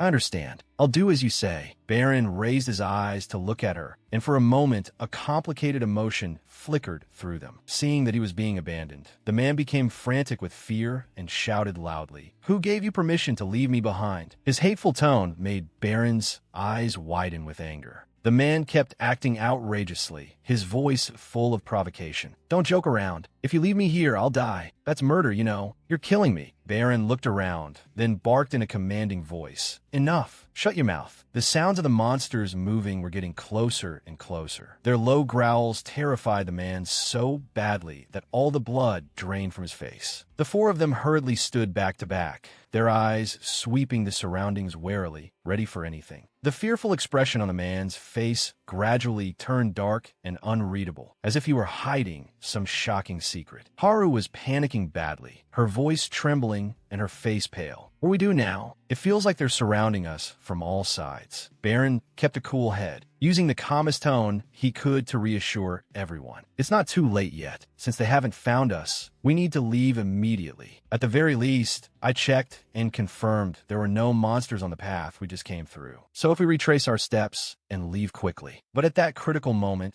that wretched bastard calmly pulled out a lighter and leisurely lit a cigarette, as if nothing had happened. The whole group was horrified beyond belief. "What are you doing?" He casually pointed at a nearby "No smoking allowed" sign. No, a smoking permitted sign, with an almost taunting look on his face. Dihun hurried forward to stop him, speaking urgently. "Don't do that. That's not what I meant. You may not know this, but if we use fire, the monsters will." The hateful man coldly cut him off, his tone dripping with contempt. "I know. Monsters are attracted to fire. My old hiding place got destroyed because I didn't know that." DNS eyes widened, unable to understand such stupidity. "Then why are you still?" But he had already lit it, and the surrounding monsters instantly sensed it, rushing over like moths to a flame. He exhaled a stream of white smoke, his lifeless eyes watching it fade into the air, his voice heavy with despair. "Even so, what's wrong with smoking just one cigarette?" This bastard clearly wanted to drag everyone down with him. Before the smoke had even fully dispersed, a swarm of giant monsters dropped from above, hitting the ground with heavy thuds that made everyone's scalp tingle. Baron hurriedly shouted an order. "Run!" That damned man still sat there like a statue, letting the vicious monsters tear him to pieces. Baron quickly reached behind him, drew out his hidden weapon, and prepared for a life-or-death battle. The other three obeyed his order and ran for their lives without daring to look back. Dihun suddenly realized Haru had stopped running and was staring behind them, her eyes full of worry and unease. Curious, he turned to look too,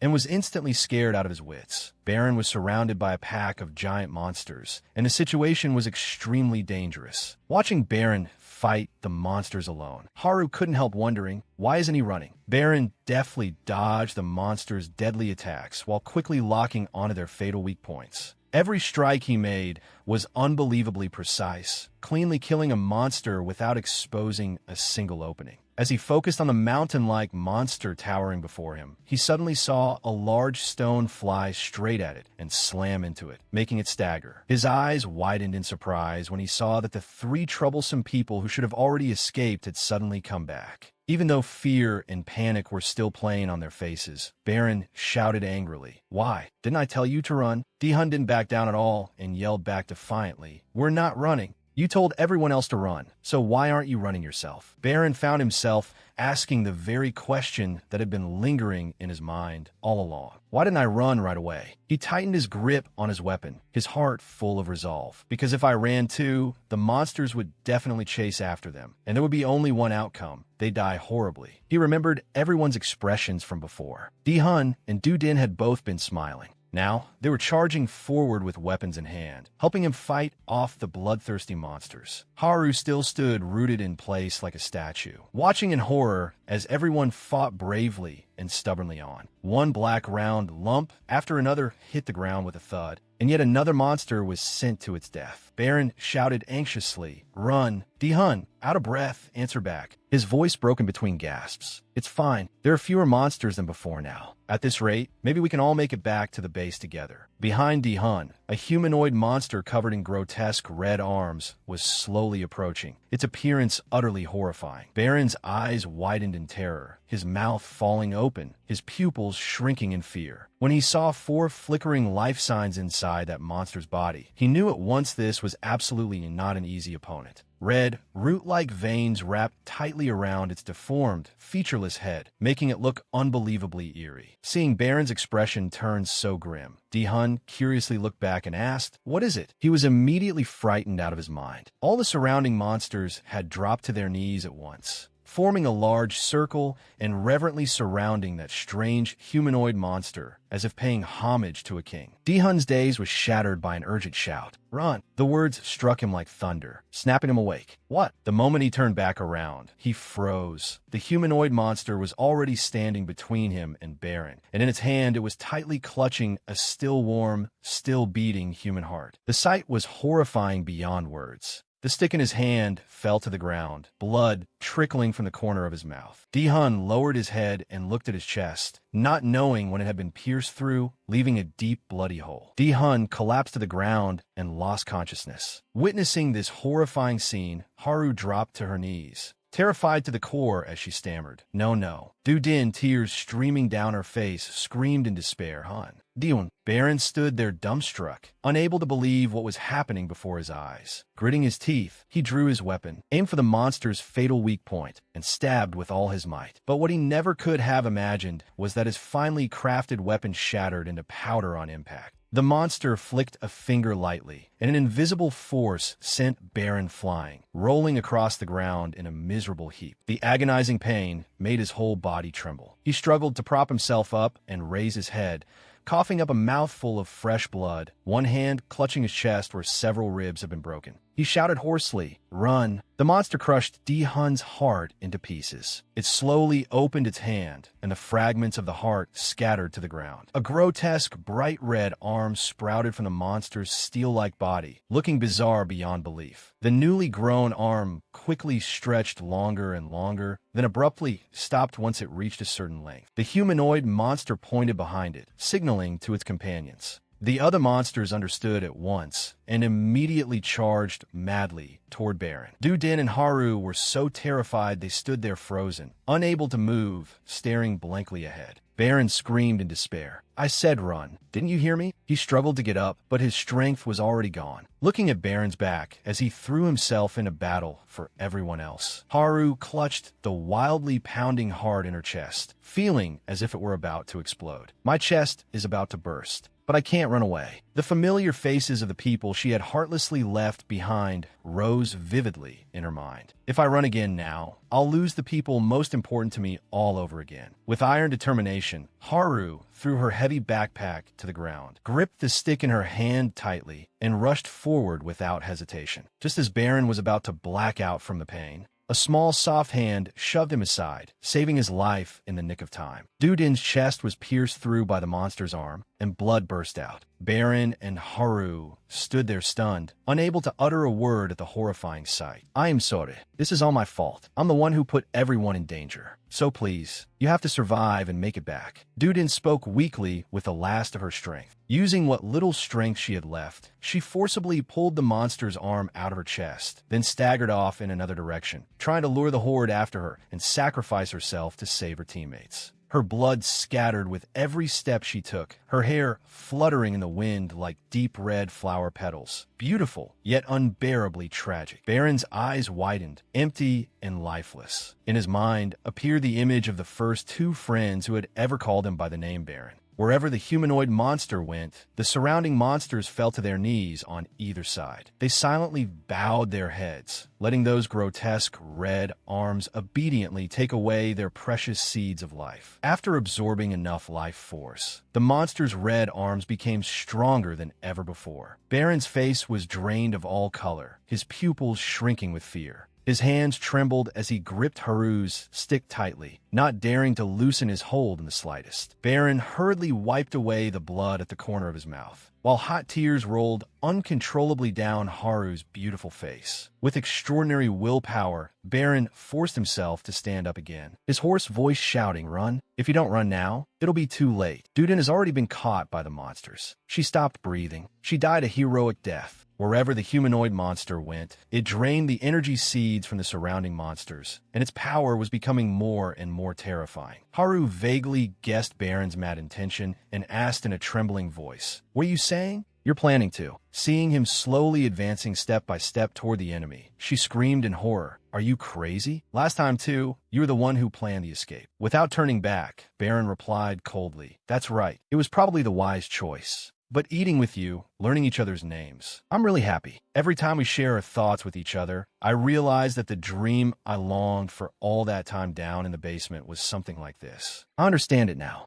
But death is the end. The images of the friends you loved and cherished dying horrific deaths stay vividly etched in your mind. That beautiful black-haired girl who was laughing and talking just a second ago. The next second, her hands had already turned cold and stiff. Du Din, who only yesterday was excitedly introducing herself to everyone, now had her body torn to pieces by those brutal monsters. And the thing you regret most, the thing that torments you most, is that back then you didn't have the courage to hold Di-hun's warm hand. And now all you can do is watch him lying on the cold ground with his chest hollowed out. If I die, we won't be able to talk anymore. We won't be able to call each other by name. and we won't be able to be friends anymore. When you were talking to that black-haired girl, you thought you would forget her quickly, but instead she became etched into your bones, impossible to forget. I once said I had never known the pain of losing someone important, but now I understand that feeling. So run. Please don't. I don't want to see anyone else fall. When she turned back, Baron's face was already drenched in tears. Hot tears streamed down his cheeks, tears of compassion and unbearable grief for the comrades he had lost, the comrades who had truly fought shoulder to shoulder with him. The two of them looked at each other, their eyes filled with countless thoughts neither could put into words. Between them was an invisible distance, divided by the cold corpses of Du Din and Dihan. The wooden club in Haru's hand dropped to the ground with a thud, and she froze where she stood, her whole body going rigid for several seconds. Her eyes clouded with fear and panic, as the psychological demons and horrifying memories haunting her heart surged back like a tidal wave, swallowing her mind whole. Baron's figure before her suddenly turned blurry and unreal, then was gradually engulfed and covered by those invisible, terrifying black shadows. No, this scene was exactly the same as that fateful day, not a bit different. On that day, her father, crippled in the leg and gravely injured, had still tried to drag himself toward the door in a hopeless search for her mother and younger brother. In that moment, the image of her father overlapped with Baron and became one. Both of them were urgently telling her, their voices pleading, "Run, hurry." Tears spilled out, and Haru's emotions exploded instantly as she cried out in despair. Why? Why are you saying the exact same words my father said back then? No, no, no. I don't want to run away. I can't leave you here alone. I'm not going anywhere. I can't keep running forever. I don't want to spend the rest of my life remembering that painful, terrifying moment. The moment when I cruelly left my father behind and ran away alone. I'm afraid of that memory, afraid it can never be erased. That look in my father's eyes, I'll never forget it. He shared all my joys and sorrows with me. No matter how timid or weak I was, he always told me it was okay. He said it was never my fault. And yet in that critical moment between life and death, I heartlessly left him behind and ran. I was too afraid. If in that final fated moment my father hated me and resented me for running away, then what am I supposed to do? In a gentle voice, Baron tried to comfort her. You didn't run away alone because you were afraid. Haru stood there in shock, unable to believe what she had heard. She had never expected to suddenly hear words of praise from him. The corners of Baron's mouth lifted into a meaningful smile, and his tone became more serious than ever. Just as I thought, you're still the kind of person who takes all the blame on herself, even when none of it was your fault. Haru's eyes widened, her pupils clear as crystal. It was as if she could see her father from long ago slowly turning back toward her, giving her a gentle, loving smile. Thank goodness. Even in that final moment of fate, Dad still loved me. Then firmly, without the slightest hesitation, moved toward where Baron stood. The image of linking pinkies with her father long ago rose clearly in her mind again. Promise me, even if you're still a timid little girl in the future, when danger comes, don't cry, okay? Back then she had smiled brightly and nodded. Okay, then held out her little pinky and hooked it with his. It was a sacred promise. That warm, happy scene was swallowed in an instant by oppressive darkness, and ahead of her, Baron's tall figure stood out clearly like a lighthouse guiding the way. Haru forced herself to speak, word by word, overcoming the heavy demons in her own heart as she said firmly, "You said that death is the end, and you said you don't want to see anyone die anymore. So don't tell me to run away. Don't look down on me. I'll face all of this head on. No matter what, I have to survive. And if I do, then no one else here will have to die." At last, all of Haru's effort and struggle bore fruit. The chain called fear and weakness buried deep in her heart slowly dissolved. She kicked over the oil container beside her, then dragged the sole of her shoe hard across the ground, soaking it with oil. As long as I'm alive, I can do anything. We can still be friends, real friends. Baron stared in horror at the lighter in Haru's hand, unable to believe his eyes. Her voice trembled, and we could become even better friends who understand each other more. A soft click sounded, and a flame sprang to life. The bloodthirsty monsters caught the scent at once and charged over like moths to a flame. Baron's voice shook with anxiety as he asked, "What are you trying to do?" Tears welled in Haru's eyes, but her tone was resolute. "So no matter what, I have to save you, and you can't give up either. You have to survive for me." But starting from this moment, the lighter hit the floor, igniting the trail of spilled oil, and flames burst up violently. The oil-soaked soles of her shoes also burst into fierce flames. In Haru's eyes blazed an unshakable determination, solid as stone. "I'm not going to run anymore. I want to act to help other people." Before the savage monsters could reach her, she made a hopeful promise. Then it settled. "See you later, Baron." The bloodthirsty monsters frantically chased after Haru's blazing footprints. She did not hesitate for even a moment, nimbly dodging and weaving through the obstacles, then performing a spectacular roll that let her avoid all of their vicious attacks. At the same time, she moved with remarkable agility and flexibility through every obstruction in her path, never stumbling, never letting herself fall into danger. Haru's spark-trailing footsteps successfully lured the monsters farther and farther away from Baron's position, buying him time to rest and recover his strength. The grotesque humanoid monster moved slowly, and Baron stepped out to block its path, his voice full of provocation. "Where do you think you're going? I'm your opponent." Baron carefully assessed the monster before him. It was too strong, stronger than any monster he had ever faced. "I see it now, its seeds. All 4 of those damn seeds are concentrated from its chest to its abdomen. That's its fatal weak point. And on top of that, he could feel a powerful life force struggling and screaming inside its body." Blood suddenly spilled from his mouth, and the pain was excruciating. Baron trembled as he clutched his chest, on the verge of collapse. He could not think of any way to defeat it. He truly had no options left. Baron looked at the weapon lying on the ground and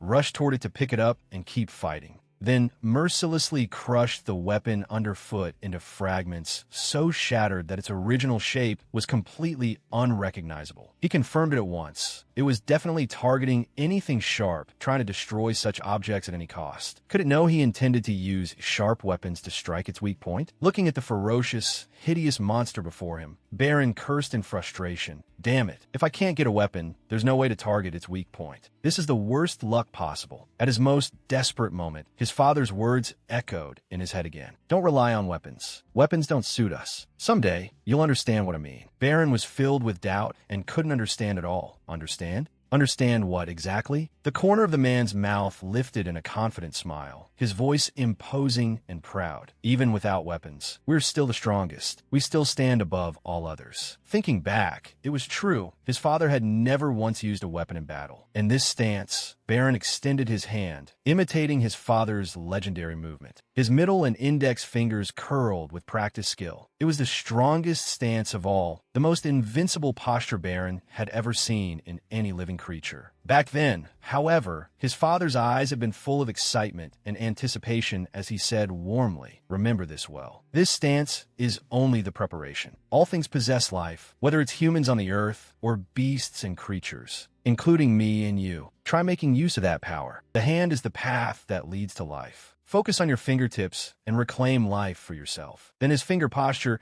changed in a wondrous way. The other fingers clenched tight, leaving only the index and little finger extended, and he said in an authoritative voice, "Control this power." Baron had copied him at the time, but felt nothing at all. What was supposed to be different? He felt absolutely nothing. "Are you just making up stories about life?" His father had only smiled mysteriously, his tone deep and unreadable. "It's too early to say now, but who knows? You may need it someday. When you fully sense life, that power will be yours." And now, as he repeated those sacred motions, Baron finally felt the terrifying power his father had once spoken of. An intense exhilaration came from his fingertips, and an illusory blue force coursed through his whole body. He stared in shock, unable to believe it. "What is this? It's so hot. It feels like my whole body is about to burn up. It's impossible to describe." 2 streams of blue power rushed back from his fingertips and spread through his arms. A tremendous sense of strength naturally welled up inside him. Back then, even though he had felt nothing, he still couldn't help asking out of curiosity. "So what changes?" His father glanced at him and answered slowly, calmly. "When the time comes, you'll be able to move step by step, and little by little, you'll be able to move like I do." Just as he had described. After sensing that earth-shaking power, Baron leapt into the air to face the giant monster before him. A strange blue gleam flashed in his pupils, and then his speed became lightning fast beyond compare. When a monster slashed its sharp claws toward the back of his neck, he spun around in an instant, delivering a thunderous punch straight into the monster's abdomen. It was a deadly blow. The force of that punch drove the spot inward, and the monster staggered backward in utter disarray. The monster's body trembled violently, and the red red blood vessels on its head suddenly expanded, bulging grotesquely. That fatal strike left Baron gasping for air, exhausted. I can see it now. I can clearly see every one of its movements. And my body is fast enough, agile enough, to respond to everything it does in time. This is incredible. Yet aside from him, everything around him seemed to have stopped, motionless like stone. His whole body burned hot, wrapped in a web of illusory blue energy. It was impossible to describe. Right now, it feels like I can fight it on my own as an equal. I'm not inferior to it at all. His gaze grew sharper and firmer than ever before. The giant monster locked onto him and charged with blinding speed, attacking in a frenzy. Baron widened his eyes in intense concentration, deftly evading its vicious attacks while drawing his arm back, preparing another killing blow. The monstrously powerful creature caught his arm and hurled him away without mercy. Baron flipped once in midair, landed lightly, but was immediately knocked to the ground by a powerful kick from the monster. Before Baron could regain his footing,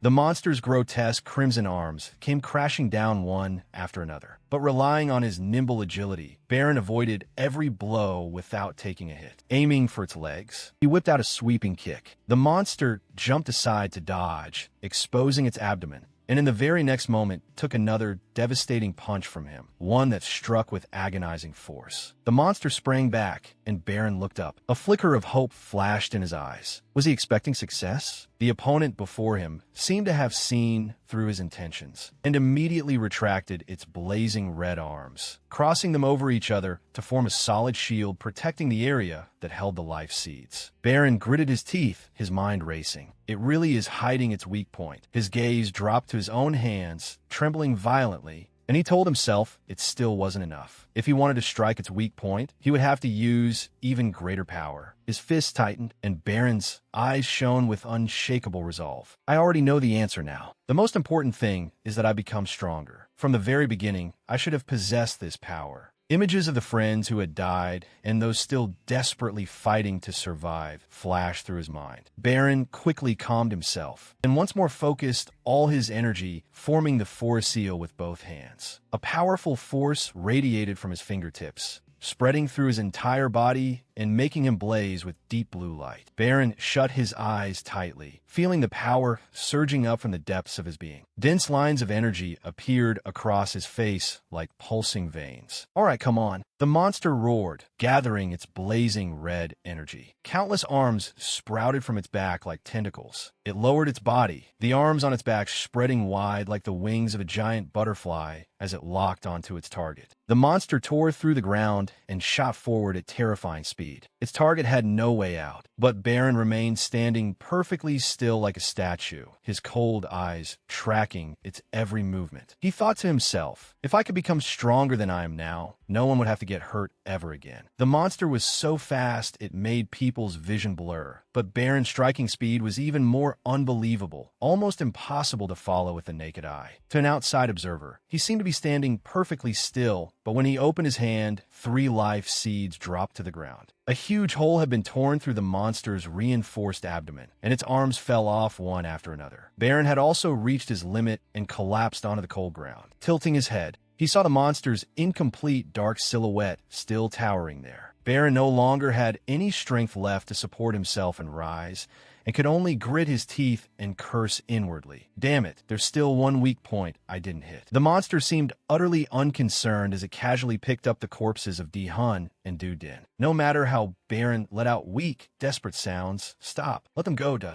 It still coldly absorbed both bodies. The hole in its body slowly began to heal. Baron grabbed at the monster's gray arm that was squeezing his throat and struggled feebly. Then he gave up, letting the monster lift him into the air by the neck. On its grotesque head, its mouth full of sharp teeth slowly opened, revealing a savage, satisfied grin. The lack of oxygen made Baron feel as if the world was spinning. Through his dimming vision, he saw the bodies of Di-hun and Du-din. His consciousness grew chaotic. I don't know anything anymore. I can't stay awake. Baron's mind seemed to be falling into a deep black abyss. The last thing he saw was the monster's disgusting smile. Baron let his mind go and allowed the darkness to swallow him. But then a fierce thought suddenly flashed through him. The only thing left in his head now was that he had to kill it. That thought dragged Baron back from the hands of death. The moment it met his round, blood-red pupils, the monster's smile vanished. Baron glared at it with crimson eyes, both hands clamped tightly around the arm, choking him. The monster parted its mouth slightly. The pressure radiating from Baron made it feel as if it had thrust its own hand into the jaws of a starving beast. Horrified, it tried to pull back, but Baron's hands held it fast like iron pincers. A crack rang out. Its steel-hard arm had been snapped by someone who had been on the verge of death. Baron crushed the severed part still around his neck into pieces. The monster's mouth twisted in pain, and as it faced his frost-cold gaze, that power came at it like a deep, surging vortex.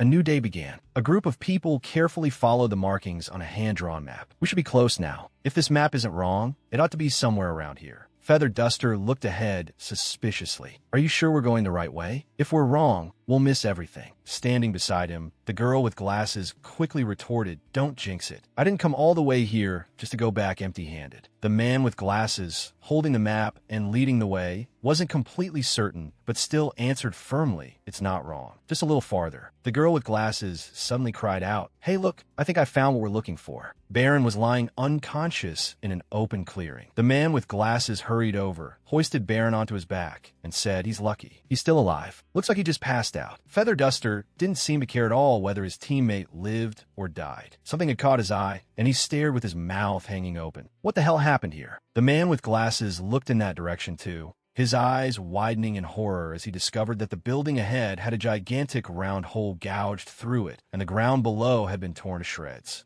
My God, the sky slowly shifted toward dusk. Feather Duster started grumbling loudly again. "Hey, you're falling farther and farther behind. I told you to ditch those bags already." The girl with glasses was carrying several large and small bags, panting for breath. "No, I already told you these are food I found earlier. Once we get back, I'm going to stuff myself." Unable to stand her turtle pace any longer, Feather Duster spun around. "Give them to me." The girl with glasses innocently handed them over right away and even politely thanked him. "Thanks." With a whoosh, Feather Duster hurled the two bulging bags of food straight into the ravine. The girl with glasses screamed in anguish. "What the hell are you doing?" Feather Duster shrugged calmly. "No need to thank me. If you're that mad, go jump down and grab them yourself. I'll rip that rooster comb head of yours clean off." The man with glasses, carrying Baron on his back, was panting like a dog. "If you two keep making trouble, we're all going to die. Shut up and move." Feeling the person on his back stir slightly, he hurriedly asked, "You're awake?" Baron weakly whispered, "Why am I here?" His gaze stopped on the map, and a faint smile appeared at the corner of his mouth. "That guy is still alive?" The man with glasses smiled back and asked curiously, "What exactly happened there?" "The place where we found you looked like hell." Baron recounted what had happened. "Right before I passed out, that monster caught me, and after that I don't remember what happened. So I actually survived." At a bend in the path, they suddenly ran into a monster. Feather Duster excitedly pulled out his wooden stick. "I was getting bored anyway. Come on then, let's see me beat the crap out of you." Baron slowly got to his feet and stepped forward with a cold look in his eyes. The man with glasses anxiously stopped him. "Wait, you're going to fight barehanded?" Baron gathered energy at his fingertips. When the monster lunged at him, he lowered his body, then unleashed a lightning-fast palm strike straight into its chest. The other three could only stare in shock. Cracks spread across the monster's body, and then it shattered into black threads, revealing a life seed. Baron staggered from exhaustion, and Feather Duster quickly rushed over to support him, stammering, "Why you? What kind of monster are you? Are you really human?" In the basement of the abandoned subway station, someone was holding a box, patting it and testing the sound. After fumbling with it for a long time without results, Honk BOM spoke up. "Still can't get anything on a radio?" Beside a table covered in devices with knobs and switches, the chubby middle-aged man holding a wrench answered, "Nothing at all. I already tried fixing it, but it's still dead." Another person encouraged him, "Keep trying a little longer. Maybe the government or the military will hear it." Setting down the wooden box, Honk Boem glanced at the little girl sitting in the far corner with her knees hugged to her chest. Haru lowered her head and murmured to herself, "He'll make it out, right?" Ever since returning, she had been restless, unable to sleep, waiting the whole time.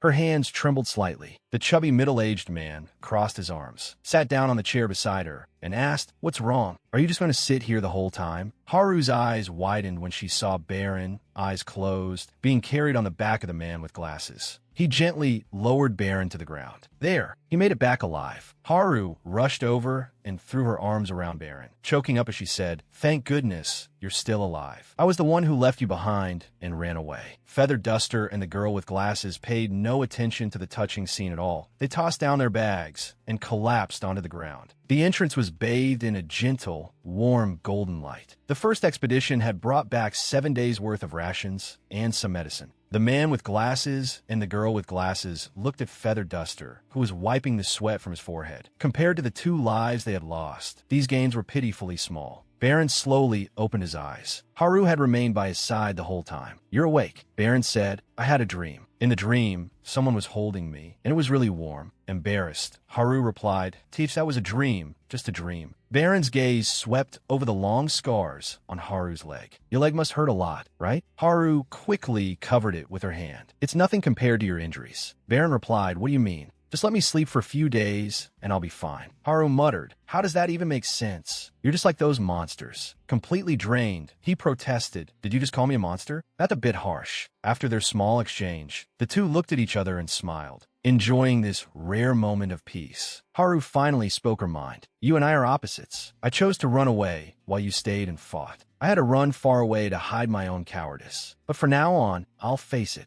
I'm a coward, but I'll fight like you. Maybe I can't become like you, but I'll do it in my own way." Standing before the little girl, Haru still didn't dare look directly at her and stammered, I. Haru lowered her head, her voice full of guilt. "I'm sorry. Back then, I left you behind and ran away. Maybe it's too late to say this now." A small hand reached out, and Haru froze. This is your hairpin?" The little girl smiled innocently. "Think of it as a gift for you, big sister. If your bangs cover your forehead, how are you supposed to see where you're going?" Filled with guilt, Haru accepted the hairpin. "But are you really okay?" "I left you behind and ran away." The little girl kept smiling. "It's okay. I have lots of them." That answer left Haru stunned. The little girl looked at Haru's forehead and asked worriedly, "Ah, your forehead." Haru gave a faint smile. "It's okay." Then she clipped back her bangs, revealing the large scar on her forehead, and her smile became even brighter. "This is proof that I fought." Standing nearby, Baron watched Haru intently. She pointed at the hairpin and asked, "How does it look? Does it suit me?" The little girl nodded repeatedly. "Yes, it looks really pretty." In a storage room piled with food, the man with glasses leaned against the wall, secretly listening to the conversation between the two girls, smiling to himself. The masked man still sat silently in the corner, keeping his distance from everyone. Even if everything ends suddenly, even if we fall into utter despair, we can still find a faint glimmer of hope. Keep moving forward without wavering. Baron felt something caught around his neck. When he took it off to look, he found a strand of golden blonde hair. He looked around for its owner. Suddenly, a burst of harsh static rang in his ears. The radio in the corner abruptly transmitted a voice. "Hello, hello. Can anyone hear me?" The strange sound drew everyone's attention. 1, 2, 3. If anyone can hear me, wait until we lower the volume. 3, 2.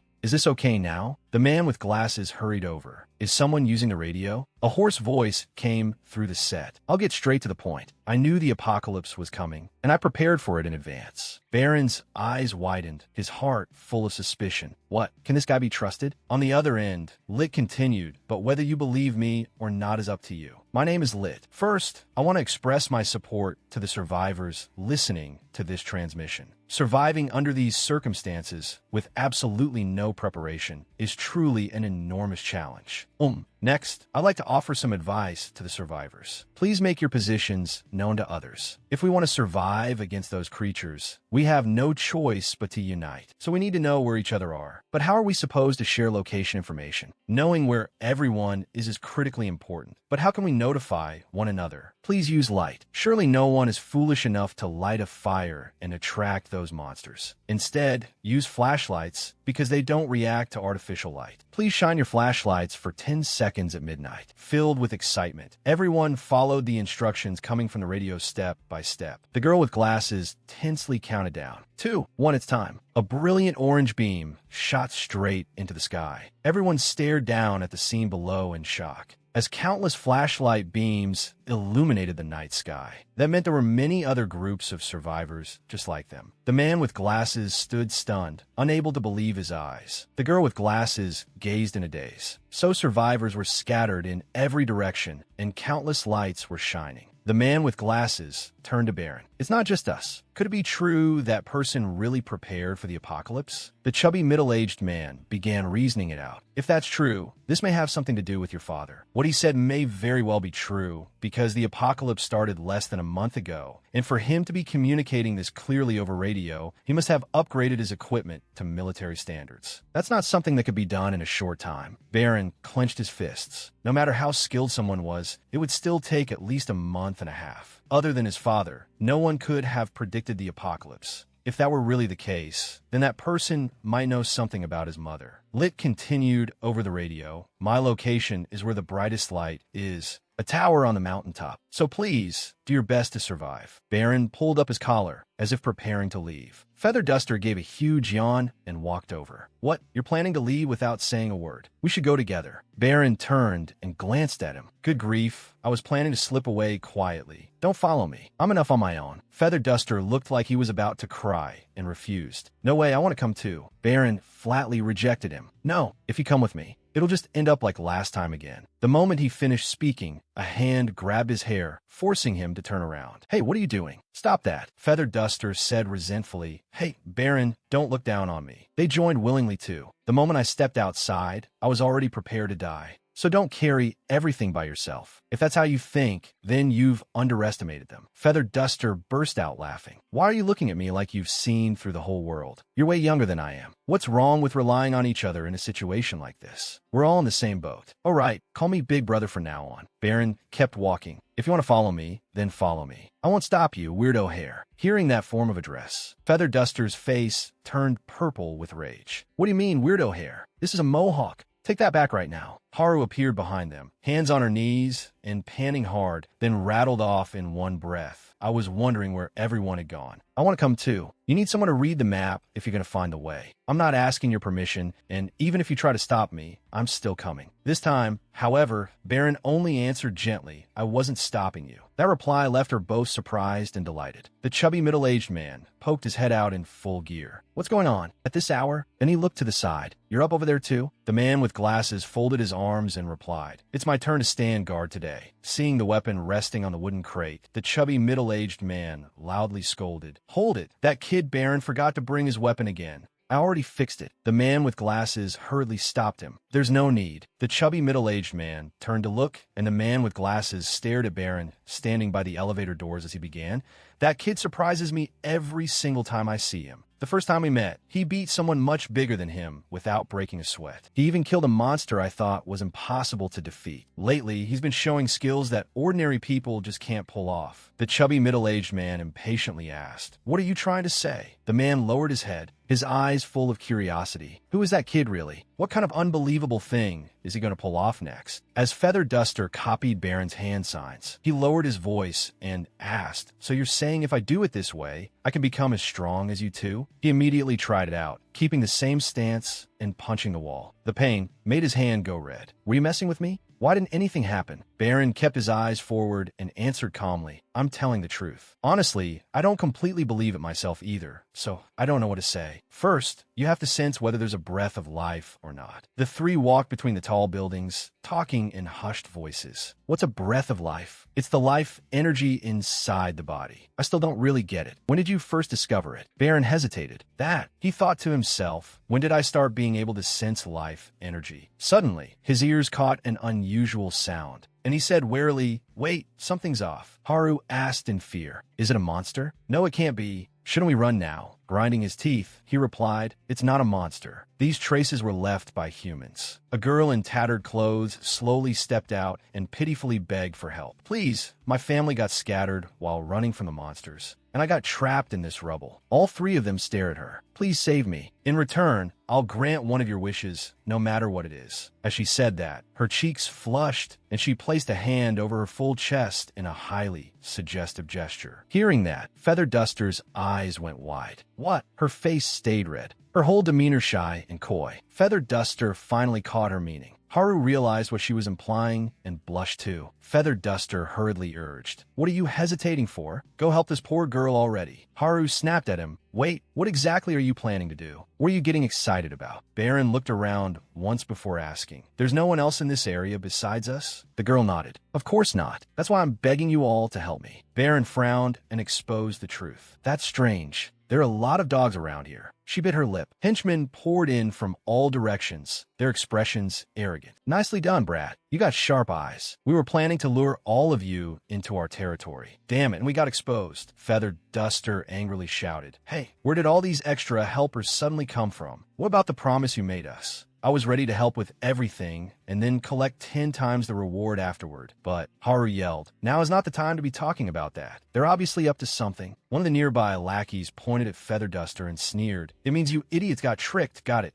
Moron." Feather Duster glared at him. The girl leader coldly ordered, "Hand everything over. All of it, including your clothes." Haru cried out in shock. "What the hell? You think we're actually going to listen to you?" She turned her head and discovered her 2 teammates obediently taking off their clothes, and quickly shut her eyes. "Hey, why are you stripping completely? Are you seriously going to hand them over?" Baron set his backpack on the ground. Seeing that, the girl thought their group would be easy to deal with and became even more overbearing. "You two, strip now. If you don't want trouble, hurry up." Haru trembled in fear. Seriously? The 3 men beside her stared at her with obvious bad intentions. When he saw Feather Duster take off his shirt, one of the lackeys snorted. All right, put it here, next to the bag and that pile of weapons." When he saw the other side throw the clothes down in front of him, he froze for a second, then smugly bent down and picked them up. "What? Are you so scared your hands and feet are shaking?" Feather Duster suddenly whipped a powerful kick into him. "You bastards!" Then he pinned the guy down and stripped all his clothes off. "Oh, this outfit's not bad." After changing into the new clothes, he even showed off to Baron. "Baron, what do you think? Do I look handsome in this?" The girl was furious enough to smoke. "This lunatic. Take care of him before the monsters get any closer." A blond man holding a knife charged straight at Baron. "You die first." The sharp blade stabbed toward him, and Baron twisted aside to dodge it, then drove a heavy punch into the man's chest. The knife spun up into the air, and when the point turned to the right angle, Baron punched the handle hard, sending the knife through the man's clothes and pinning him to the wall. The girl broke out in a cold sweat. "What?" Feather Duster swung his club around, leaving 3 other men dizzy and reeling. "Come on, kids, come play with me." She shouted an order. "Stop fooling around and get serious. They're just 2 brats." Then she pointed at Haru. "Go take care of the girl, standing there alone." A whole group rushed her, looking at the clubs raining down. Haru clenched her teeth and fought to suppress her fear. Before the clubs could hit, she slipped away to safety in an instant. The girl stared wide-eyed at the 3 of them. "What the hell is this? Who are these people?" One lackey screamed in terror,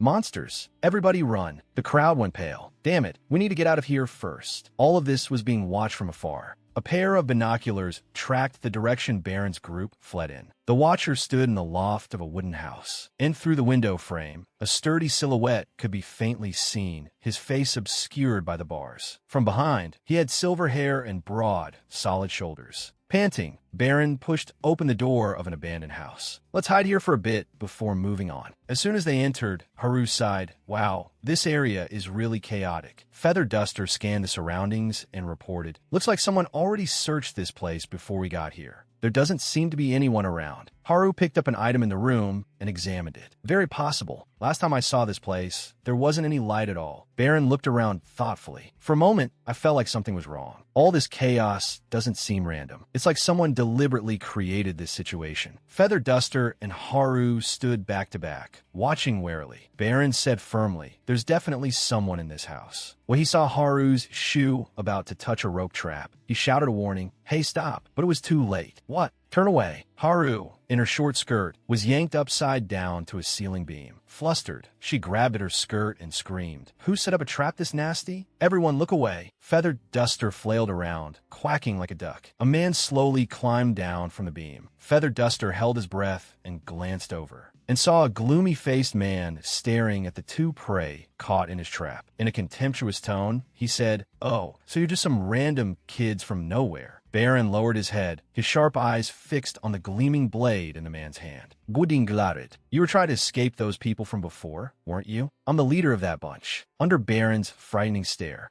He pressed the shining blade against the scar on Haru's forehead and threatened, "Don't come any closer. If you move, this girl dies." Haru's eyes filled with extreme fear. "And if you tell even half a lie, I'll kill her too." Baron gritted his teeth and endured it. Guden asked, "Why did you come here?" Baron answered through clenched teeth, "I found this place through the radio." Guden pressed further. "So you're the one who spoke over the radio?" Baron shot back. "You heard it too? Then why didn't you report your location?" Guden sneered. "Huh? You think I believe your nonsense? How naive. How was I supposed to know whether you were looters or not? Telling you my location would have been the same as inviting you to rob me. And another thing, you said you predicted the apocalypse? If you'd picked a different lie, I might have believed it, but that one? Not a chance." Baron only gave one answer. "It's true." Guden glared and shouted, "Liar!" Baron's voice rang out steadily. "I knew the apocalypse was coming, and I prepared for it. There wasn't a single lie in what I said." Guden pressed the knife close to Haru's face again and coldly repeated, "I told you already, if you lie, I kill her." The sharp tip pierced into Haru's blonde hair. Baron struck in a flash. His eyes locked onto his opponent's face, while blood-red veins spread through Guden's pupils. Got him, but unexpectedly, the other man was just as agile. At the decisive moment,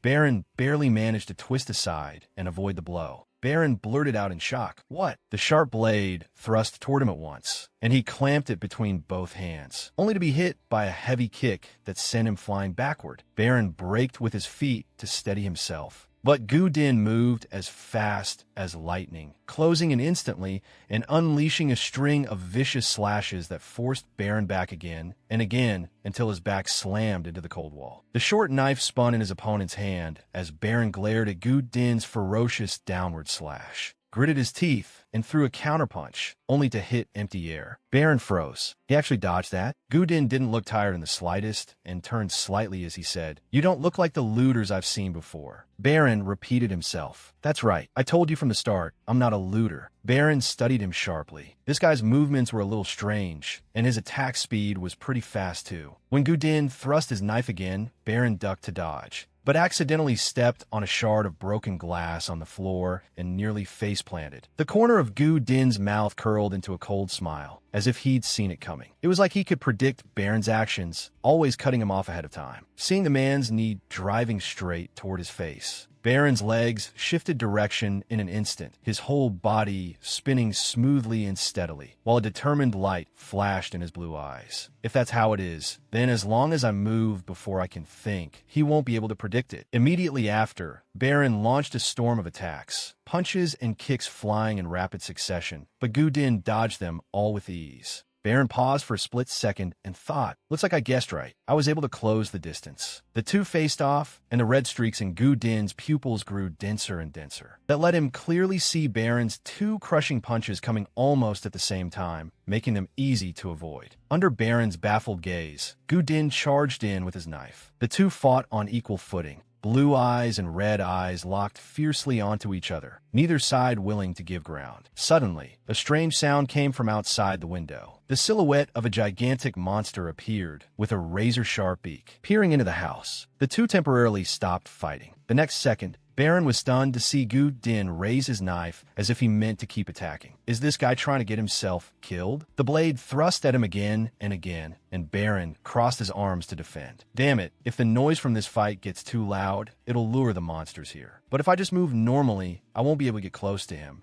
Baron stared at his opponent and murmured with his head lowered, "Can I do it? For everyone's sake. I have to." He leaped lightly into the air, and Guden watched with a frown. Baron assumed the strongest stance his father had ever taught him, lowering the center of gravity through his entire body, lifting his right hand and bending his index and middle fingers into a hook. It had to be forceful, but at the same time swift, nimble, and light. Guden watched every movement with suspicion. 3 points of blue energy appeared at Baron's fingertips. Guden's eyes widened in shock. The 3 blue lights flashed, instantly converging into one dazzling point. The weapon in Guden's hand was knocked flying, and Baron, now holding the short knife, was already standing behind him. Gudin turned around and saw Baron making a shushing gesture, the sharp blade already at his throat. The rope was cut, and Feather Duster was freed. Rubbing the back of his neck, he complained, "Ow, why does my head hurt so much?" Haru also frowned as she rubbed her arm. "And my shoulder hurts from being hung up there." Two angry gazes turned in perfect unison toward Gudin, who was now tightly tied to a chair. Even so, he kept his arrogant tone. "So what are you going to do to me now, in this chaotic apocalypse? Are you going to kill me?" Haru and Feather Duster looked at each other, exchanged glances, then both broke into sinister smiles that made Gudin shiver. "Hey, what's with those expressions?" Gudin was hung upside down from a beam, spinning around like a top. Feather Duster and Haru stood on both sides, clapping happily. "Serve him right. Spin him a few more times. Spin him to death." Even then, he remained stubborn. "You people, what do you want from me?" Baron spoke up to explain. "We just want to live in peace. We're not looking to cause trouble for anyone." Gudin looked doubtful. "What?" Haru and Feather Duster, satisfied after getting their revenge, quietly sat down in their chairs. Baron's voice rang out again. "We're heading toward the source of the radio signal. That's our destination, basically.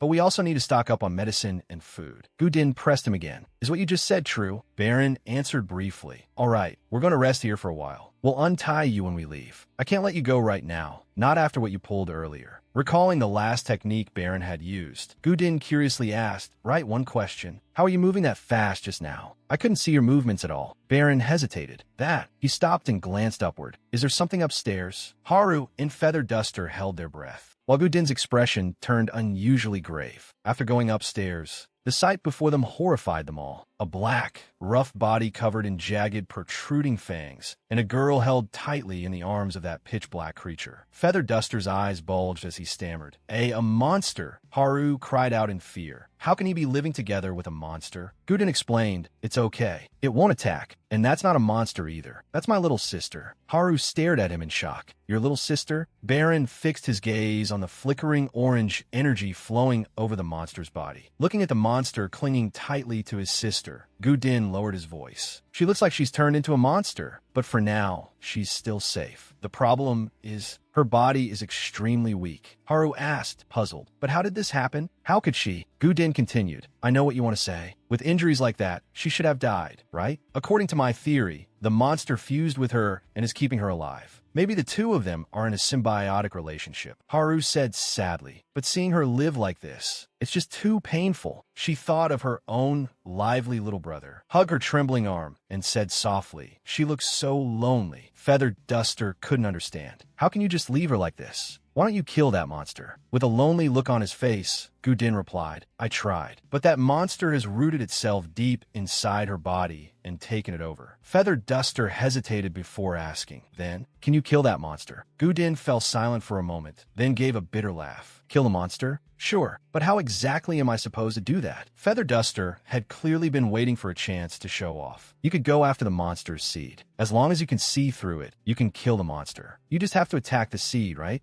Baron answered, "That's right." Gudin kept laughing, his tone dripping with sarcasm. "You people make it sound so simple. I've already tried. I've tried every method I know, and none of them work. I couldn't find a monster's seed anywhere." Feather Duster turned to the person beside him. "No way." Baron stared at the monster's body, but found nothing, then said firmly, "That's right. There's no life seed inside that monster." Feather Duster was stunned. "Are you serious?" Gudin said coldly, "Enough. Stop talking." Haru angrily pointed at Gudin and threatened him. "What? You got a problem with that? Looks like you haven't been beaten enough. Just you wait." A flash of light burst out, and the ropes were undone. A moment ago, Haru had been acting fierce, but now she shrank back in fear. Baron had already turned and started walking away. "Let's go." Watching the three of them leave through the window, Gudin sank into thought. His lonely figure remained in the attic, the room around him cluttered and in disarray. Sitting beside his sister's bed, Gudin murmured, "I just met a bunch of idiots, little sister. That guy said he knew the apocalypse was coming, and he even knows how to find a monster's life seed. What a load of nonsense, right? You heard it too, didn't you?" Someone was peering down from the rooftop. Gudin sat there blankly, his eyes drifting to the stuffed rabbit nearby.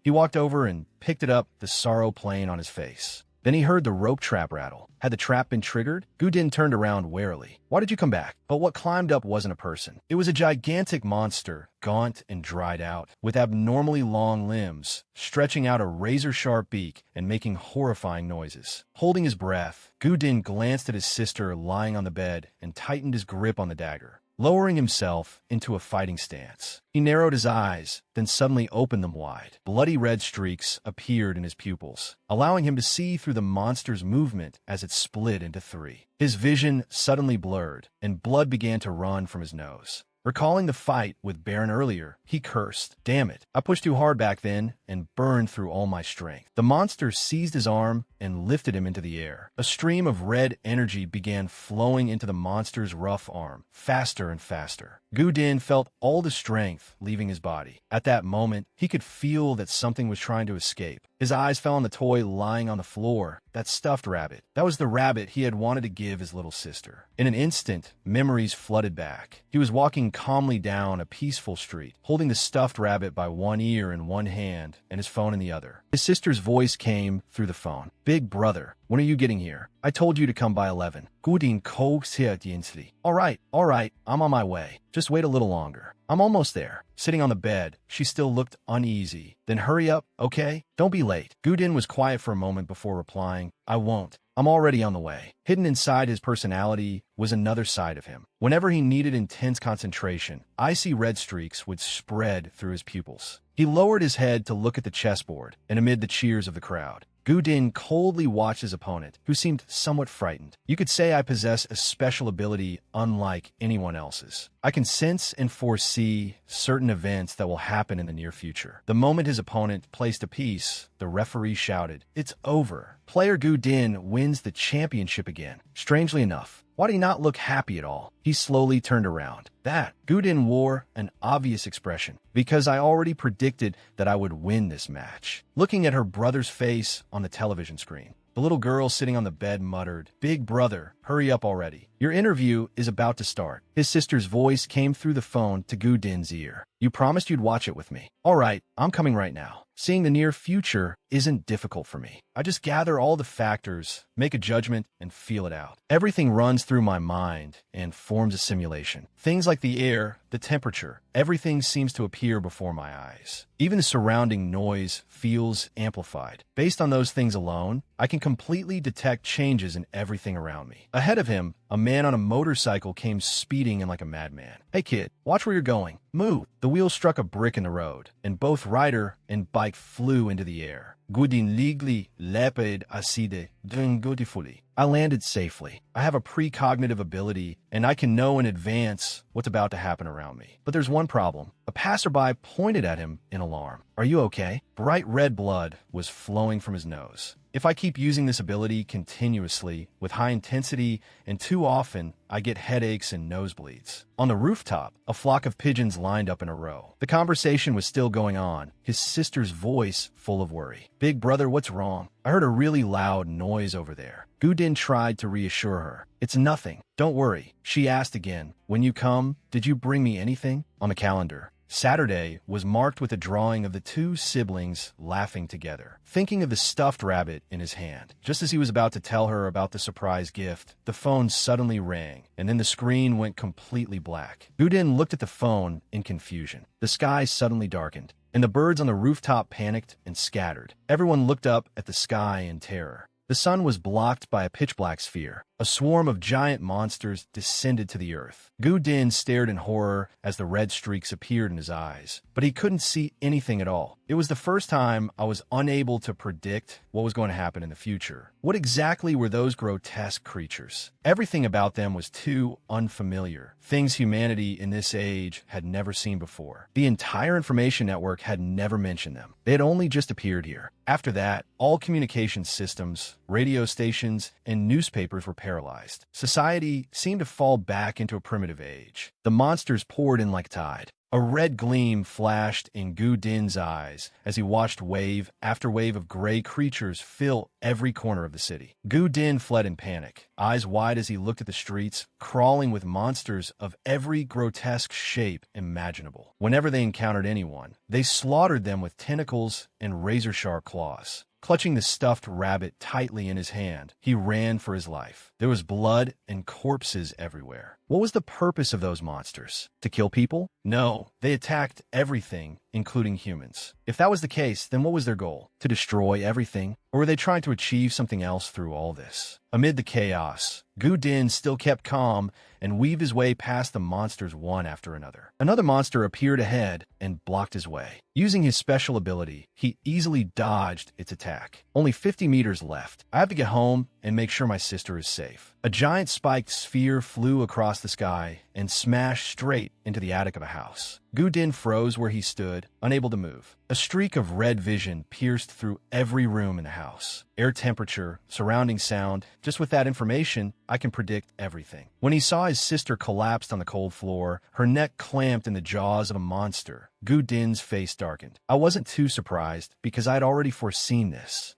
Looking at the monster latched onto his sister's body, he raised his knife and stabbed down without hesitation. The pure white stuffed rabbit beside her was splashed bright red. His hands trembling, he tried to pull the monster off his sister. His eyes widened in disbelief at what he saw. The monster was regenerating on its own. A new day began. Gu Din walked over, pulled back the curtain, and looked up at the sky. Another day had passed, and the mysterious planet that had given birth to these monsters had vanished without a trace. Yet countless monsters remained on the ground, and the first thing we had to do was figure out how to repair the house without being noticed. If there was one strange thing, it was that my sister's heart was still beating. She was gravely injured and should have died, but it seemed some kind of monster was living parasitically inside her body, holding her life in its grasp. The girl's eyes were tightly shut, her brows slightly furrowed. The spikes on a monster's body quivered, her arm twitched upward, and her whole body trembled as she let out a pained groan.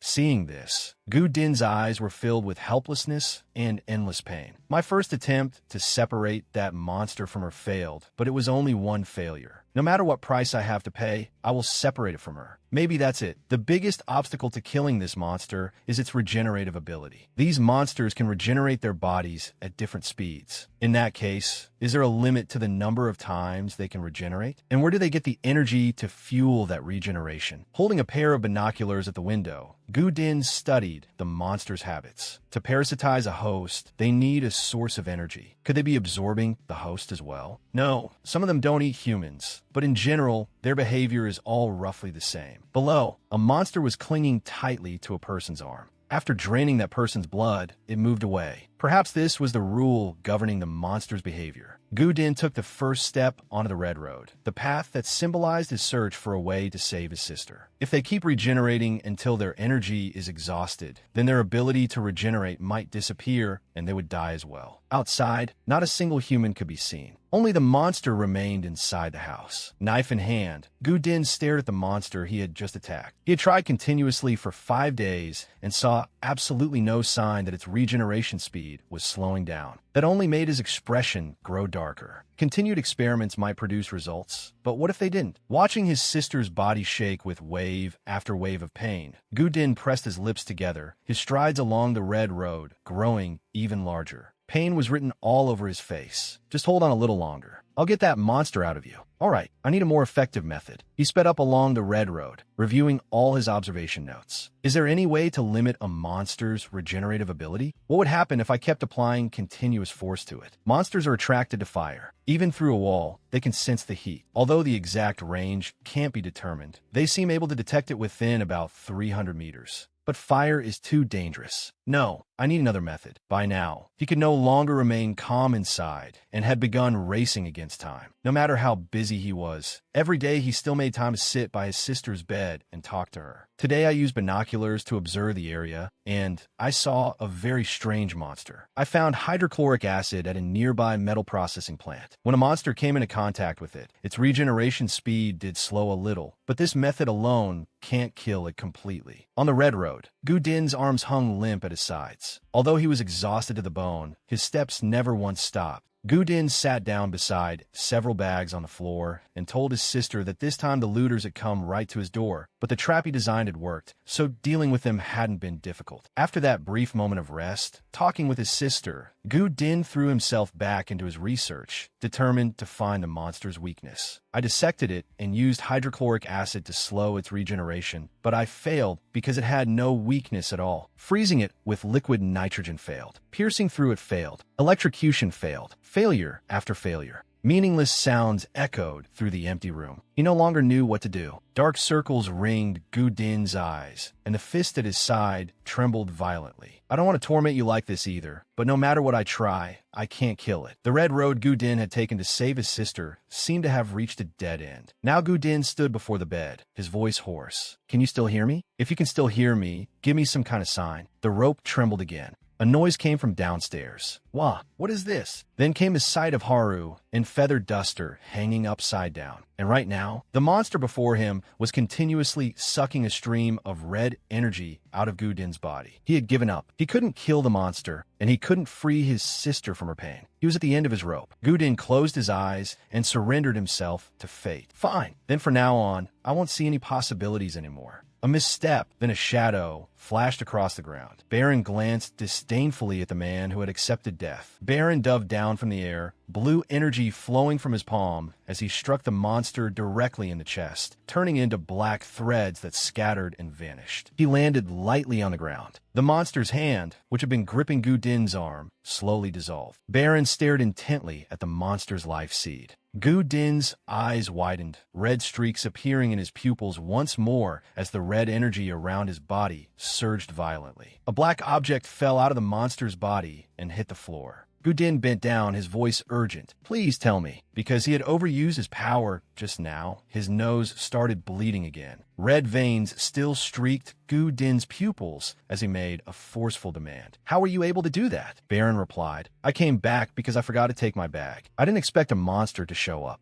As I said before, you just have to target the monster's life seed. But maybe you can't see it. I saw it, Gu Din replied. Baron flinched and asked what. Gu Din continued. I don't understand what's happening, but I can see that light. It's inside my little sister's body, even though nothing showed before. Maybe that's the monster's life seed you were talking about. Feathered Duster asked in disbelief. What? Are you serious? No matter how hard I try, I can't see it. Gu Din lowered his head and looked at the stream of light on his sister's body. But why is the monster's life seed glowing inside my sister's body? If that's really it, then to destroy it, do I have to kill my own sister? Looking at his back, Baron said, You could say that only when your sister's heart stops beating can that monster be destroyed, because it's living off her heart. Looking at his sister's trembling body, Gu Din steeled himself. I'll do it. I'll do it with my own hands. The three of them went down from the attic together. Gu Din's face was filled with indescribable grief. Beside his little sister was a blood-stained stuffed rabbit. His voice was low and hoarse. It's a little late, but happy birthday. Looking at his sister lying motionless on the bed for the last time, Gu Din's back radiated a cold loneliness. The sharp blade stabbed down hard without the slightest hesitation, aimed straight at the little girl's fragile heart. Then, all of a sudden, a dazzling golden light flashed. A soft lump of cotton floated before his eyes. The monster wrapped around the girl suddenly vanished, leaving behind only the tiny body stained red with fresh blood. Gu Din's hand holding the knife trembled violently. Fragments of memories of his beloved little sister surfaced. The moment she tenderly took care of the little plant, the happy way she looked while eating, the moment she sat firmly on his shoulders. Gu Din pressed his lips together and forced a smile, one filled with endless pain. He gripped the knife tightly. Then, like a man who had lost his soul, brought the sharp blade to his own neck. In the stillness, a childish voice rang out. Thank you so much, big brother. Gu Din snape dawake. He hurriedly turned around and saw his sister lying on the bed, smiling gently at him. The knife slipped from Gu Din's hand. His back stretched long in the backlight. Did you hear what I said just now? The little girl lying on the bed answered gently, yes. Big brother, you don't have to force yourself to be strong anymore. Tears rolled down his cheeks. Gu Din was like a man lost in the middle of the desert. He didn't know what to do. The future was dark, and he had no idea where to go. A sound from the stairs drew the attention of the three below. The three people downstairs looked up at the same time and saw Gu Din standing there like a sculpture, his face utterly expressionless. Before coming down, the little girl had quietly told him, "Do whatever it is you want to do, big brother." Gu Din widened his eyes and thought, "What I want to do?" In his mind flashed the image of Baron's group of three slowly descending. The monster was still stubbornly latched onto his sister, refusing to let go. Then came the image of Baron's group preparing to fight the monster. Gu Din's lips moved slightly, as though he were nursing some thought. The little girl tried hard to open her clear eyes and wait. Her older brother's face gradually came into focus, and his goal had been decided. Gu Din gently supported his little sister's neck, bent down, and held her in his arms. His soft voice was soaked with tears. "I want to destroy every monster that made you suffer like this." The knife lay silently on the cold floor. The little girl closed her eyes, and a clear tear rolled down. Smiling, she told him, "Big brother, you have to keep living and avenge me, okay?" Gu Din imagined himself fighting side by side with Baron's group, killing the monsters rampaging through the streets. Under the watchful eyes of the three, he introduced himself. "My name is Gu Din. Please take me with you." His face showed unwavering resolve. In the secret underground base beneath the subway station,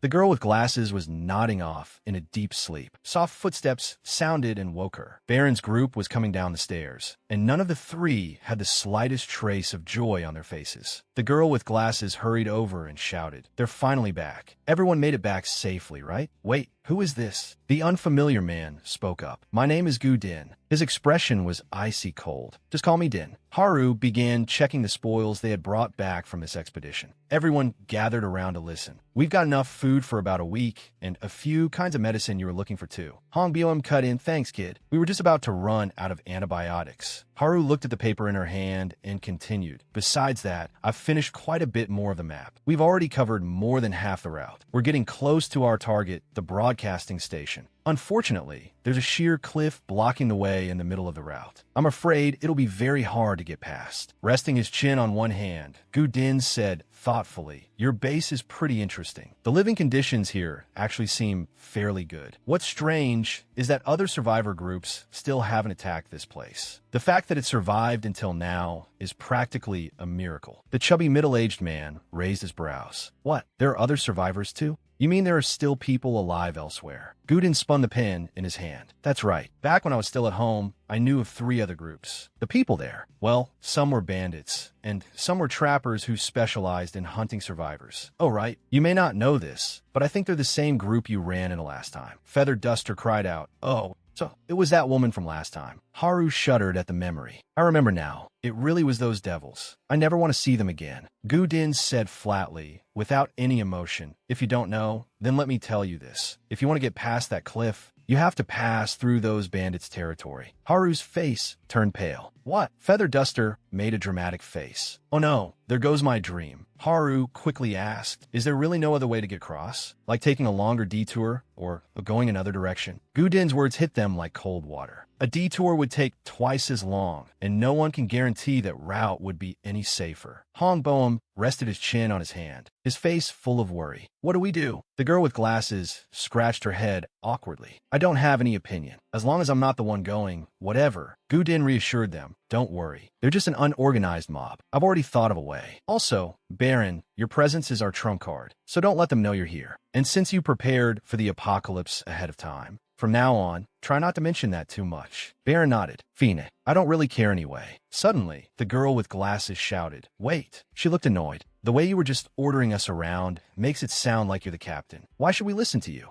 Gu Din answered confidently, "Because I'm the most capable person here." His narcissism left everyone staring, dumbfounded and speechless. It was truly a direct blow to their pride. The purple-haired girl smiled brightly. "Oh, I'm starting to find him interesting." In another room, the water in a bottle gently swayed. Sweat poured off Baron like rain. He set several bottles of water on his back and began doing one-arm push-ups. From the corner of his eye, he noticed someone at the door. Curious, Gu Din asked, "Hey, how did you become this strong?" Baron answered while continuing his push-ups. "It's simple. I trained in the basement." Gu Din objected. "That's not the point. Your other abilities are far beyond an ordinary person's too." Baron let out a long sigh. "Maybe it's just because you're too weak." Gu Din rested his chin on his hand and thought. "So how exactly did you train? And what about your daily routine?" Baron roared irritably. Could you shut up already? Even after being snapped at, Gudin shamelessly kept asking, what about your diet? 3 barrels of water wobbled and crashed to the floor. Baron said wearily, what a pain. I deliberately hid here to train, and I still ran into you. How did you even find this place? Gudin replied, because of that light. Baron picked up a barrel of water and glanced at Gudin in confusion. That light, Gudin explained, I've been able to see it since that day, whether it's on monsters or on you.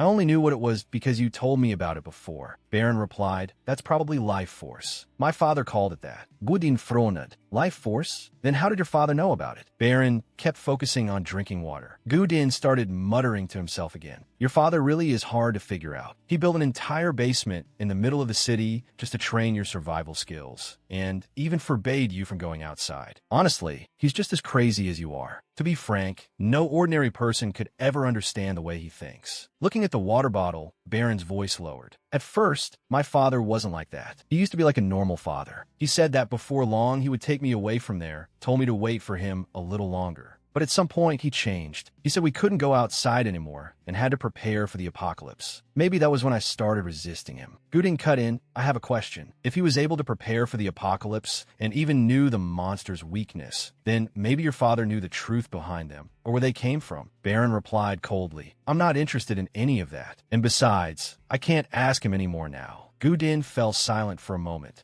then stepped closer and whispered, are you sure your father is dead? What if? Baron's eyes brightened just a little, and he said softly, I don't think so. My father fell off the bridge into the abyss. And when the bridge broke, hundreds, maybe thousands of monsters fell into the abyss with him. His father's eyes had been steadfast, without the slightest trace of fear behind his glasses. Gudin said seriously, that doesn't really mean anything. He looked at Baron with his head lowered, remembering those 3 strange blue streams of light called life force. He guessed that Baron's father's strength had definitely far surpassed Baron's, and from that concluded the man might still be alive. He continued reasoning, who knows? Maybe he's still alive. As soon as he said that, Baron lowered his head even more, looking clearly dejected. Gudin waited quietly. After a while, Baron finally said, but even if my father is alive, he would definitely have come to find me and protect me by now. Gudin answered thoughtfully, is that so? Based on what you said, that does seem very likely. Baron stared blankly at the water bottle. Gudin spoke again. I actually came to find you for something else. How did you do that move that day? Baron sprang up. That day, as he said it, he reenacted the move from that time, appearing behind Gudin in a flash. Baron instructed him, you need to focus your mind on your fingers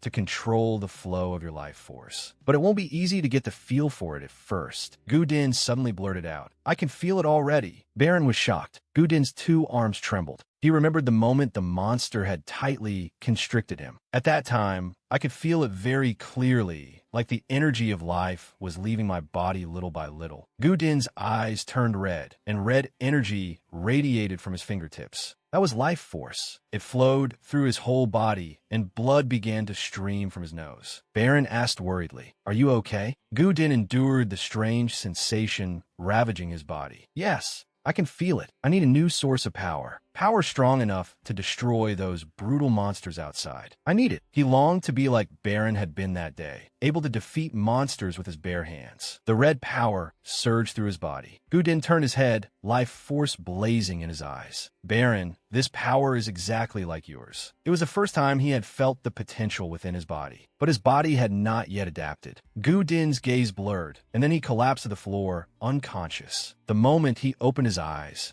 Hong Byeom hurriedly asked, you're awake? How do you feel? Your whole body was burning with a high fever. Gudin opened his eyes a little and asked weakly, why are you here? Feather Duster sat bolt upright, saying arrogantly, what do you mean, why am I here? This is my bed. Hey, you mohawk-haired guy, how many times do I have to tell you? That bed is for patients. I told you, it's not a mohawk. Hong Bom paid no attention to Feather Duster and focused on his work. You probably need a sedative shot. Baron walked over to Gudin. You were unconscious for 3 hours. Gudin slammed his fist against the bed. Damn it, so I really can't use that power. The chubby middle-aged man handed him a sword. Here, take it. I finished the weapon you asked for. Check it and see. Before, Baron asked me to make a nail-like weapon because that design is very useful for striking a monster's weak point. But the shape of the sword you requested really isn't the best choice for killing monsters. Gudin examined the sharp sword in his hand. The chubby middle-aged man added, it's more suited for killing people. If you can, try not to use it against monsters. The blade is very thin, so it'll be damaged easily. Gudin sheathed the sword and said firmly, "Don't worry. When I run into monsters, I'll use this." He pulled out a small dagger. Baron walked over and asked, "Gudin, are you coming too?" He nodded. "That's right. I'm all prepared." Looking at Baron's unarmed state, Gudin secretly felt jealous. Baron didn't even need a weapon to defeat monsters. If he himself wasn't strong enough, how could he avenge his sister? Baron asked, puzzled. "Why do you want to help me?" Gudin answered calmly, "Actually, I'm not helping you. I'm only doing this for my own benefit. If I help you, maybe I can uncover the truth about those monsters. But as for you, why do you long so much to find your mother when you've never even met her?" Baron replied softly, "It's simple, because she's my mother." Feather Duster ran over. "Hey, Baran,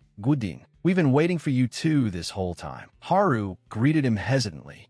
Baron looked at the two of them. "You're coming too?" Feather Duster thumped his chest energetically. "Of course. The more people, the better." Haru clenched her hands to steady herself. It is a little scary, but as long as we try our best, it'll be okay. Right?" Gudin still wore the same eternally cold expression. "Now, there are 4 of us. We just need one more." Everyone's eyes turned toward the girl with glasses. She jumped up as if someone had stepped on her tail. "I'm not going," but her protest was obviously pointless. Hong Bom warned them, "Be careful on the road." The man with glasses beside him also reminded them, "You all absolutely have to come back safe this time." One after another, the group stepped outside. When the monsters began appearing on the surface, each person carried their own reason for fighting. Some fought to escape the shadows of the past, like Haru. Some fought simply for fun, like Feather Duster. Some lived to avenge a younger sister, like Gudin. And some wanted only to find a beloved family member again, like Baron. And so, those small surviving humans kept moving forward, fighting to survive. Under Baron's lead, the squad passed through ruined, desolate buildings. Ahead of them lay a steep mountainside, with monsters appearing everywhere. Inside a certain building, an authoritative voice rang out an accusation. "So not only did you lose track of them, you even left my people there die?" The person facing her stammered in defense. A rusty scalpel was raised high. A plump girl named a Bowie reported what had happened then. "They were completely different from the usual idiots who fall into our traps." The other person listened while slicing a steak. One of them realized it was a trap. Another was extremely good at dodging attacks. And there was also some crazy idiot with a mohawk. The subordinate beside her chimed in. "Exactly. That Mohawk bastard even stole my clothes." He really was. Before he could finish, a scalpel shot straight into his forehead, sending him directly to hell. Seeing her companion fall dead with his eyes still open, a Bowie went pale with terror and collapsed onto the floor. The other woman calmly said, Sorry.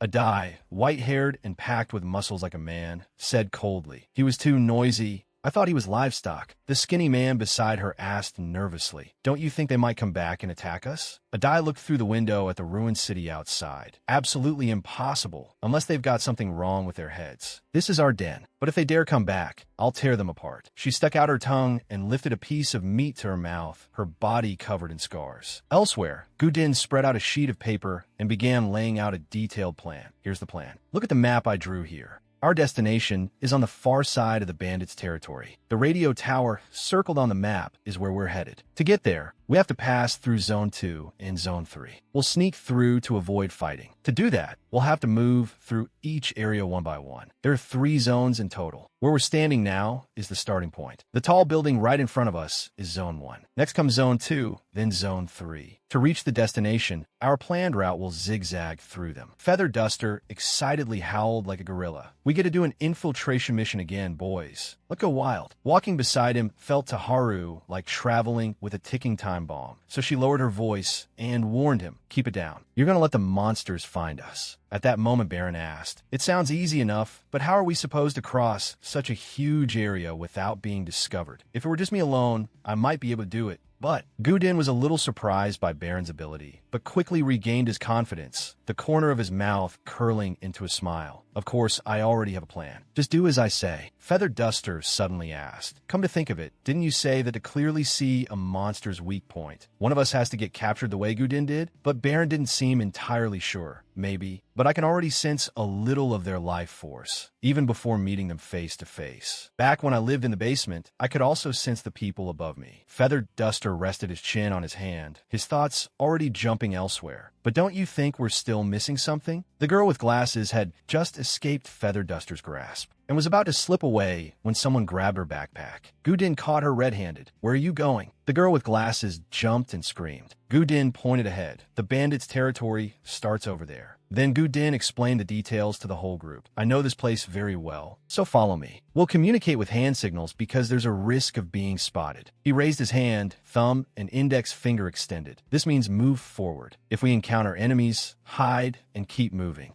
Next signal, the other fingers clenched while the index and middle fingers were bent. "This means attack. If we can't avoid a fight, then attack." Last signal, the other four fingers clenched with only the thumb extended sideways. "This means retreat. If we think the battle could cause heavy casualties, we pull back." Also, when I touch my chin, that means I'm lying. Baron asked, "When would we ever use a lying signal?" Gudin replied calmly, just in case, though we probably won't need it." Gudin ordered, "All right, let's move out." Feather Duster was burning with enthusiasm, confidently showing off his personality. "I'm sure everything's gonna go smoothly. Let's go, let's go." They hadn't even seen an enemy yet, and Haru was already trembling in fear. "Wait, give me a second to breathe." On the main road, the group carefully followed behind Gudin. At a bend in the road, they unexpectedly ran into two people on patrol. The bald man with hair growing around the sides held something up proudly. "I just found a box. Somebody hid it behind a building." The girl with the ponytail beside him stared at the box in admiration. "Oh, awesome. Looks like no one's opened this in ages." Gudin signaled them to keep moving. "Their guard is down. We can sneak past without any problem." Feather Duster opened his mouth and charged right in again, looking like a monkey that had found a banana. Gudin's face darkened at this pig-headed teammate. The side-haired bald guy had just turned around when Feather Duster's club smashed right into his face. The ponytailed girl turned around blankly. "What the hell?" With no choice left, Baron had to rush in too. The ponytailed girl blocked his path and boldly declared, "I'll kill you." The moment she said it, she took a punch straight to the face. The two of them were tied up tightly. The girl with glasses angrily snapped, "Idiot. That signal meant quietly sneak past. You almost got us into huge trouble." Luckily, we tied them up in time. Feather Duster, all brawn and no brain, scratched his head and defended himself. "Really?" He pointed at them, "so I thought he wanted us to attack." Gudin felt a headache coming on.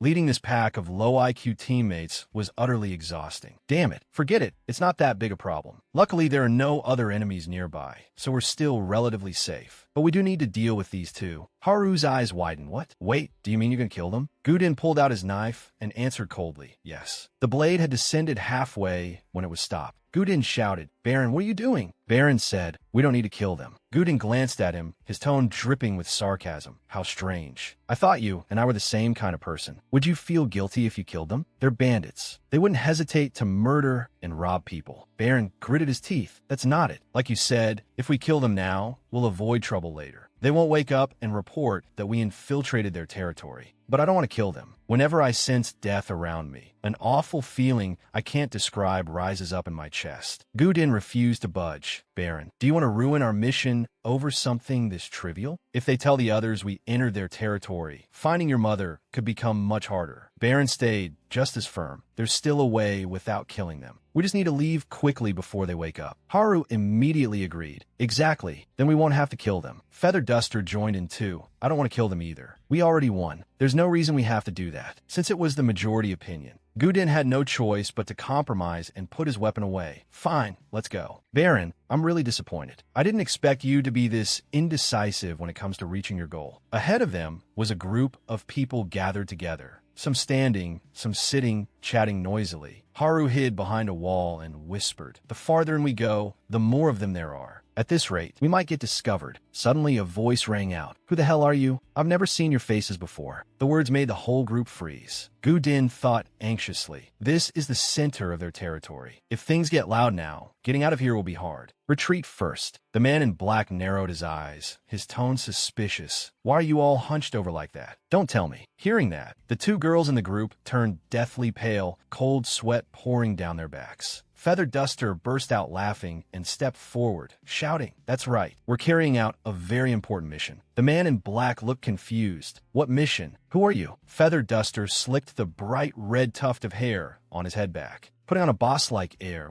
"You don't know who I am? You see this mohawk and still can't recognize me? His eyes went wide, killing intent overflowing from him. The man in black felt that this aura was all wrong and hesitated timidly. I think I recognize you now. Boss. Feather Duster slung an arm around the man in black's shoulder and said warmly, "That's more like it. Let's have a little private chat." Watching the two of them walk off with their arms around each other, Gu Din made a meaningful comment. That featherhead. I never thought the day would come when he'd actually be useful. Baron asked, "You're really just going to let him go like that? What if he gets lost?" Gu Din replied calmly as he walked. "Well, if we do get separated, we already agreed to meet back at the base. He'll probably manage to find his own way back." At the foot of a skyscraper, someone asked, "Haru, where are we now?" She looked at the paper in her hand and answered, "We've just entered the center of Zone 1. Baron guessed. "Then we've probably covered about a quarter of the distance." The group entered a building. Baron asked curiously, "What is this place?" "There are bars everywhere. I feel like I've seen something like this in a book before." Looking at the bars, Gu Din said, "This is probably a prison. It looks like it was still being used right up until the apocalypse." Baron looked toward the source of a disturbance. "Help me." Someone locked behind the bars pleaded, "I'll do anything you want. Just get me out of here." Haru asked, "Why are you people in here?" The girl with glasses beside her repeatedly signaled for silence. "You're going to get us found." The prisoner behind the bars pointed at Haru,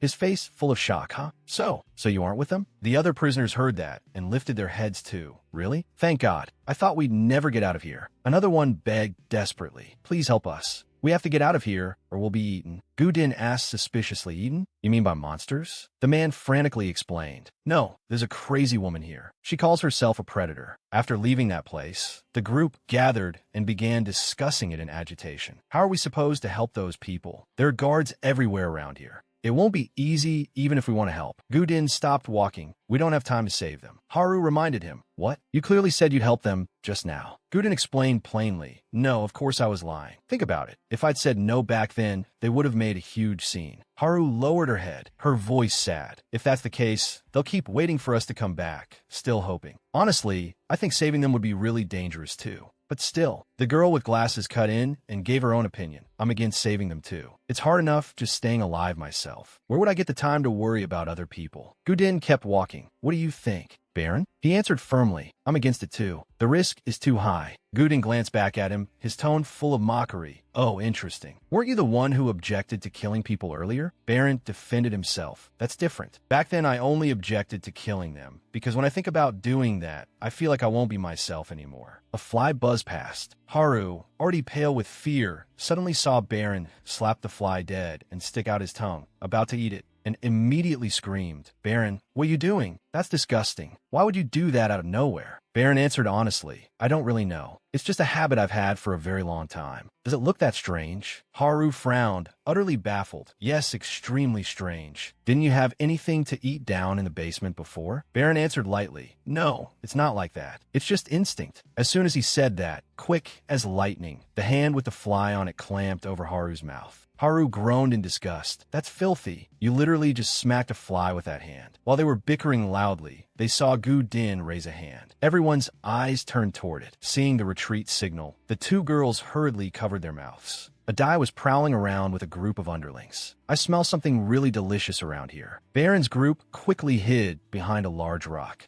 Just as she was about to come close to them, a subordinate ran over and reported, "The farm we manage in B3 has been destroyed." Adai signed, her voice angry. "What do you mean?" The subordinate stammered. "The monsters launched a sudden attack. During the fighting, the farm's iron fence was smashed, so the livestock are escaping." Adai's facha darkened. The subordinate was scared out of his wits. She smiled, revealing a sharp fong. "Bring people with you." The sound of footsteps gradually faded. The girl with glasses, still crouching below, couldn't restrain her curiosity. What happened? Where did they suddenly go? Did something happen? Suga was tightly bound to a chair, his eyes covered with a strip of white cloth. His legs were covered in blood, amputated and only crudely bandaged. He was in a state of extreme terror. The blindfold was removed. Adai coldly ordered, "Look and tell me where they are." Suga's face was white as paper, looking at the monsters going berserk and slaughtering in the distance. He also identified the location of their life seed. He stammered, "Right below where the tail begins, 3/7 of the way up the left leg." Adai pressed on threateningly. "How deep?" Suga clenched his teeth and answered, "About 14 centimeters. That's just an estimate." Adai stepped closer. "Doesn't matter. If you're wrong, I'll eat what's left of your other arm, too. From that moment on, the number of guards suddenly decreased. If we go now, we should be able to cross this area easily. At a bend in the road, they ran into someone desperately fleeing for his life. Both sides jumped in shock. The man's eyes suddenly lit up. It's the people from earlier. Great, we've been waiting for you the whole time. But then monsters suddenly appeared and brought down a lot of the bars, so we managed to escape. Haru's eyes widened, her face full of confusion. So that's why they disappeared? Gu Din analyzed the situation. The monsters showing up actually works in our favor. They can't kill all the monsters, so dealing with them will take a lot of time. The man running ahead turned his head and shouted back, "No way to kill monsters? What nonsense are you talking about? Getting away alive is what matters most." A sharp blade flew in and buried itself in the man's temple. Gu Din and Baron froze instantly. Right then, a pitch-black object flew out, and a die caught it in her hand. She looked at the three unfamiliar faces before her, her voice brimming with killing intent. "What's going on here? And who the hell are you?" The two sides stood facing each other, staring without blinking. Gu Din's eyes were fixed on the black object in a die's hand. It was a monster core. Unbelievable.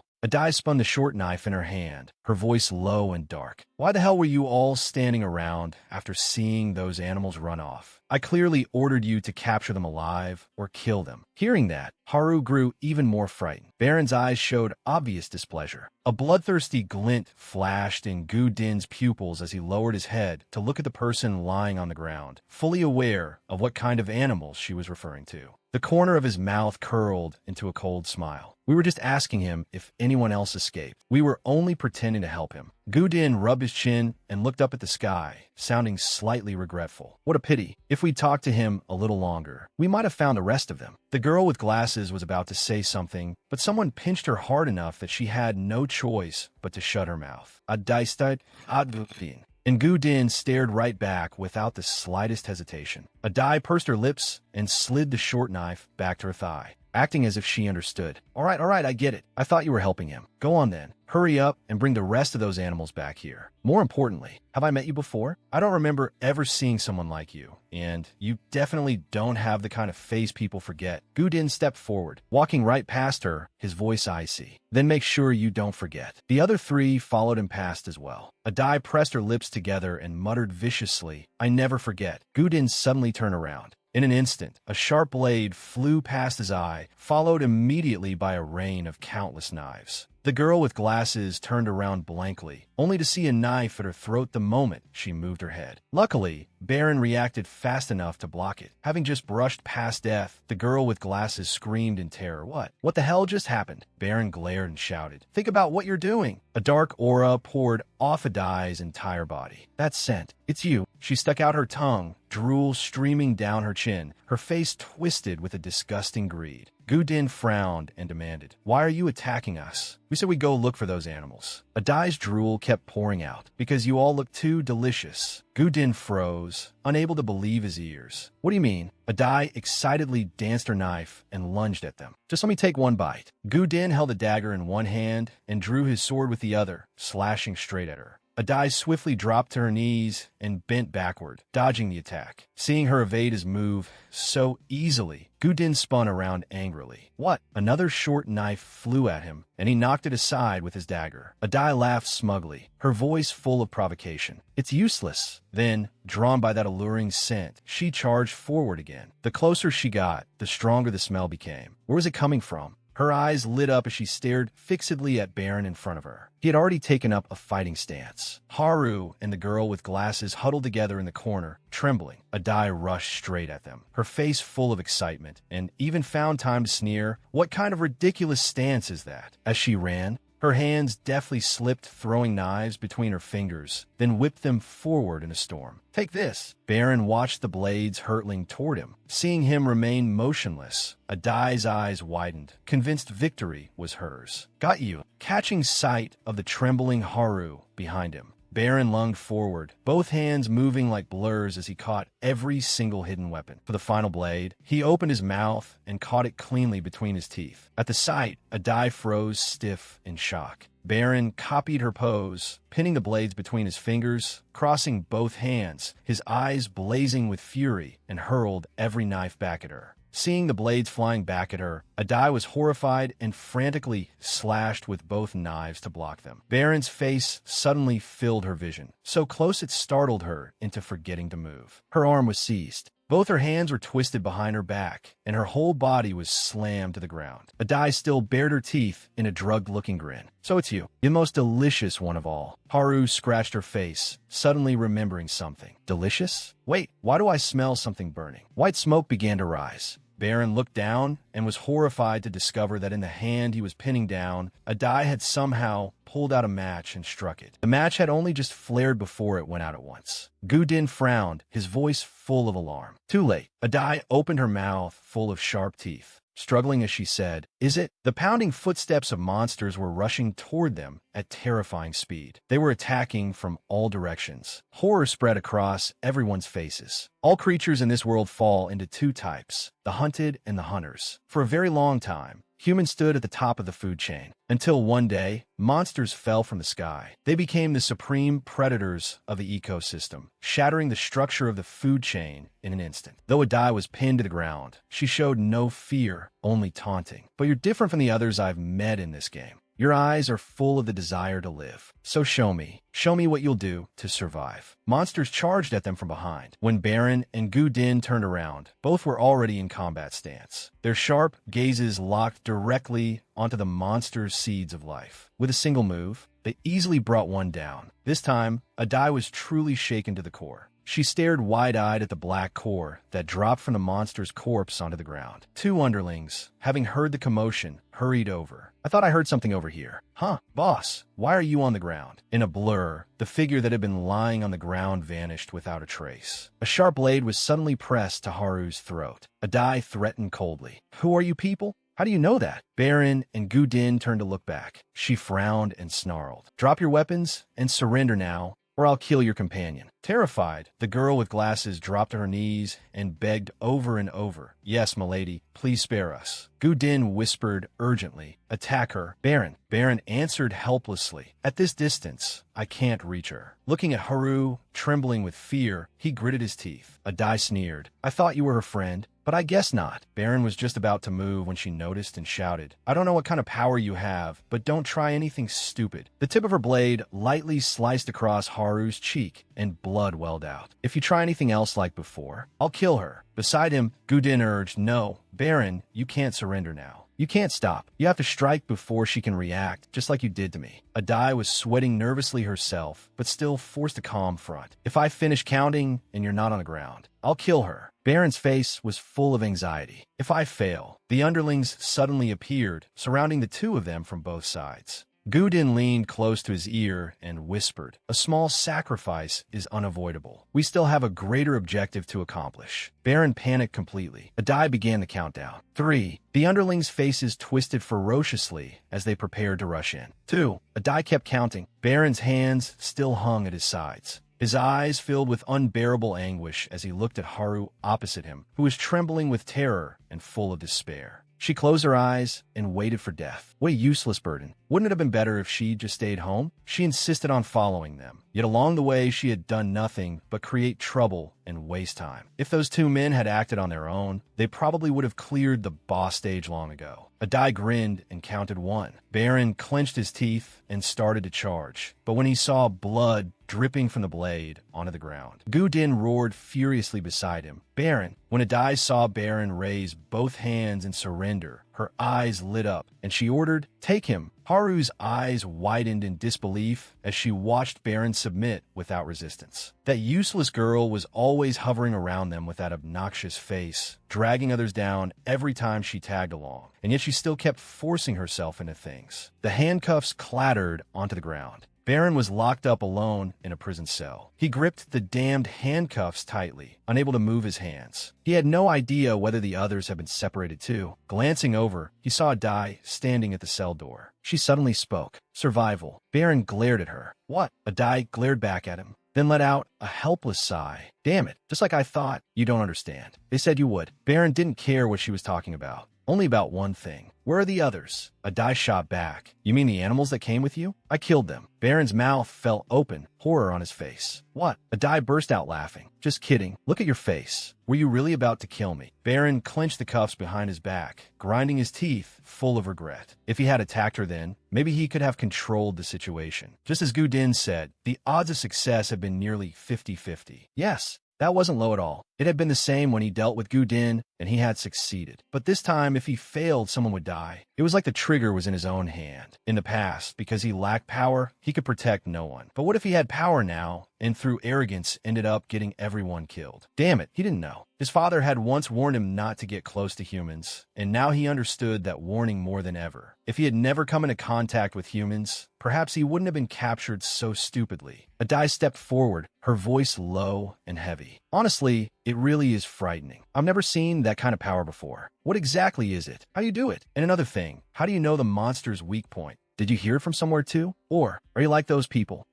Baron pretended to be clueless. What are you talking about? Disappointed, Adai turned away. So that's not it either. Looks like you really don't know anything. Just as she turned, Baron called after her. What about you? How do you know the monster's weak point? Raising his voice, Baron said, Earlier, you asked whether I heard that information somewhere, didn't you? Someone must have told you too, right? If that was true, then it might be people like that man. A heavy kick slammed into his cheek, sending fresh blood spraying out. Adai glared at him, her voice imperious. I'm the one asking questions first. Answer me. How do you know? Baron gritted his teeth and snarled. Get lost. I'd rather die than tell you. Adai looked amused. Take your time answering. We got plenty of time. But there's something else I'm just as curious about. Where did you all come from? Baron stayed silent. Adai speculated. Those clothes look decent. Seems like you've been well-fed and well-kept, and your skin's in good shape too. Where's your base? Baron muttered something under his breath. Adai couldn't hear him clearly, so she leaned her head closer. Baron seized the chance and opened his mouth to bite her. She jerked back at once. He lunged forward, only to be yanked down by the chain on his ankle and crashed to the floor. Adai grabbed him by the hair, mocking him. You want to kill me that badly? Baron looked at her with contempt. Did you think I'd open my mouth so easily? Adai sneered. Looks like you still don't understand your place. You're nothing more than an animal yourself. Her gaze settled on the wound on his cheek, which had already healed, and she immediately kicked him several more times. Curiosity flashed in Adai's eyes, as if she were looking at some rare creature. Are you even human? That wound's already healed completely. Suga's eyes suddenly widened. Standing behind him, Adai asked, What is it? Didn't you say you can see the light coming off people? Suga answered obediently.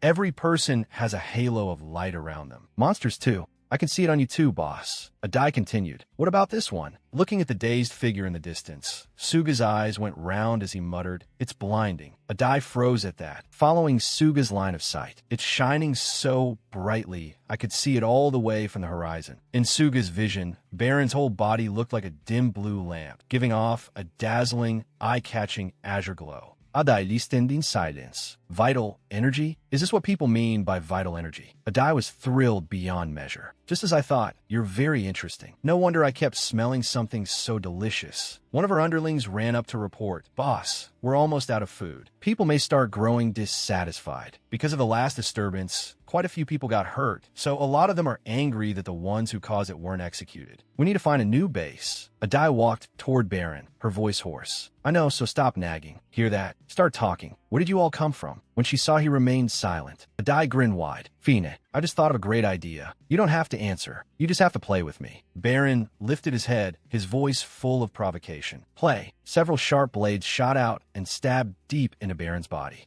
Adai held a blood-stained blade. Her eyes rolled white with excitement, her tone full of delight. I'm really curious whether your regenerative ability has any limits. Try to last a little longer, all right? Only then can I play with you longer. From the first light of dawn to the moment the street lights came on, and then until the moon hung high in the sky, Baron had no idea how many brutal tortures he endured. Only when he was completely exhausted and collapsed to the floor did she finally spare him for the moment. A faint sound came from outside. Hey, you in there. Baron glanced over weakly. Suga was standing outside, one hand braced against the wall, signaling for him to stay quiet. Chill, be careful, or they'll find out. I snuck over here. Baron's voice was weak and hoarse. You're the one from before. Aren't you one of her subordinates? Suga crouched down, resting both hands on his knees as he explained. No, I was captured by that crazy girl too. Originally, I was just one of the livestock they kept imprisoned here. But one day, I was chosen to become the Eye, one of their test subjects. From that day on, I started seeing strange lights. Baron replied calmly. What you're seeing is probably vital energy. Suga looked utterly shocked. What? Vital energy? Never mind. That doesn't matter anymore. I'll help you escape from here. I have people helping me. I'm planning to get everyone out. The chance is coming soon. I should go now. If I stay too long, I'll be discovered. Baron quickly called after him. Wait, have you seen a blonde girl anywhere nearby? Or even someone newly captured? Suga widened his eyes and answered, I'm not sure. I don't remember seeing any blonde girl. Adai's face suddenly appeared, and by then Suga was already lying motionless on the ground. One of the underlings asked hesitantly, Boss, if we kill the Eye then? She turned to him and said, Don't worry, just grab a few more and keep the experiment going. Adai crouched down to look at Baron, her tone dripping with sarcasm. You don't think my game is fun? And here you were trying to run away. That's truly disappointing. Baron lowered his voice, his eyes brimming with hatred. When it comes to torture, this is nothing to me. I've been through far worse in that dark basement. Adai raised an eyebrow, feigning curiosity. Speaking of which, you want to know where your friend is, don't you? Haru was thrown into the same cell as you.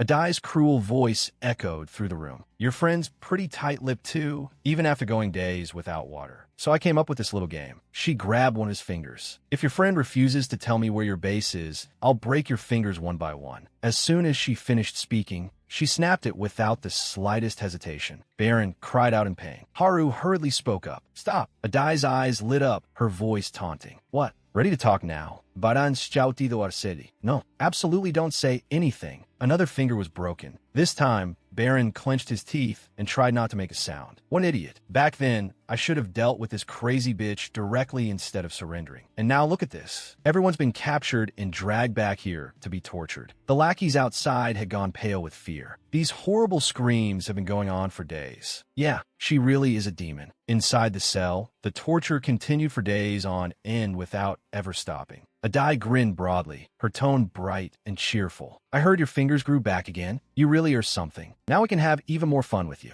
Baron gripped his shackles tightly, his urge to break free and kill her growing stronger by the second. But the restraints had been crafted with extreme precision. Strangely, they seemed specially designed to counter his fingers, making him unable to use his vital energy as if they had been tailor-made just for him. Seeing the determination on his face, even Adai felt a little uneasy. To be honest, she was afraid too. She had never seen anything like this before. What exactly was that power? How'd he do it? Clearly, even he himself didn't know. So she switched to sweet talk. I told you already. As long as you tell me where your base is, this will all be over. Looking at her merciless face, Baron's thoughts turned chaotic. Maybe if I just tell her where the base is, I can finally be freed from this pain. But now he understood the expressions they made when they were grieving and the smiles they wore when they were happy. He couldn't turn back. He couldn't pretend he had never seen any of that. Adai raised a pair of pliers, her voice sinister. This time, I want to see how your fingernails grow back. A heart-rending scream rang out. Haru screamed too, her voice turning hoarse. After she had tortured him to her heart's content, Adai cheerfully said goodbye.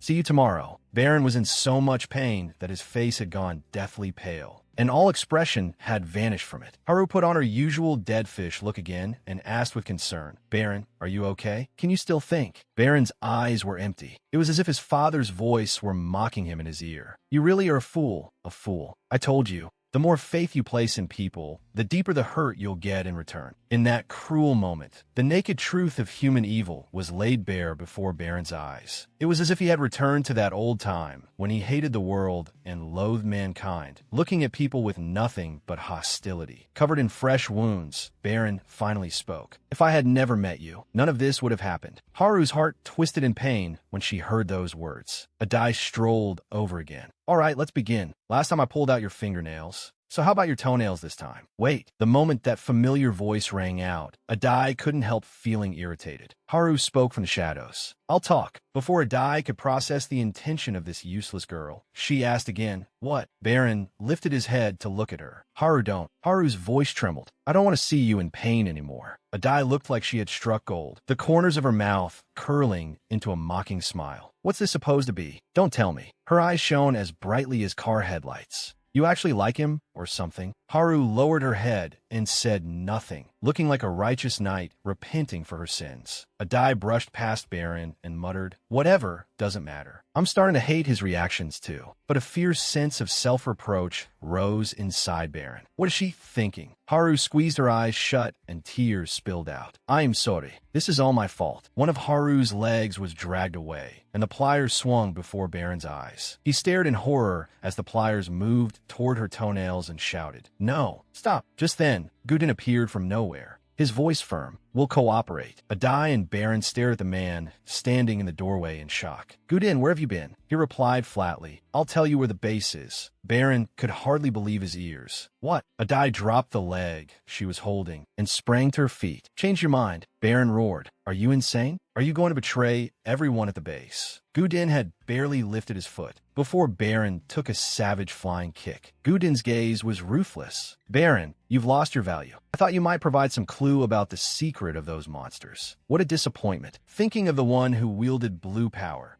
able to fight barehanded, Gudin looked regretful. To have that kind of power and not know how to use it, you really are pathetic trash. So, Baron forced the two words through gritted teeth. Gudin rolled up his sleeves and admitted it calmly. That's right, I'm going to betray all of you. Baron was furious and opened his mouth to demand, you. A hand clamped over his mouth, and Gudin's icy voice sounded in his ear. Shut up, I have nothing more to say to you. Outside, Adai asked, what made you change your mind? Gudin answered, to cooperate with you. She glanced at him. You held out a lot longer than your friend. Then she glanced at the girl with glasses. That idiot agreed to cooperate as soon as she was caught, but she couldn't remember where the base was. I didn't think anyone could be that stupid. Then, apparently realizing how foolish she sounded herself, the glasses girl laughed awkwardly. I never really looked at the map. I just followed them around. At that moment, Gudin's gaze darkened as he warned, you'd better prepare as thoroughly as possible because there are still people at the base who can fight. If possible, bring everyone. That way you can wipe them all out in one go. Adai's eyes lit up. You really are cold-blooded. All the lackeys gathered together with clubs and weapons in hand. One of them asked in confusion, Boss, why are we bringing them along? Won't that make it easier for us to be discovered? There were two unwanted guests in the group now, Baron and Haru. Adai explained with deliberate meaning, because it'll be fun. I want to see the base they worked so hard to protect flattened and the look of despair on their faces. Adai turned to look at Baron, who was lost in thought. But he didn't say a word, as if his heart had already gone dead. Haru said softly, I know you may not want to talk to me. You were captured and forced to go through all that because of me. But Baron remained expressionless and simply kept walking in silence. Haru looked at him, then lowered her head to stare at her bound, trembling hands. I'm sorry.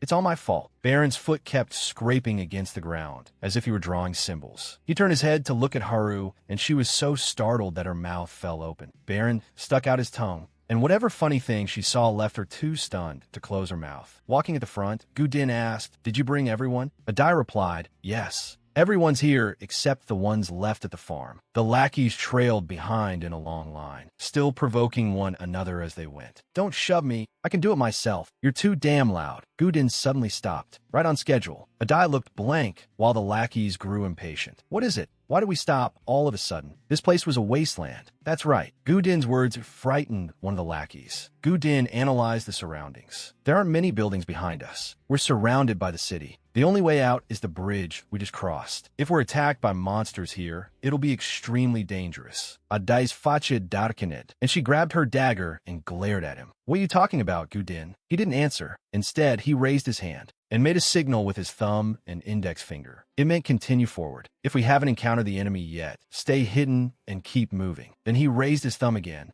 which meant retreat. If the situation feels too dangerous, we should fall back. And one more thing, when he touched his chin, it meant he was lying. When he said, I'm going to betray all of you, he touched his chin in exactly the same way. Adai realized she had been fooled and roared in fury. Gudin remained standing where he was, When Baron opened his mouth, Haru had seen something. It was back in the cell. When Gudin covered his mouth and snapped, "Shut up, I have nothing more to say to you." When the two pulled apart and their eyes met, Baron had indeed shut his mouth. What Haru had seen in his mouth just now turned out to be a key. Gudin bent two fingers, signaling attack. If battle can't be avoided, then we attack. Adai's face turned green. She had no idea what was going on anymore. Quick and sharp, Haru took the key and unlocked Baron's shackles. He silently stepped forward. One of the lackeys shouted, "Boss, that brat's loose." The chains were ripped apart by his two hands, and his legs were freed as well. The lackey said with absolute confidence, "That's right." Adai turned around to confirm, "What?" The lackey waved a dismissive hand with confidence. "It's fine, boss. I'll handle him." Adai was so frightened that all the color drained from her face. "No, you don't understand that guy." The man's eyes rolled back, and he was unable to move. The instant Baron's foot hit the ground, a patch of earth caved in. Half of the lackey's face had been kicked away before anyone even realized it. Everyone was terrified out of their minds. What the hell was that? Baron followed up with another kick, dirt exploding into the air and sending the lackey staggering like a drunk. He turned around, his cold eyes fixed on the man, lying paralyzed on the ground, blood gushing from his nose. The lackeys fell silent, panic taking hold. He only used one move? What just happened? Clutching her head, Adai berated herself. "Damn it, idiot." Gudin's arm, still signaling attack, had not yet lowered. On a nearby rock, someone was watching through binoculars. One hand gripped a remote control tightly. The man muttered to himself, "Now's the moment." Then he pressed the switch. A red light lit up on the controller. The armory below suddenly erupted with a thunderous explosion. Flames spread rapidly in all directions, forming a ring of fire around the crowd. The people panicked and shouted in confusion. "What is this? Why is there suddenly such a huge fire?" There must have been oil. That's why it spread so fast. Was the oil poured there in advance? Adai roared in fury. "Gudin, you bastard!" Drawn by the blazing fire, the monsters rushed in almost instantly. "This is bad. The monsters are closing in from all directions." She gave the order, "Everyone retreat first." But the bridge they had crossed had disappeared without a trace. One of the lackeys looked down into the bottomless chasm. "But boss, the escape route has collapsed." Adai clutched her head and screamed, "Damn it, if it's come to this, we have no choice. Bring the eye here. As for the rest of them, kill them all." Baron and Gudin looked at her coldly. Adai's gaze locked on Haru. She flashed a sinister smile and lunged with her knife. "And this little bitch too, Dai." Haru was so frightened her heart felt ready to leap out of her chest, her wide eyes fixed on Adai without blinking. She twisted her body and narrowly dodged the first strike, looking at the blade stabbing toward her again and again. Haru remembered the last time she had been taken hostage, forcing Baron to endure endless beatings. She swore to herself, "This time I absolutely won't let my guard down like before. I absolutely will not get caught. Never again. I used to do nothing but run in fear, but now I'll turn that fear into my weapon." A determined light flashed in Haru's eyes. That state made Adai stare in shock. What is this? How is she moving like that? How can she be this fast? I should have cut this brat's tendons first. The moment she saw someone blocking her path, her eyes widened all the way. Haru called softly, "Baron." He stood there silently between them, glaring at Adai with his blue pupils. Adai was so overwhelmed by that stare that all will to fight drained from her. Her eyes filled with fear, as if she were facing a terrifying monster lined with fangs. Her knees went weak, and she dropped to the ground. Baron stepped forward. A few lackeys, blind to the situation, still calmly walked over and raised their knives to stab him. Before they could even touch him, they were flung away. Another fool rushed in with an axe and met the exact same fate as the one before him. Even as the man unleashed his killing blow, Baron remained standing before her in proud silence. Adai seemed to sink into a black pit of fear, her eyes bulging wide. "What? I've never felt anything like this before." Just as Baron was about to deliver the finishing blow, Haru slapped him on the shoulder and reminded him, "Why are you still standing here? Hurry up and run. Don't you hear that all around us are monster sounds?" Both Haru and Adai stared at him with wide eyes, waiting for his reaction. Haru urged him again, "We have to run right now. Move your legs already." Baron gave a quiet Adai rejoiced too soon, thinking she had escaped. But Baron suddenly threw out a kick, stamping a huge footprint across Adai's face and sending her flying backward. The corner of Baron's mouth curled up slightly, and Haru made a little victory gesture. Behind them, one lackey ran, while muttering, another one, boss, a monster." The lackey was bitten in the shoulder by a monster and screamed miserably. Haru shouted over her shoulder as she ran. Run, hurry, run. Adai felt like a whole pack of monsters was chasing right behind her. She screamed, the eye, bring me the eye, hurry up. Why, yes, yes, yes. The two of them ran forward, and Gudin stood ahead, calling to Baron. Baron glared at Gudin, seeming to think of something, then punched him straight in the face. Haru stared blankly. Baron, why did you hit him? Baron demanded. It was you, wasn't it? You were the one who told her. At first, she had no idea how to use vital energy. Gudin admitted it. That's right. I told her. I told her to tie up your hands. Baron pressed him. Why did you do that? Because of that, I was tortured for days. Gudin lifted his head. That was your own choice. In that situation, I could only choose the optimal move. Remembering what Gudin had said back in the cell, Baron wanted to confirm it one more time. Then what you said then, did you mean it? Gudin nodded. Yes, I hate you. Because of your incompetence, the plan failed countless times. If I had that power, I'd make far better use of it than you ever could. Because it's too powerful for you. Baron's eyes were filled with complicated emotions. If you hate me that much, then why didn't you hit me back just now? You obviously could have dodged. Gudin answered frankly, because I need you. Baron was taken aback, then let out a sigh. You really are a hateful bastard. Gudin shot back, no. You're far more hateful than I am. Baron reached out a hand toward Gudin. Behind them, where the monsters were slaughtering without mercy, Baron urged, get up, or are you planning to lie there and wait to die? Gudin stared blankly at the hand in front of him, then broke into a grin. How could I? I've got a much better plan. Their hands clasped tightly together. The giant monsters roared. They turned the area inside the ring of fire into a ruined battlefield. Adai snatched a weapon from one of her subordinates and ordered, everyone, battle positions now. Just how much longer is it going to take before you bring me the eye? It's here. She glanced over and saw two people slowly approaching. A subordinate led over a boy whose eyes were wrapped in layers of bandages and reported. Among the chief slaves, there was one brat who volunteered to become the eye. Adai lit up with excitement. How admirable. I'll reward you well later. Let me see who you are. The bandages were removed. It was Feather Duster. He looked delighted. I can see now. A monster was bound tightly with ropes. Feather Duster stood facing it. The person behind him warned, I'm telling you now, the survival rate for this experiment is extremely low. If you can't withstand the pressure from the monster, you'll die. Even so, you still want to do this. That's why I usually only use animals for this. Feather Duster urged, just start already. Thinking of Baron and Gudin, he laughed inwardly. I don't want those two leaving me behind either. When the experiment was over, Feather Duster was completely unharmed, not a single hair out of place. He cupped his hands like binoculars and peered at the monsters in the distance, looking smug. I can finally see it now. The weakness of these monsters. Adai ordered,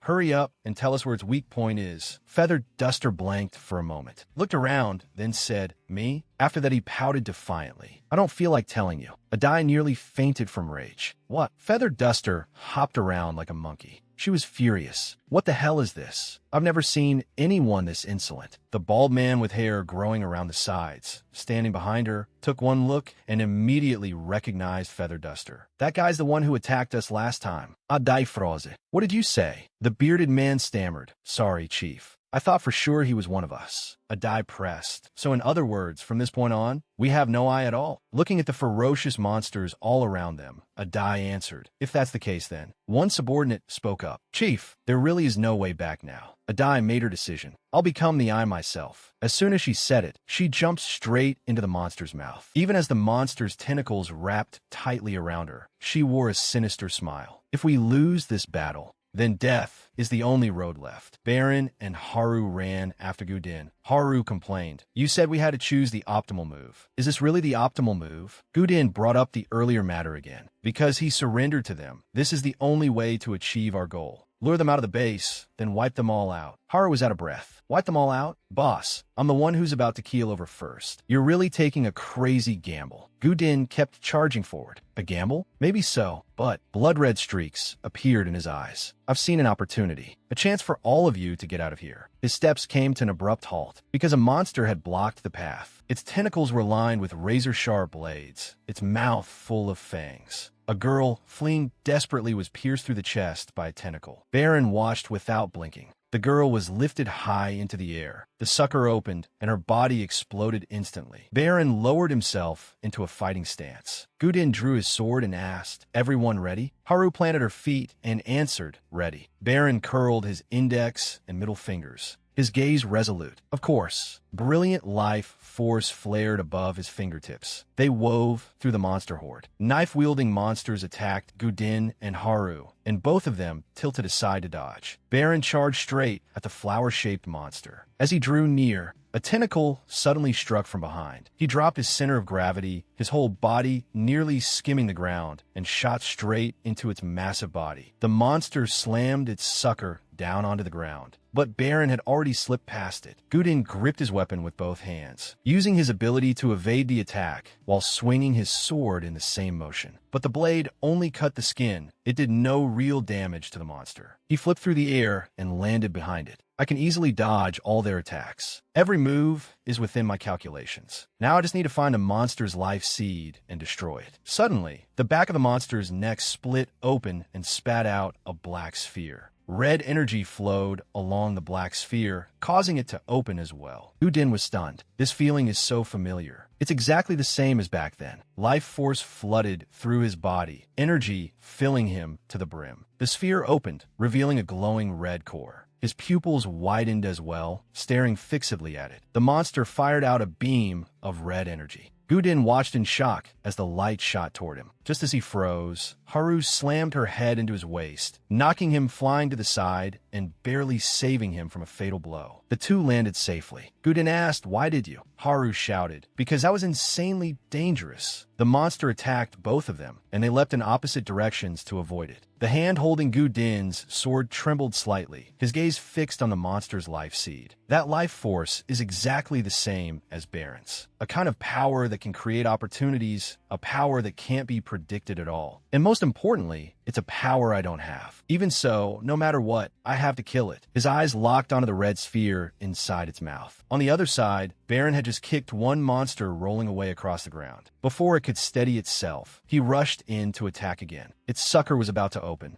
and Baron accelerated. I don't know how long this power will last. If I use it all up, I might pass out again like last time. I have to control it and use it carefully, so I have to end this as quickly as possible. He aimed straight for the stone inside its mouth and reached out to grab it. But the monster was faster and hid the stone away. Its three petals closed, strengthening its defense. Baron pulled his hand back, landed, then attacked again. The monster dissolved into black threads. Over here, Gudin stared intently at that mass of red matter. Faced with a barrage of continuous shots, he deliberately swayed left and right, dodging every single attack. Seeing the volley was about to end, Gudin braced on his sword for momentum and lunged straight into its belly. The monster retreated, but he pressed forward step by step. His eyes locked onto the red point of light, and he drove his sword down. The blade struck the exact location of the life seed, but nothing happened. Gudin paniqued. Wasn't I deep enough? He let go, stood there, and stared at where the blade had gone in. Suddenly, a foot came down on the hilt. Baron stomped down hard, driving the entire blade all the way in. Only then did the monster dissolve into black threads. When Baron turned toward a new target, Gudin could only stand there blankly, watching him. Over here, Haru had no idea how to attack and could only run for dear life. Suddenly, a monster let out a miserable scream.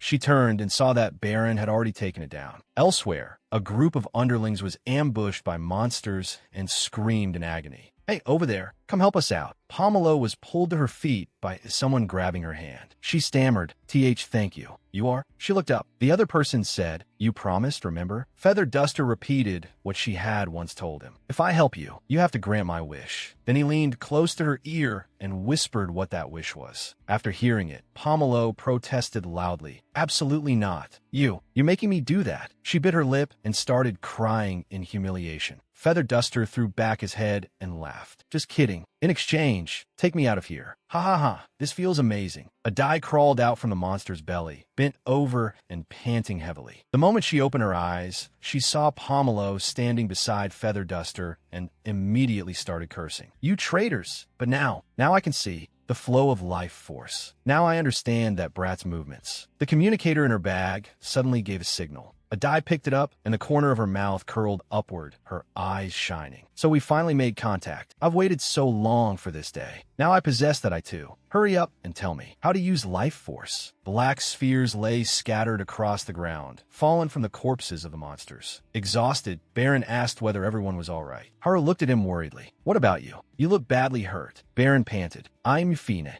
These injuries are nothing. I can handle it. Gudin fell silent. The three of them kept walking, and inwardly he blamed himself. I was no help at all. Even without me, Baron could have handled and defeated those monsters by himself. I was so determined to wipe them all out. So why did it turn out like this? I'm nothing but dead weight to them. Baran notichid Gudin's grumaimod. Could it be that the one who let him down was me? Haru asked. Which way do we run now? There's fire everywhere. Gudin replied, I already prepared an escape route. If we cross that sea of fire and run through the canyon, we could get out. Haru was surprised. When did you prepare all that? It can't have been easy to do alone. Gudin answered, while you two were captured, I met quite a few people in the holding area. We made a deal. They helped me, and I helped them. Baron recalled what Suga had revealed before. I have people helping me. We're planning to get everyone out of here. We'll be making our move soon. Baron said, so you were the helper he meant. Gudin didn't answer. Haru looked full of admiration. That's amazing. You actually came up with a plan like this in such a short time. Gudin glanced at Baron and replied, this is the best I could do. The three of them leapt over layers of fire rings and ran ahead. Behind them, someone shouted, hey, take us with you. Gudin turned around. Huh, you people. Feathered Duster sneered. Long time no see. Must have been about 4 days. Good to see you're still alive. Pomelo frowned. Damn it, it's you people again? Haru shouted. What the hell? Wasn't that girl trying to kill us before? Why is she here? The glasses-wearing girl behind them spoke up. Wait, I want to come too. Feathered Duster glanced at her. Long time no see for you two. Gudin ruffled his hair. Why did this suddenly turn into such a crowd? What a pain. He pointed the tip of his blade at Pomelo and threatened, listen, if you show even the slightest sign of betrayal, I'll kill you on the spot. She raised both hands in assurance. All right, I got it. I won't get in your way. And so everyone followed closely behind Gudin and slid down a cliff face. As soon as they reached the canyon, the monsters above caught up. One after another, they leaped down into the canyon and gave chase. Baron warned everyone, run. The canyon is easy to trap us in. If the fight drags on, it'll be very dangerous. The safest thing is to cross it as fast as possible. Ahead of them appeared a serrated tooth monster. Gudin drew his weapon and told everyone, don't stop. Leave this one to me. A flash of blue energy flared, and Baron struck the monster down in a single blow. It was the first time Pomelo had ever seen someone kill a monster barehanded in one move, and she was utterly stunned. What? What was that? How'd he do that? He took out a monster in one hit. More and more monsters jumped down from above. At that moment, Baron gathered energy at his fingertips and charged straight ahead. Every monster was taken down by him with a single precise strike, carving open a path of blood. Gudin clenched his fists as he watched Baron in front of him. Baron turned back tiredly and urged, move it. Gudin stared at him without blinking. Baron kept his eyes fixed on the monsters ahead. The longer I use life force, the more I understand how to control it. If I use life force to strengthen my body, the power lasts for a while, then gradually declines. In other words, the strongest moment is right after enhancement. If I charge life force right before attacking, the damage is greater. The longer I charge life force, the more the power rises proportionally. But at the same time, the life force in my body gets consumed faster too. Last time, I barely managed to maintain it for about 2 minutes, but now it seems I've got better control. I still have strength to spare. He turned and asked Gudin, which direction is the base? Gudin answered at once, over that way. The glasses-wearing girl beside him also said in unison, that way. Gudin looked surprised. Huh, you know too. The glasses-wearing girl gave an awkward smile. Well, Gudin's expression turned grave as he stared at the ground. The ground beneath them had cracked open. A monster ahead used the drill on its hand to bore into the earth, making the whole ground quake violently. Everyone staggered and nearly fell. Once things settled, Baron braced a hand against the ground, trying not to collapse. The glasses-wearing girl panted. I was almost crushed. Haru's leg was pinned under a rock, and she couldn't move. My leg, my leg. Baron ran over and pulled her free. Are you okay? Can you walk? Haru endured the pain and answered, I'll try. Above the glasses-wearing girl, on the cliff wall, a monster was poised to jump down. Terrified, she screamed, I don't want to die. Baron stopped her. Hey, wait, this way. Once he confirmed the ground was no longer shaking. Just as they started moving again, Feather Duster yelped, ow, my back. Pomelo ran over and asked anxiously, hey, where's he? Where did that super strong kid go? Gudin looked at her. You think he got crushed to death in the cave-in? Hearing that, she panicked.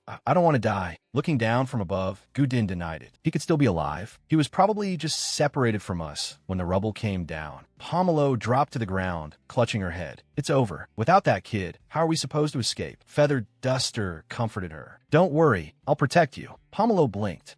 Feather Duster went on. We promised we'd become teammates, remember? Besides, you also promised you'd get a mohawk just like mine. She screamed, stop bringing that up. A noise came from behind, and before she could even turn around, the monster's drill pierced straight through her abdomen. She looked up at Feather Duster's dazed eyes. Another monster lunged from behind. Gudin warned, hey, Mohawk Head, move. At the critical last second, Feather Duster spun around in time and knocked the monster away. A white object fell at Feather Duster's feet, and he lowered his head, falling silent. Meanwhile, more and more monsters were climbing down from this side. Haru's leg hurt so badly she could barely stand. Baron glanced at her. In this condition, there was no way she could escape on her own. Without hesitation, Baron scooped Haru up, startling her. He kicked off the ground and leaped upward, springing and climbing across the rock walls. Just as they were about to escape the canyon, a monster suddenly stuck its head out, and the two of them were knocked back down into the ravine. Trembling, Baron pushed himself back up, facing the monster. He poured power into his fingertips and struck, but the creature dodged and even drew more of its kind over. The two of them were now like fish on the chopping block. Monsters kept pouring down from above. Elsewhere, sword light flashed, shoes scraping harshly against the ground. Gudin bent low, preparing to face the monsters rushing at him. I never thought it would come to this. There are too many of them. If I keep dodging, I'll collapse from exhaustion first. If only I had power like Baron. Maybe I could break out on my own too. A wooden staff struck a monster's weak point, and it dissolved into strands of black thread. Feather Duster stood in front of him with a grim expression. Watching him step forward, Gudin thought, we only just met, but he's still my teammate. Looking at that dark, brooding back, he couldn't help being surprised. What's going on? The atmosphere around him changed. It's like he's become a different person. Feather Duster spoke up. Hey, Gudin, stop trying to carry everything by yourself. We're teammates. Those words made Gudin pause. Looking at the monsters through a shard of broken glass, Feather Duster said in a low voice, ready? Countless monsters leaped down from above. Baron crossed his arms in front of his chest to brace himself and was shoved backward by their charge. Gritting his teeth, he stared at the flower-shaped monster and the fanged one before him. Using the last scraps of life force, he had left a punch and kicked them both down at once. Baron stood there, gasping for breath. Once again, he focused power into his fingertips, feeling his life force nearly drain dry.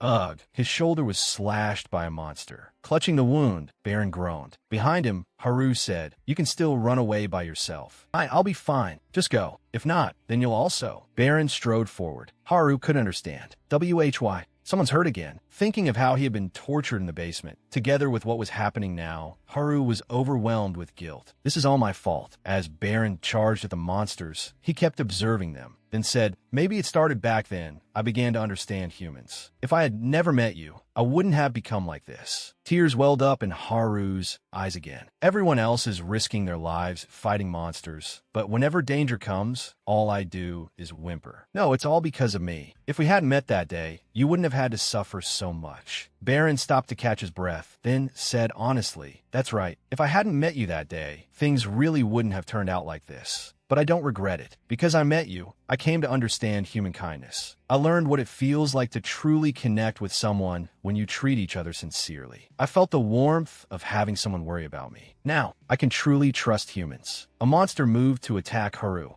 and Baron rushed back just in time to block it. As he fought back desperately, he urged her, please, just run. Haru stubbornly shook her head. No, why are you protecting me this desperately? Every expression she had ever shown flashed through Baron's mind, and he answered, because you're someone very important to me. Tears streamed down Haru's face. Looking at his small figure struggling so hard against the monsters, Baron's heart was still in turmoil. His father's words, embodying one part of the fear inside him, kept echoing. You trust humans? Then you'll suffer like this forever. You'll be hurt, betrayed, and that pain will slowly gnaw away at your soul. Yet another, braver part of Baron answered back. Even so, it doesn't matter. I'll still believe in human kindness. I'll still believe in the warmth I've seen and felt. Even if I have to endure a lot of pain in the future, that's fine too. I'll walk a different road from yours. A swarm of pitch-black monsters closed in. Green energy flared in his eyes, and when he saw Haru surrounded and in danger, Baron condensed another surge of power and shot through the swarm like lightning, scooping Haru up and vaulting high into the air. Only after they escaped the narrow passage did Baron have time to say to her, "Haru, I will definitely save you." But the monsters above them closed in from all sides once more. As he gathered life force into his hand to strike the monster before him, another monster dragged Haru away. Watching the distance between them widen, Baron went mad, tearing apart the monster blocking his path with his teeth. Streams of green energy kept flashing through them as Baron attacked each monster with deadly precision. The ground was littered with large and small life seeds dropped by the monsters. Baron knelt amid the scattered orbs, panting, then collapsed to the ground in exhaustion. When he saw that a gigantic three-headed monster was still alive and sending signals all around, his blue eyes widened. Haru stared at it in shock. Baron's eyes turned bloodshot, his whole body shaking. "No, I don't have any strength left." The exhaustion weighing on his body made his eyes want to close. As Baron lay sprawled on the ground, memories from childhood flooded back. His father had sat by his bedside and told him many things. "You have a kind heart, just like your mother. No matter how much I try to keep you away from humans, that heart will draw you toward them, and then you'll be hurt again. That is exactly why I never wanted you to return to the surface. I truly can't bear to watch you suffer that kind of pain ever again." In the present, Baron suddenly opened his eyes. His father's words still rang in his ears like a guiding star. "But if you still want to pursue your ideals no matter what, then become stronger. Stronger than me. Stronger than anyone else. Strong enough that nothing can bring you down. Strong enough to firmly hold on to your beliefs." The sight that met Baron's eyes was Haru's panicked face, with the monster closing in step by step. He planted both hands on the ground and forced himself up. Seeing this, the monster swung an arm against the rock wall, sending a huge stone crashing down onto his forehead. Baron rose to his feet, half his face covered in blood, and strode toward the monster, while concentrating life force into his fingertips. The life force spread through his entire body, and Baron clenched his teeth, feeling a power he had never known before. The ground beneath his feet cracked apart like a honeycomb, and the green energy around him grew denser. A monster from above swung a heavy fist down at him. But Baron fixed his eyes on it, sprang upward, and drove a punch into its chest, caving in and blasting a huge hole through it. When Baron landed, he was clutching that life seed tightly in his hand. It was like a shard of crystal, because within our veins, the blue flame of hope and potential burns forever. The infinite seed. Life clung to a fragment of half a shell, then shattered in Feather Duster's hand. Guden asked curiously how he knew the monster's weak points. Feather Duster replied that he had started seeing them too, thanks to those tests the others had forced him through. "So this is life force, huh?" Just like Baron said, it's flowing through our bodies too. A monster lunged at him. Feather Duster dodged nimbly without the slightest hesitation, then swung the broken bottle and stabbed it repeatedly. The monster lashed out in return. Gudin couldn't understand it. He clearly knew its weak point, so why wasn't he aiming for it? Thinking of the terrified look on Pomelo's face when she died, Feather Duster was consumed by fury. How could he let it get off that easily? As he spoke, the jagged bottle mouth kept slashing across its body. The monster counterattacked with its drill-like snout, but Feather Duster kept dodging and cutting. Gudin studied every detail. The way he moved, he didn't seem afraid of the monster's attacks at all. It was like watching a wild beast gone mad. But this is too reckless. What if he gets hit? Gudin rushed forward, but Feather Duster raised a hand to stop him. "Don't come over here, Gudin. I'll handle this one." Gudin was startled. "What?" Feather Duster was kicked by the monster and rolled across the ground. Gudin cursed. "You idiot! Why are you turning around to talk in the middle of a fight?" Just as the monster turned, Feather Duster burst out from the dust cloud, shard of glass in hand, and leaped at it. "That's all you've got." After finishing off that giant monster, Baron slowly pitched forward, black threads drifting in the wind. Those memories back then. Maybe I forgot about Father. He was always worried I'd get too close to humans. Maybe he already guessed I might leave that basement one day. But why? Why was he so wary of humans? What exactly did he go through? Haru ran to Baron's side as he lay face down on the ground. "I can't move anymore." Baron sank into unconsciousness, and memories came flooding back. "I already told you why I locked you in the basement, didn't I? Because I wanted to protect you, to make sure you could survive the apocalypse. But there's one thing I never told you. That night when he told me everything, I actually hadn't fallen asleep at all. In any case, maybe you still wouldn't have been able to understand it then. Partly out of curiosity, partly out of rebellion. Even though I didn't understand what he was saying, I still listened in silence. I wasn't protecting you from the destruction of the apocalypse. To be exact, your father was protecting you from being hurt by humans. The moment your existence is discovered, all of humanity will hunt you. Because inside your body, in reality, Baron opened his eyes. I can't hear anything anymore. It's like the memory was cut off. What's going on? I'm so thirsty. My throat is burning dry. It felt as if his life force were gradually running out. In front of him lay a long gray object that had fallen from the giant monster. For some reason, he reached out and touched it unconsciously. His consciousness seemed to fall into another space, filled everywhere with fine black threads. Ahead of him, a human figure woven from black thread was running toward him. It reached out its hand, and Baron reached out and took it. The closer the figure came, the farther he leaned back, accompanied by a shout, "Wake up, Baron!" He opened his eyes, escaped that space, and returned to reality. The figure was gone, but beside him was a monster thrusting its sharp mouth toward him. Damn it, at this distance I can't dodge. Suddenly, a school bag slammed into the monster. Its body gradually unraveled into black threads, and a life seed dropped in front of Baron. The bespectacled girl smiled. Still made it in time, right? Meanwhile, Feather Duster and Gu Din coordinated front and back to attack the monsters. The monsters kept pouring in. Gu Din told himself not to leave any openings, but he was starting to feel exhausted. We're not like Baron. If we get surrounded, there's absolutely no way out. We have to leave before it's too late. Gu Din immediately turned to Feather Duster and shouted, "Fall back." After only a few steps, for some reason, Feather Duster stopped. 3 monsters lunged over, and a muffled grunt sounded from behind. Only then did Gu Din turn around to see that Feather Duster had already been caught from behind by 2 monsters. Seeing Gu Din turn back, Feather Duster urged him to run. Gu Din couldn't believe his eyes. What? Holding the 2 monsters back, Feather Duster said boldly, "You can't die like the others did. Run." Gu Din froze. Why? Why would you go this far for me? The question made Feather Duster pause. A reason. His face was filled with fearless resolve as he answered. Who needs a reason? We're teammates. Gu Din's eyes widened. What? How stupid. Risking your life just because you're teammates? Gu Din gripped his weapon tightly. One after another, they're all idiots. As Feather Duster struggled with the monster clinging to his back, he caught sight of the one in front seizing the chance to attack and shouted a warning, "Hey, watch out."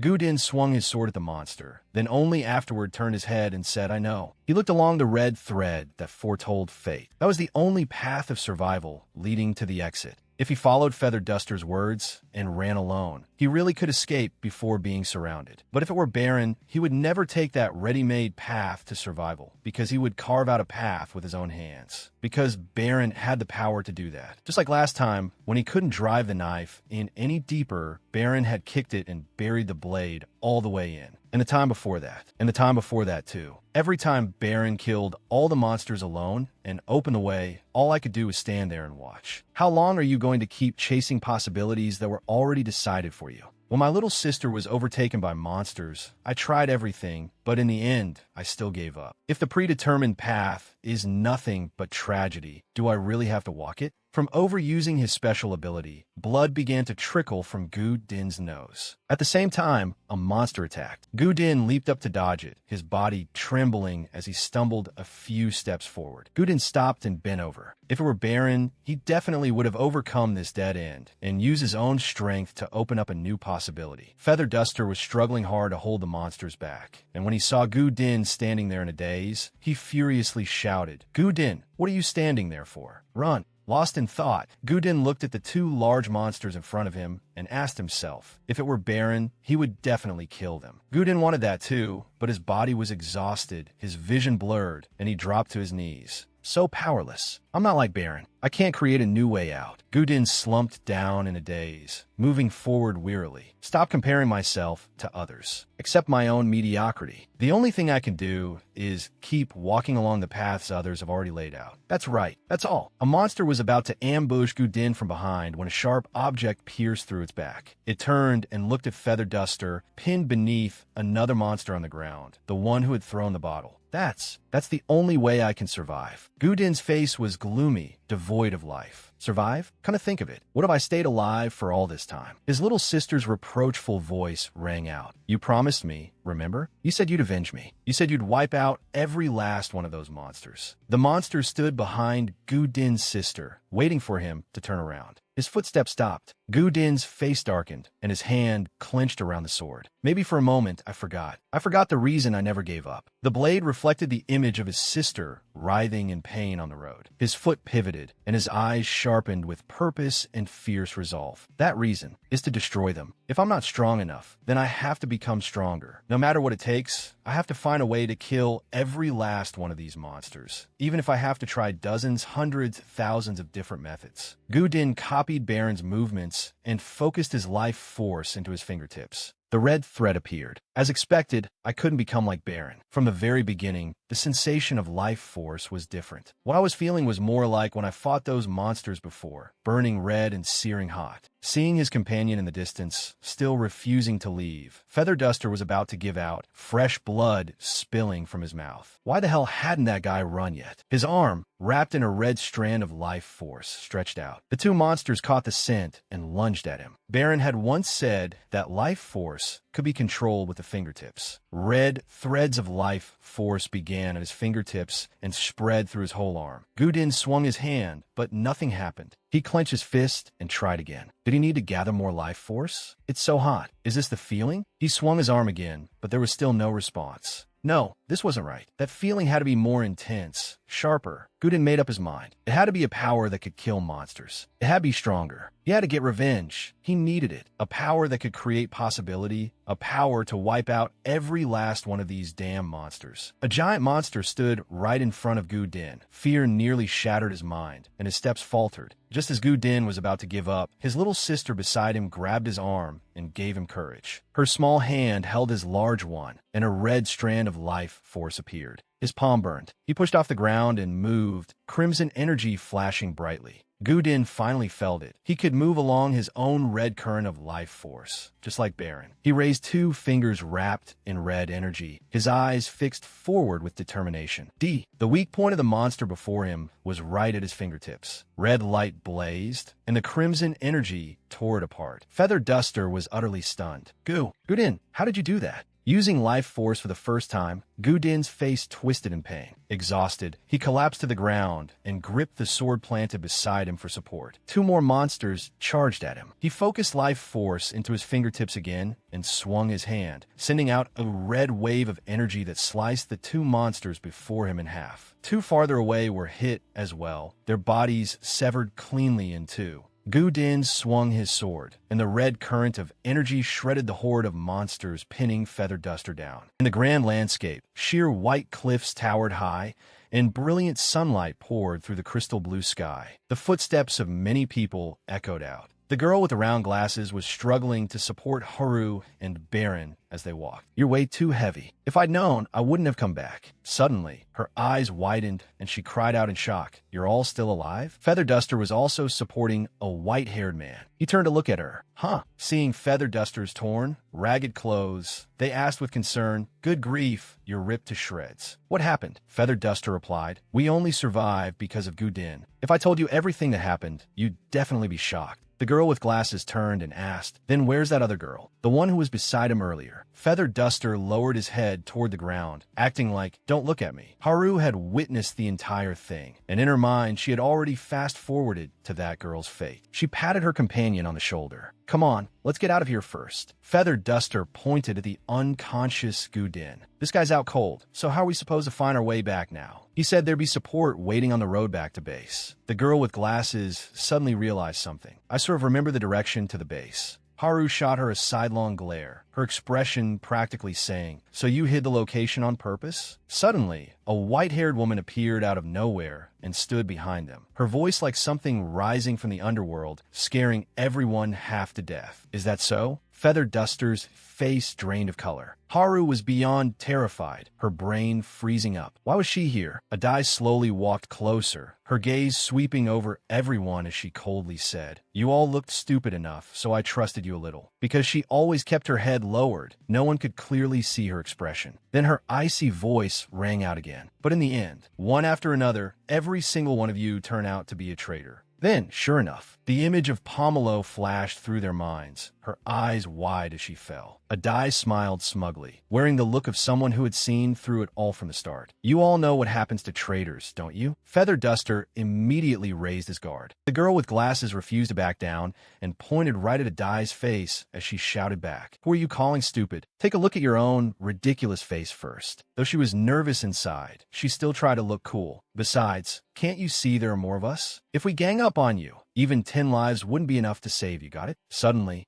a storm of razor-sharp leaf blades came flying at them. Thankfully, Feather Duster reacted instantly and threw himself in front of them, taking the entire barrage on his arm. Knives? Adai glanced at the crowd, still holding 2 sharp blades in her hand. Don't insult that person. Gritting his teeth, Feather Duster forcefully pulled the 2 knives embedded in his arm back out. He faced her head-on and said firmly, though their time together had been short, even if we only fought side by side at the very end, she was still our comrade. Adai sneered, as if she'd just heard the lamest joke in the world. Comrade? What a joke. What is that worth in this world? At that moment, an iron shovel appeared in her hand, her stance making it clear she was ready for a fight to the death. Either you're the hunter or your prey waiting to be eaten. There are only those 2 paths. Feather Duster's face darkened with rage as he clenched his fist. Don't get carried away. I won't be beaten so easily. He lowered his head and looked at the unconscious Gu Din lying badly injured on the ground. Thinking, seeing him hurt like this, I absolutely can't just stand by and do nothing. As if given a mental surge of strength, he shouted, "Come on, bring it." Adai also took her stance, the corner of her mouth curling into a mocking smile. Good. In that case, one hand tightened around the shovel handle. Her thumb pressed hard against her middle finger. In an instant, orange energy burst forth. Looking at everyone, she said in a voice that made their skin crawl, "Allow me to enjoy my meal." Feather Duster went pale with fear. In a flash, Adai had already slipped past him, the iron shovel in her hand moving like lightning. Before Feather Duster could even cry out, a heavy horizontal slash struck across his chest, and blood gushed from his mouth like a fountain. The madwoman grinned as though she'd struck gold, her whole demeanor deranged.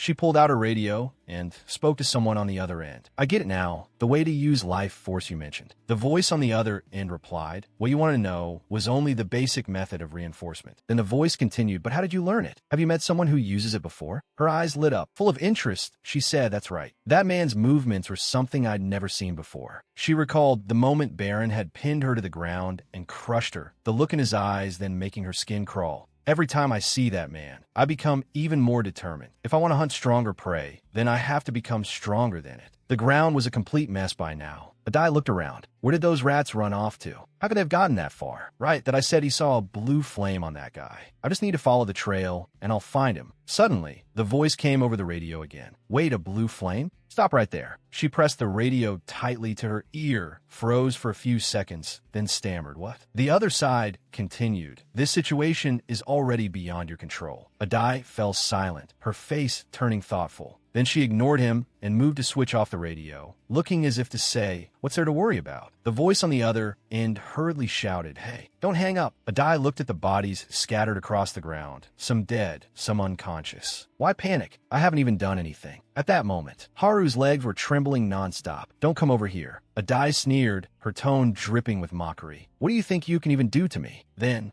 she flung out several more small knives. Haru twisted to dodge them like an acrobat. The madwoman immediately switched to close combat. Haru turned and ran for dear life, but Adai cut her off in an instant. Adai formed another hand sign, life force surging as impatience crept into her voice. What a pain. Time seemed to freeze. She grabbed Haru by her blonde hair. Got you. But then blood suddenly ran from her nose. Another nosebleed. She had probably overused her skill, and her body was starting to protest. She glared at Haru and threatened, I told you, didn't I? I really regret not cutting your tendons from the start. Her other hand gripped the shovel handle tightly. The shovel tip aimed straight at Haru's knee as she said viciously, but this time, I'll make sure you never stand up again. With a sharp slash, Baron woke up and rushed over, forcing the two apart and saving Haru's life. Her leg was only lightly grazed. Adai stared at Baron, disbelief written all over her face. Oh, this guy can still get up? She glanced left, where Haru lay collapsed. Then she kicked Haru aside like a ball.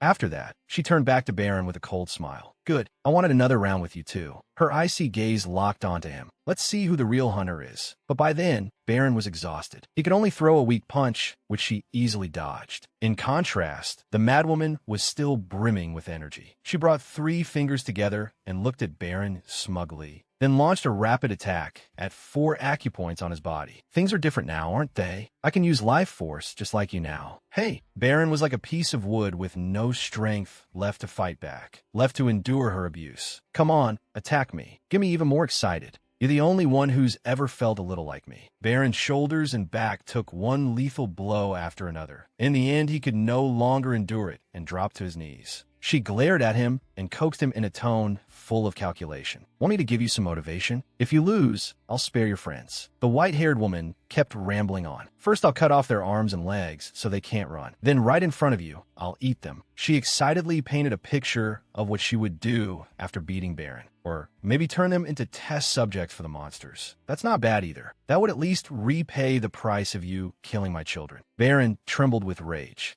Haru had woken up, but her limbs were stiff and she couldn't move. She watched Baron, standing in front of her to protect her, watched him struggle to rise again and raise one hand. Adai was beside herself with excitement. That's right. Show me everything you've got. 3 faint blue lights appeared. But from her initial excitement, her expression gradually turned cold. Baron panted heavily, desperately forcing what little life force he had left into motion. Looking at the weak blue life force in his hand, the white-haired woman's face filled with disappointment. She waited for a long time, so long she even yawned from boredom. Then she suddenly gripped the shovel handle tightly, and in an instant, one of Baron's arms was severed clean off at the root. Adai stared at him and coldly spat out 2 words. How boring. Baron collapsed to the ground, his right arm severed, his eyes weary. Haru hurriedly crawled toward Baron, grabbed his hand, and said, Baron, your arm. At that moment, the white-haired woman spoke again, her tone full of contempt. How boring. The look in your eyes back then and now is completely different.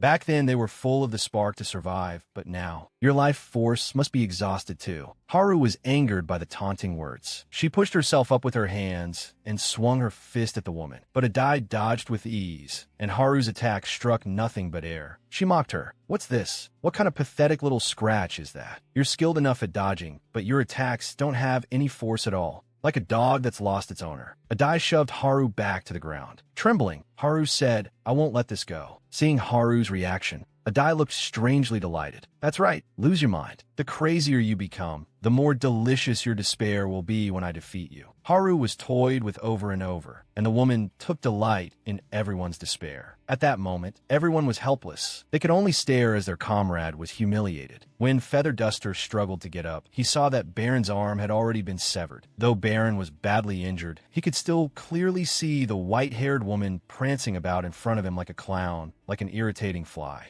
He suddenly remembered when he was little, when he had once swatted a fly dead and stuffed it into his mouth. The taste had made him sick. He remembered his father asking him back then, why would you do something so filthy? He had asked blankly, filthy? Then I won't do it again. His father had gently said, no, that's not what I meant. I was just curious about the reason. Baron had innocently answered, the reason? Because it kept buzzing and flying back and forth in front of me. Back in the present, the madwoman had grown tired of playing around. That's enough messing around. Now get ready to join that brat in death. Suddenly, she sensed something. Baron was slowly getting to his feet and walking toward her. Behind him, a sinister red vortex appeared, gradually enveloping him. Even his injured arm was replaced by a dark red one with sharp claws, like a monster's arm. Everyone went rigid at Baron's terrifying transformation. Baron's childhood words echoed in his mind again. It kept buzzing around in front of me, like it was saying, I'm right here. When I saw it like that, of course I wanted to catch it and eat it. A smile spread across his distorted face, growing even more savage. After that, there was no after that. The mad white-haired woman's head had already been severed from her neck, rolling alone across the ground. Head and body split apart. She was completely finished. Witnessing that horrifying scene, Haru's group was terrified. In the distance, another monster charged toward him. He didn't even bother to dodge. He casually swung his hand, and the giant monster shattered into dust. He picked up the monster's core and, under everyone's horrified gaze, calmly stuffed it into his mouth and chewed. Gudin couldn't take it anymore. Using the last of his life force, he slowly forced himself upright and shouted, "Baron, are you a monster? Have you been deceiving me this whole time?" As soon as he said it, Gudin fired out a life force blast in the shape of a large cross. The attack rushed in, but the transformed Baron easily caught it and crushed it. That wasn't all. He instantly closed the distance to Gudin and brought him down with a single finger. After that, the others were defeated one by one as well. Last was Haru. She was seized tightly by that grotesque red arm, struggling desperately as Baron's face moved close to hers, as if he wanted to devour her whole. Haru shouted desperately, trying to wake Baron's reason. "Baron, wake up!" She managed to free one hand, grabbed a stone beside her, and smashed it hard into Baron's face. A piece of red armor on his face cracked, and it seemed that he finally recognized the person before him as Haru. He slowly returned to normal, except the arm that had been cut off remained perfectly restored instead of disappearing. Looking at his comrades lying all over the ground, he froze in shock. Suddenly, a faint sound rang out. It turned out that the girl with glasses was trying to run away. When she saw Baron staring at her, she screamed in terror.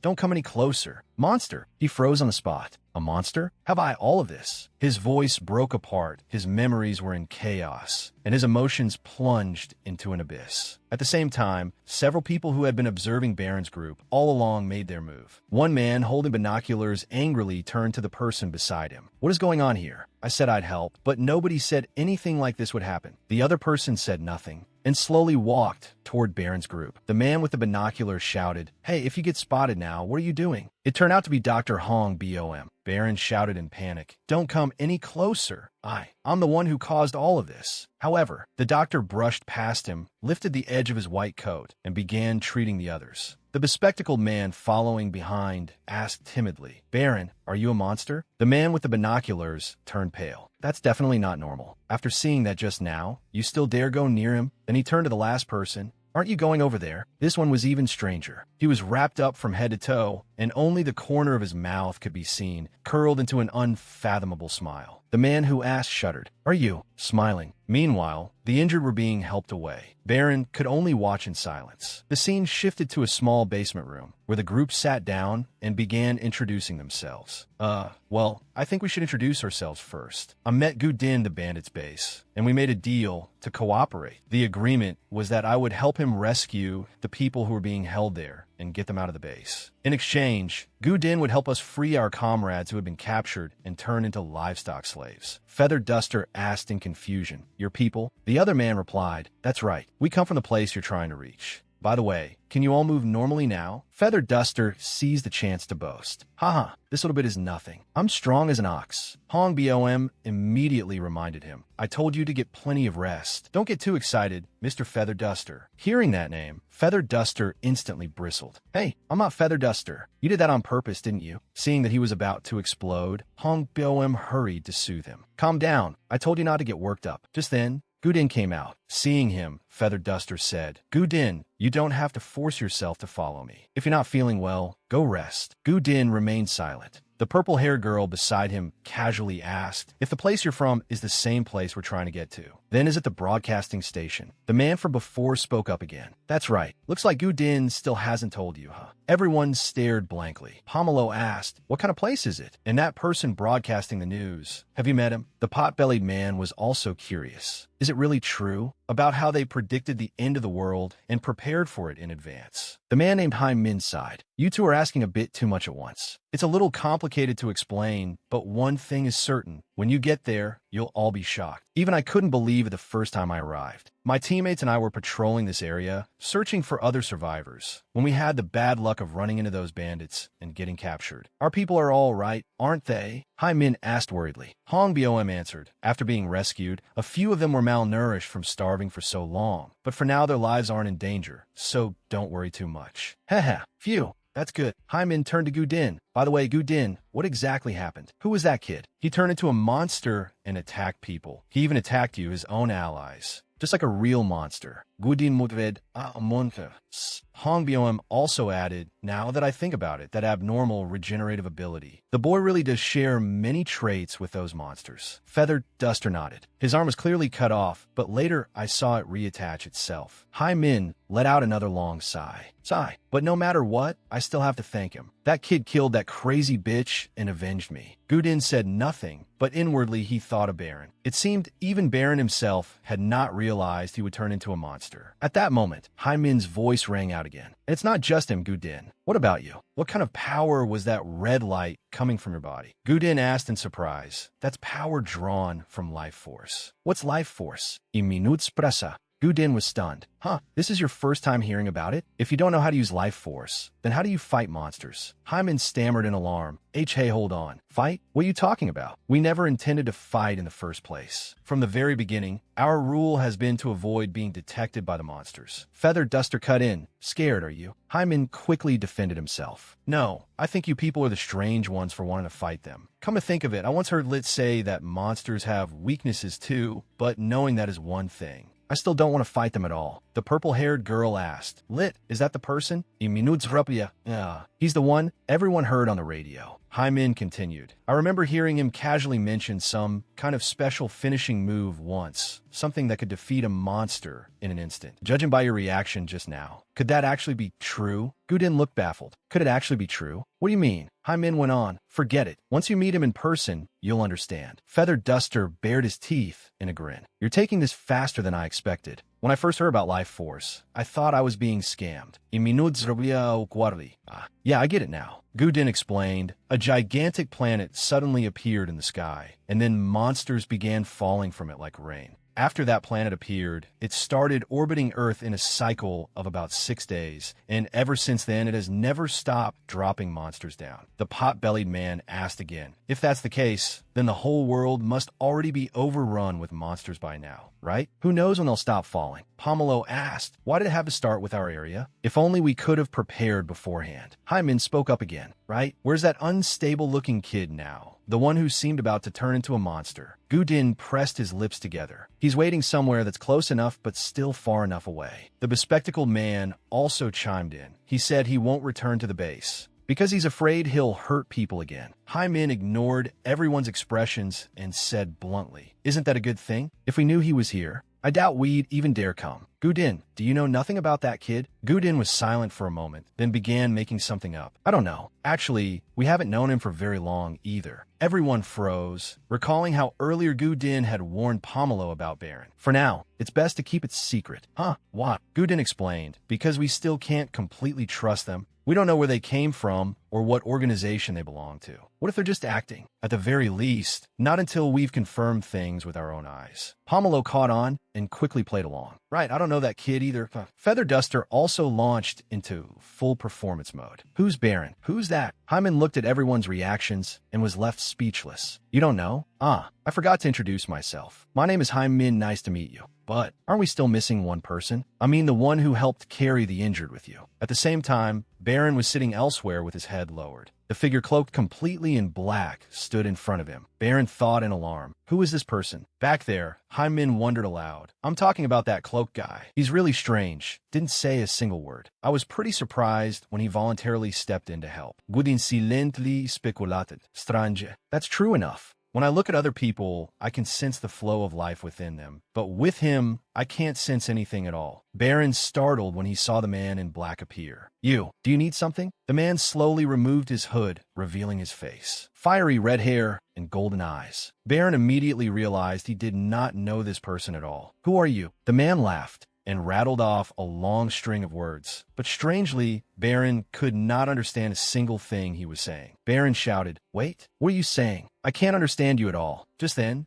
the man seemed to notice someone approaching and hurriedly pulled his hood back up to hide his face. The bespectacled man asked, So you're here? We've been looking for you. What are you two doing here? The hooded man said nothing. While Baron asked about Feather Duster, Gudin, and Haru, Hong Poem replied, Feather Duster and Gudin are awake now, though they're still being treated. As for Haru, she's still unconscious, although none of her injuries are life-threatening. Baron sank deeper into self-reproach. It was all my fault. Back then, I couldn't see anything. My mind was clouded. But when I came to, I saw with my own eyes that I was attacking Haru. That's right. Well, I felt then. That disgusting feeling when I tried to kill someone. It wasn't guilt or anger. It was pleasure. Clutching his head, he suddenly screamed, "Stay back. Get away from me." Then, unexpectedly, a hand grabbed his. "I believe in everything you've done for us up until now." Hong Byom added, "I do too. I witnessed it all with my own eyes. The moment you revealed your power, the moment you overcame your own rage, and the kindness in your heart that made you help others despite your pain. A person with a heart like that, I do not believe he is a monster. You saw it too, didn't you? There are those who look human, yet are no different from the monsters roaming outside." Baron was deeply moved by his words. But at that exact moment, another voice rang out and cut straight through the emotion. "No, you are a monster. You're no different from those monsters wandering the earth. If not, then how do you explain it? You attacked and ate a human right in front of us. You're no different from that woman. No, you're even worse. You look like a monster, and in truth, you are a monster." The old doctor was utterly shocked. "How can you say something like that?" Gu Din let out a contemplative sigh. "But we need you, your power, your knowledge, your very existence. These things can help us get closer to the truth about those monsters. I don't trust you, but I do trust what your abilities may make possible." Feather Duster also stepped forward and patted him on the shoulder. "Don't worry, Baron. Don't take it so hard. Every man goes beast mode a few times in his life, right, Gu Din? Even at a critical moment like this, that guy could still crack jokes. Wudin shoted angrili. Forget that already," Feather Duster asked again. "So can we go there now?" The bespectacled man looked confused. "Go over there," Feather Duster said excitedly. "Yeah, the place those people were broadcasting from. We can finally go meet them. The people who said they prepared ahead of time for the end of the world. Just like Baron's father. Only then did everyone fully realize it. That's right, everything's ready. The secret of the apocalypse is about to be revealed." Baron also thought to himself, if we can meet them, maybe I'll find a clue about Mother's whereabouts. But before that, I hurt people, and I can't even clearly remember what Father said in the end. What exactly is the monster inside me? But it's all right. I won't let that happen again. I absolutely won't allow it to happen again. At that moment, the monster's voice sounded in his head once more. "Oh, really?" Immediately after, a lump of red flesh burst out from his ear. Everyone was horrified. That mass of flesh kept spreading, wrapping around him. Gu Din panicked too and was about to use life force, but Feather Duster stopped him. Baron desperately tried to tear the disgusting flesh off his body, but it only kept multiplying. Just as it was about to cover his vision, rip, Feather Duster rushed in and tore apart the flesh in front of Baron's eyes with his bare hands. "Snap out of it, Baron. This isn't like before. This time we can help you." The monster's voice shrieked again. "Kill them. Devour them." Baron resisted with all his will. "No, everyone is helping me. I won't hurt the people important to me anymore. I don't care what you are, but I will never let you achieve your goal." "Do you really think so?" The monster's voice invaded his mind. He felt as if he were being toyed with in the palm of its hand, and his vision gradually darkened. Everyone was frantic with worry. Right then, Haru stepped forward and shouted, "Wake up, Baron!" In an instant, all the grotesque red lumps of flesh shattered and crumbled away. Baron had broken free of its control.